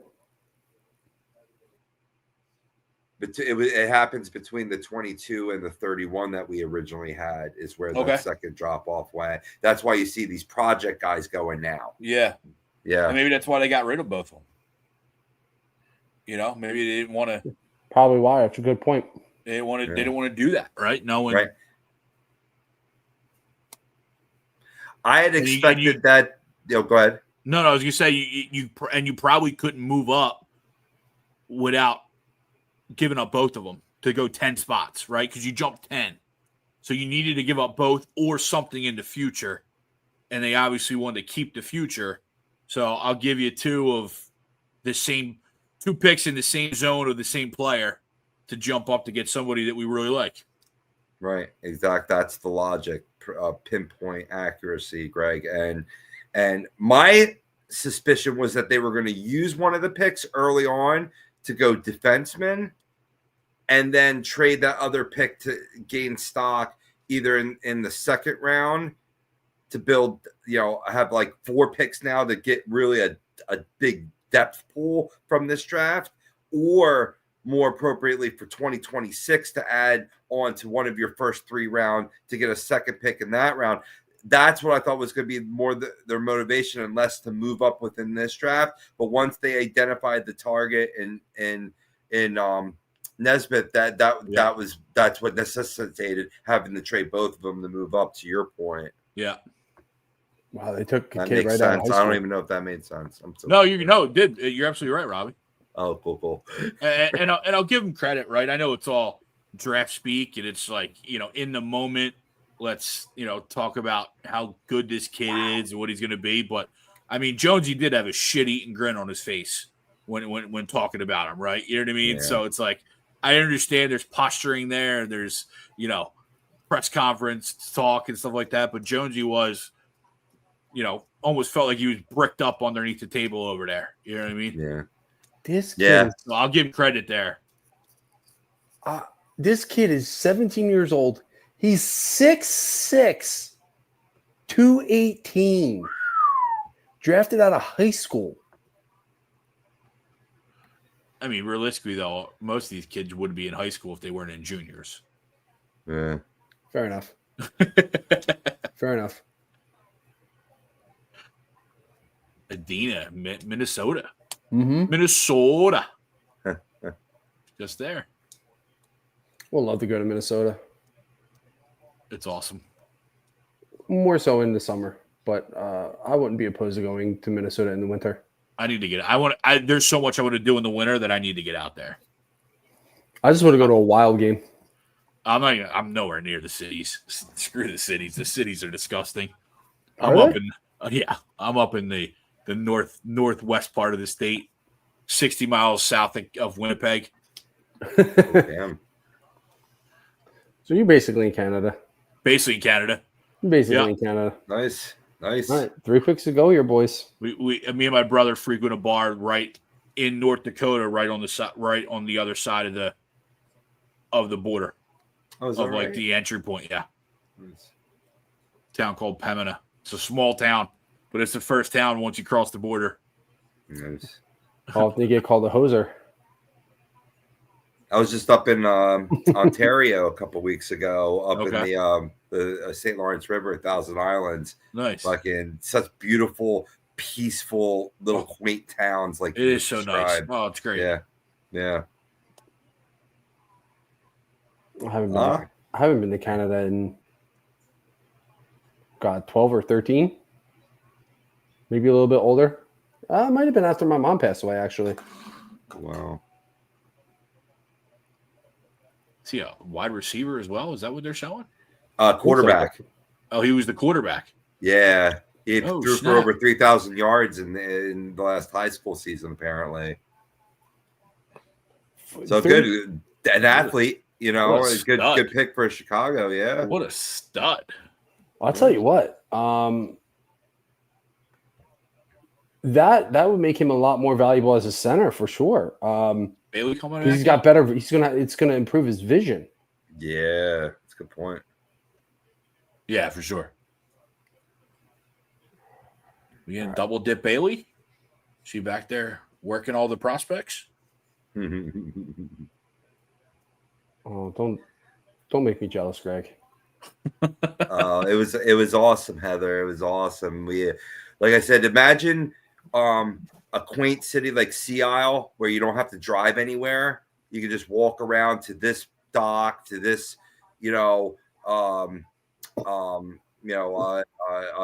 cruise line to go we took this 3-hour tour to go see this castle. It was I want to say Brant Castle, but I'm mispronouncing it. It was a castle constructed by this rich aristocrat back in the day, and his wife died during the building of it, and he was so sad he never returned back to the place and left it unfinished, and they're actually renovating it now and restoring it to finishing off the original blueprints of it. Wow. Yeah, it's like a modern day castle. It's awesome. That's crazy. You said 3-hour tour, and I just instantly went to Gilligan. Same. Wondering if you so glad you didn't get lost, you didn't get shipwrecked, and are sitting on an island right now. I was going to say, I'm glad you found your way doing home the pod from the island on a coconut laptop. It's the same joke I cracked to my fiance. I go. Oh, you did double dip Bailey. Yep. Hey, what the hell has she been doing for 7 hours?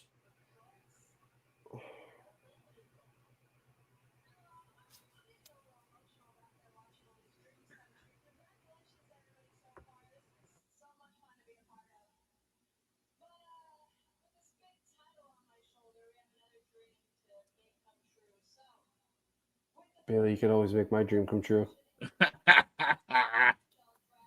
She's apparently single. That's not shocking. Wow, Ravensburg went to San Jose. Yeah, the fake Shark fans in attendance that are paid to be there are loving it.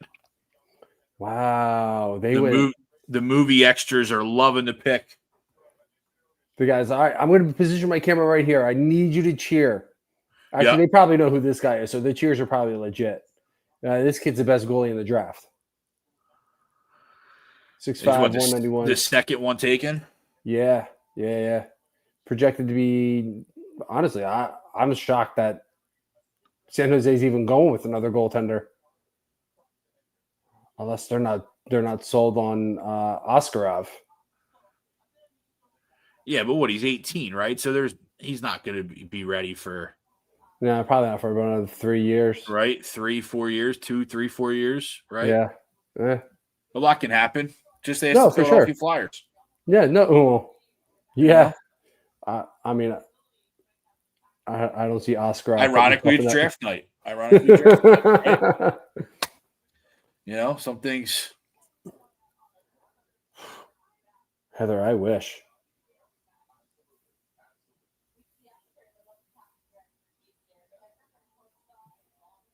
Have you ever watched her workout sessions? Like, No. she is. No, I don't want to watch her work out. Come on, Bri. Greg, you're missing out. She's way stronger than she looks, I'll tell you that. He doesn't get to keep the belt? Come on, let him keep the belt. A goaltender going in the first round, he deserves to get the belt. Yeah. Surprisingly, I was just telling Greg, Robbie, like, I'm surprised this kid's wasn't the first one taken either. Right. This is the second goaltender to go, right? Mm-hmm. Who was the first? It was somebody that was off the board, right? Yeah, it was the Russian kid. I think he went to Columbus. Columbus. Yep. The potential replacement for Merzlikins, you were Mm-hmm. saying. And what's crazy to me is Malcolm Spence is still on the board. Cullen Potter still on the board. Right. They've slipped. Mm-hmm. But the question is why? Cole McKinney, another one, still on the board. Although he's more projected to be a higher second-round pick anyway. Interesting. With Peter Andreyanov. Maybe I almost pronounced that right. That would be impressive. Sounded right.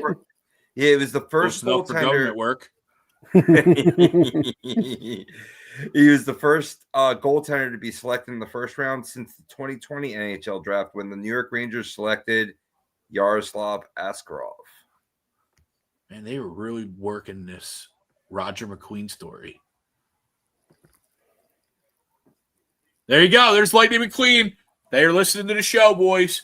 They're listening to the show. You love to hear it. Blake Fiddler's still on the. I mean, we're just here to help. We're just here to help. That's all we're ATV here Radio for. is here to help. That's all Everybody. we're here We're equal opportunity. for. We help the Eagles. I don't know if anybody can help the Sixers. We're hopefully here helping the Flyers. Phillies are a different story.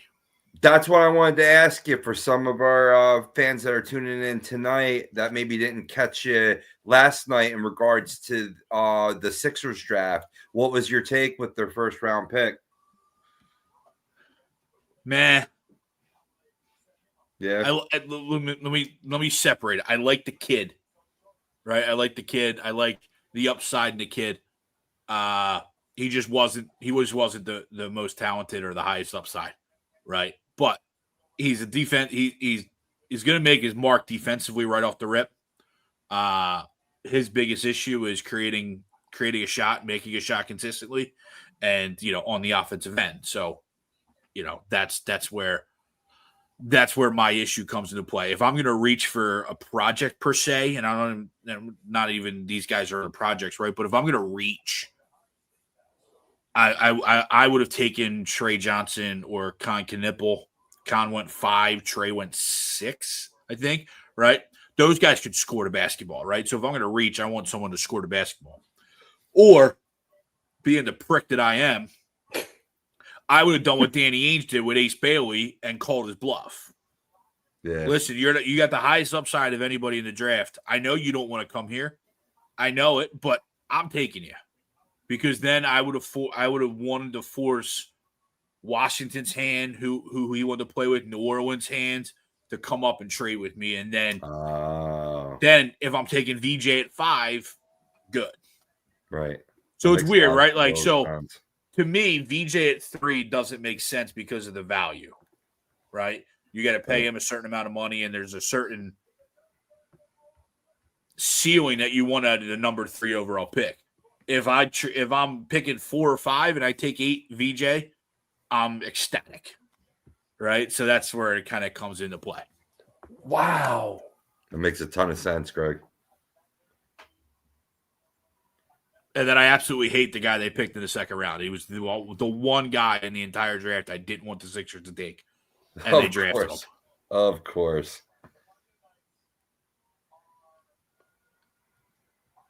Yeah, this is about right where he was projected to go. Originally slated for San Jose, goes to LA. That's an upgrade out of London OHL. So there's an opportunity here for the Flyers in the second round, unless one of them gets picked here, to get a really good piece in either Malcolm Spence, Cullen Potter, McKinney. I know I'm missing one, but we've been on here for almost 4.5 hours. My brain's mush at this point. In the second round with what is it, the 36th pick? Yes. Oh man, Flyers are in a really good position to get potentially a first round caliber type of player in the second round.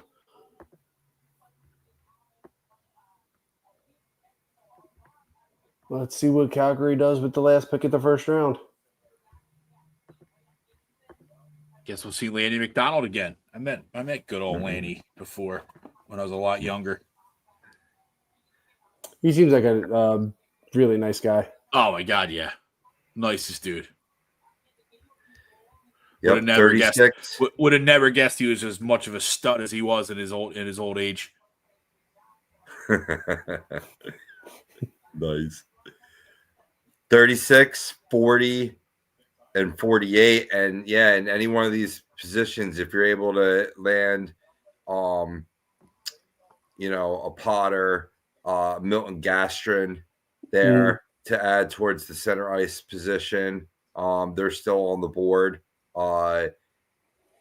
Even maybe you want to focus on defensemen yourself at this point. Has Blake Fiddler gone? No, Blake Fiddler was the other one. He's still available too. Yeah. I wouldn't mind targeting him. That's a right-handed defenseman as well, who's 6'4", 209. Mm-hmm. That's crazy to me that these guys aren't going anywhere. Right.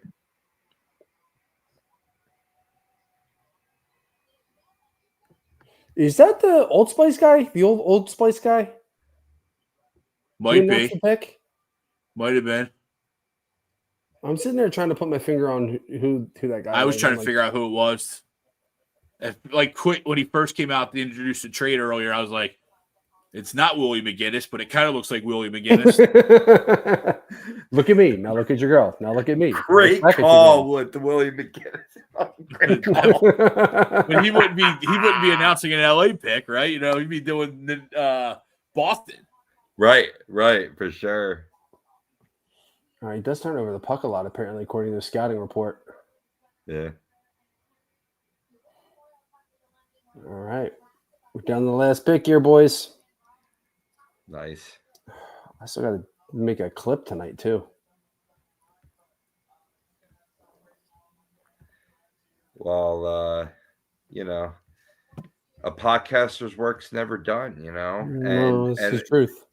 Maybe we should rattle off where they can find us once we're done tonight.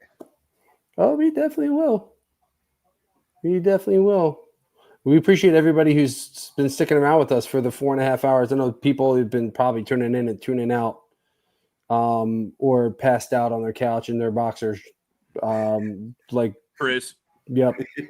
Not trying to call anybody out. I wasn't trying to call anybody out, but you went ahead and done it. If you're on YouTube, you go back and check the transcripts. It's all there. It's all there. Yeah. It's all there. For sure. But I definitely appreciate everybody who stuck around, especially over on X, all 536 of you guys over there. Oh, hell yeah. So let's give go. us a like and a retweet over there on X. Let's do it. Absolutely. everybody on X, you always drop the comments in the chat here, and let's hear from you guys. Thoughts on the draft, round 1, whether it's Flyers, Carolina, whoever you're rooting for. Let's get the comments in here. All right, final pick is in, boys. Nice. I just want to punch her in their face. I don't know what it is. Somehow on my phone though, like I get the ESPN Emily Kaplan alerts and I can't turn them off. Oh, that's the worst. I can't. I'm turn sorry them to hear that. And I don't know how I don't know how I opted into them. I didn't opt into them.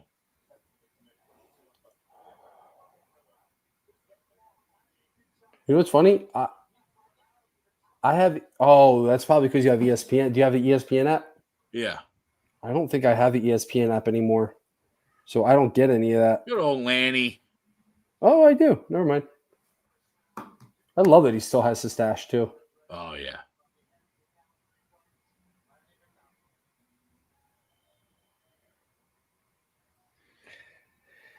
But as the AI technology develops, boys, I'm seeing a lot of stuff happen automatedly that we don't select and starts popping up on our phones. And I'm talking stuff that other people scroll on their phones that you're in near proximity for, and then show up on your phone. And I even had my computer install an update today that I didn't select to update. Oh. Like it was pending, and all of a sudden it just automatically did it. I'm like, this is bullshit, man. It's supposed to make our lives easier, but it's a huge invasion of privacy, in my opinion. Yeah, no, spot on, dude. I don't know what Lanny's talking about, but can we just get to the pick? It's been 4 hours, dude. Yeah, man. I love you, Lanny. You probably don't know who I am anymore, but it's fine. Greatest stash in hockey.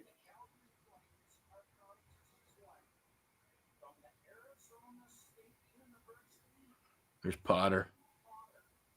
Okay. So Potter's off the board for tomorrow. Yeah. But there's still some really good talent that's going to be available at 35, 36. Honestly, tomorrow, if they don't take Malcolm Spence, if he's there, I don't know. Or even Blake Fiddler. Those would be my 1 and 2 for tomorrow. Yeah. Well, what, they're 36, you said? Yeah, yeah. So you got 33. So 4 picks in. Pretty much, yep. 33, which 34, is 35, 36. Possible. And you got 2 guys, especially that you like, right? You have 2 guys left there. Mm-hmm. Can you trust the kid out of Arizona State? I mean, they don't do a lot of hockey in Arizona.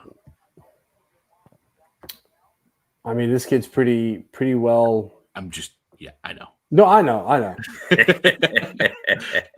Let's see how the Coyotes are hanging in there for. How the Coyotes doing?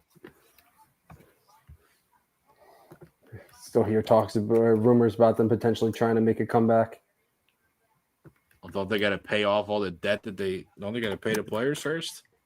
Well, they're talking about a new ownership group that actually has money and is not going to basically leave hotels high and dry and be able to pay their players. And yeah, so isn't that who Utah is though? Isn't that?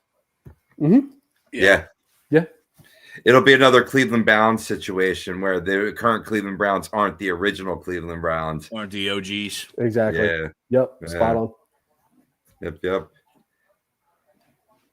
But, I mean, if they're able to get their act together, you got to think about the fan bases that get developed in areas too. And as we see Oakland losing another team, you know what I mean? That they should be given every opportunity. But when you talk about worst GMs in sports, my God, I'm talking like him and that Ravens GM from in terms of slimy motherfuckers. You know what I mean? Yeah. No, for sure. I mean, look at Justin Tucker. He turned into one. Oh, hello. It's after dark, that's for sure. Mm-hmm. All right, boys. Let's say we wrap this bad boy up and get the hell out of here. Sounds good to me. It's a good draft, though, man. Captain drives the ship. Mm-hmm. All right, Robbie. Final thoughts. I saw a lot more trading. I know there's going to be a lot of questions on where the Flyers decided to go in this first round. A little bit of head scratching, outside the box thinking, but it resembles what we've seen in past drafts, and we've seen players like Jet Lachenko, Alex Bump, Oliver Bonk really develop and turn out to be good, solid picks. I have high hopes for Martone and Nesbitt after this draft. Love it. Love it. Greg, final thoughts. Yeah, I mean, I think for the Flyers standpoint, it's all gonna depend on Nesbitt, right? Because I think we kind of know what Martone's going to be or what his potential is. So I think everything's going to turn out to be Nesbitt. And with the way the draft board has fallen, as you mentioned, Bri, there's still a lot of really high-end talent out there. It's first-round talent, right? So all that can be mitigated by making a really good pick here to start the second round, right? You got a bunch of capital. Maybe you use 2 picks to make sure you go up and get the guy you want, right? Maybe we come in tomorrow and the Flyers are sitting at 33 instead of 36, just to make sure that they get, as you mentioned, one of those few guys that you really like there, or they really like, whoever it may be. So, I don't hate what they did.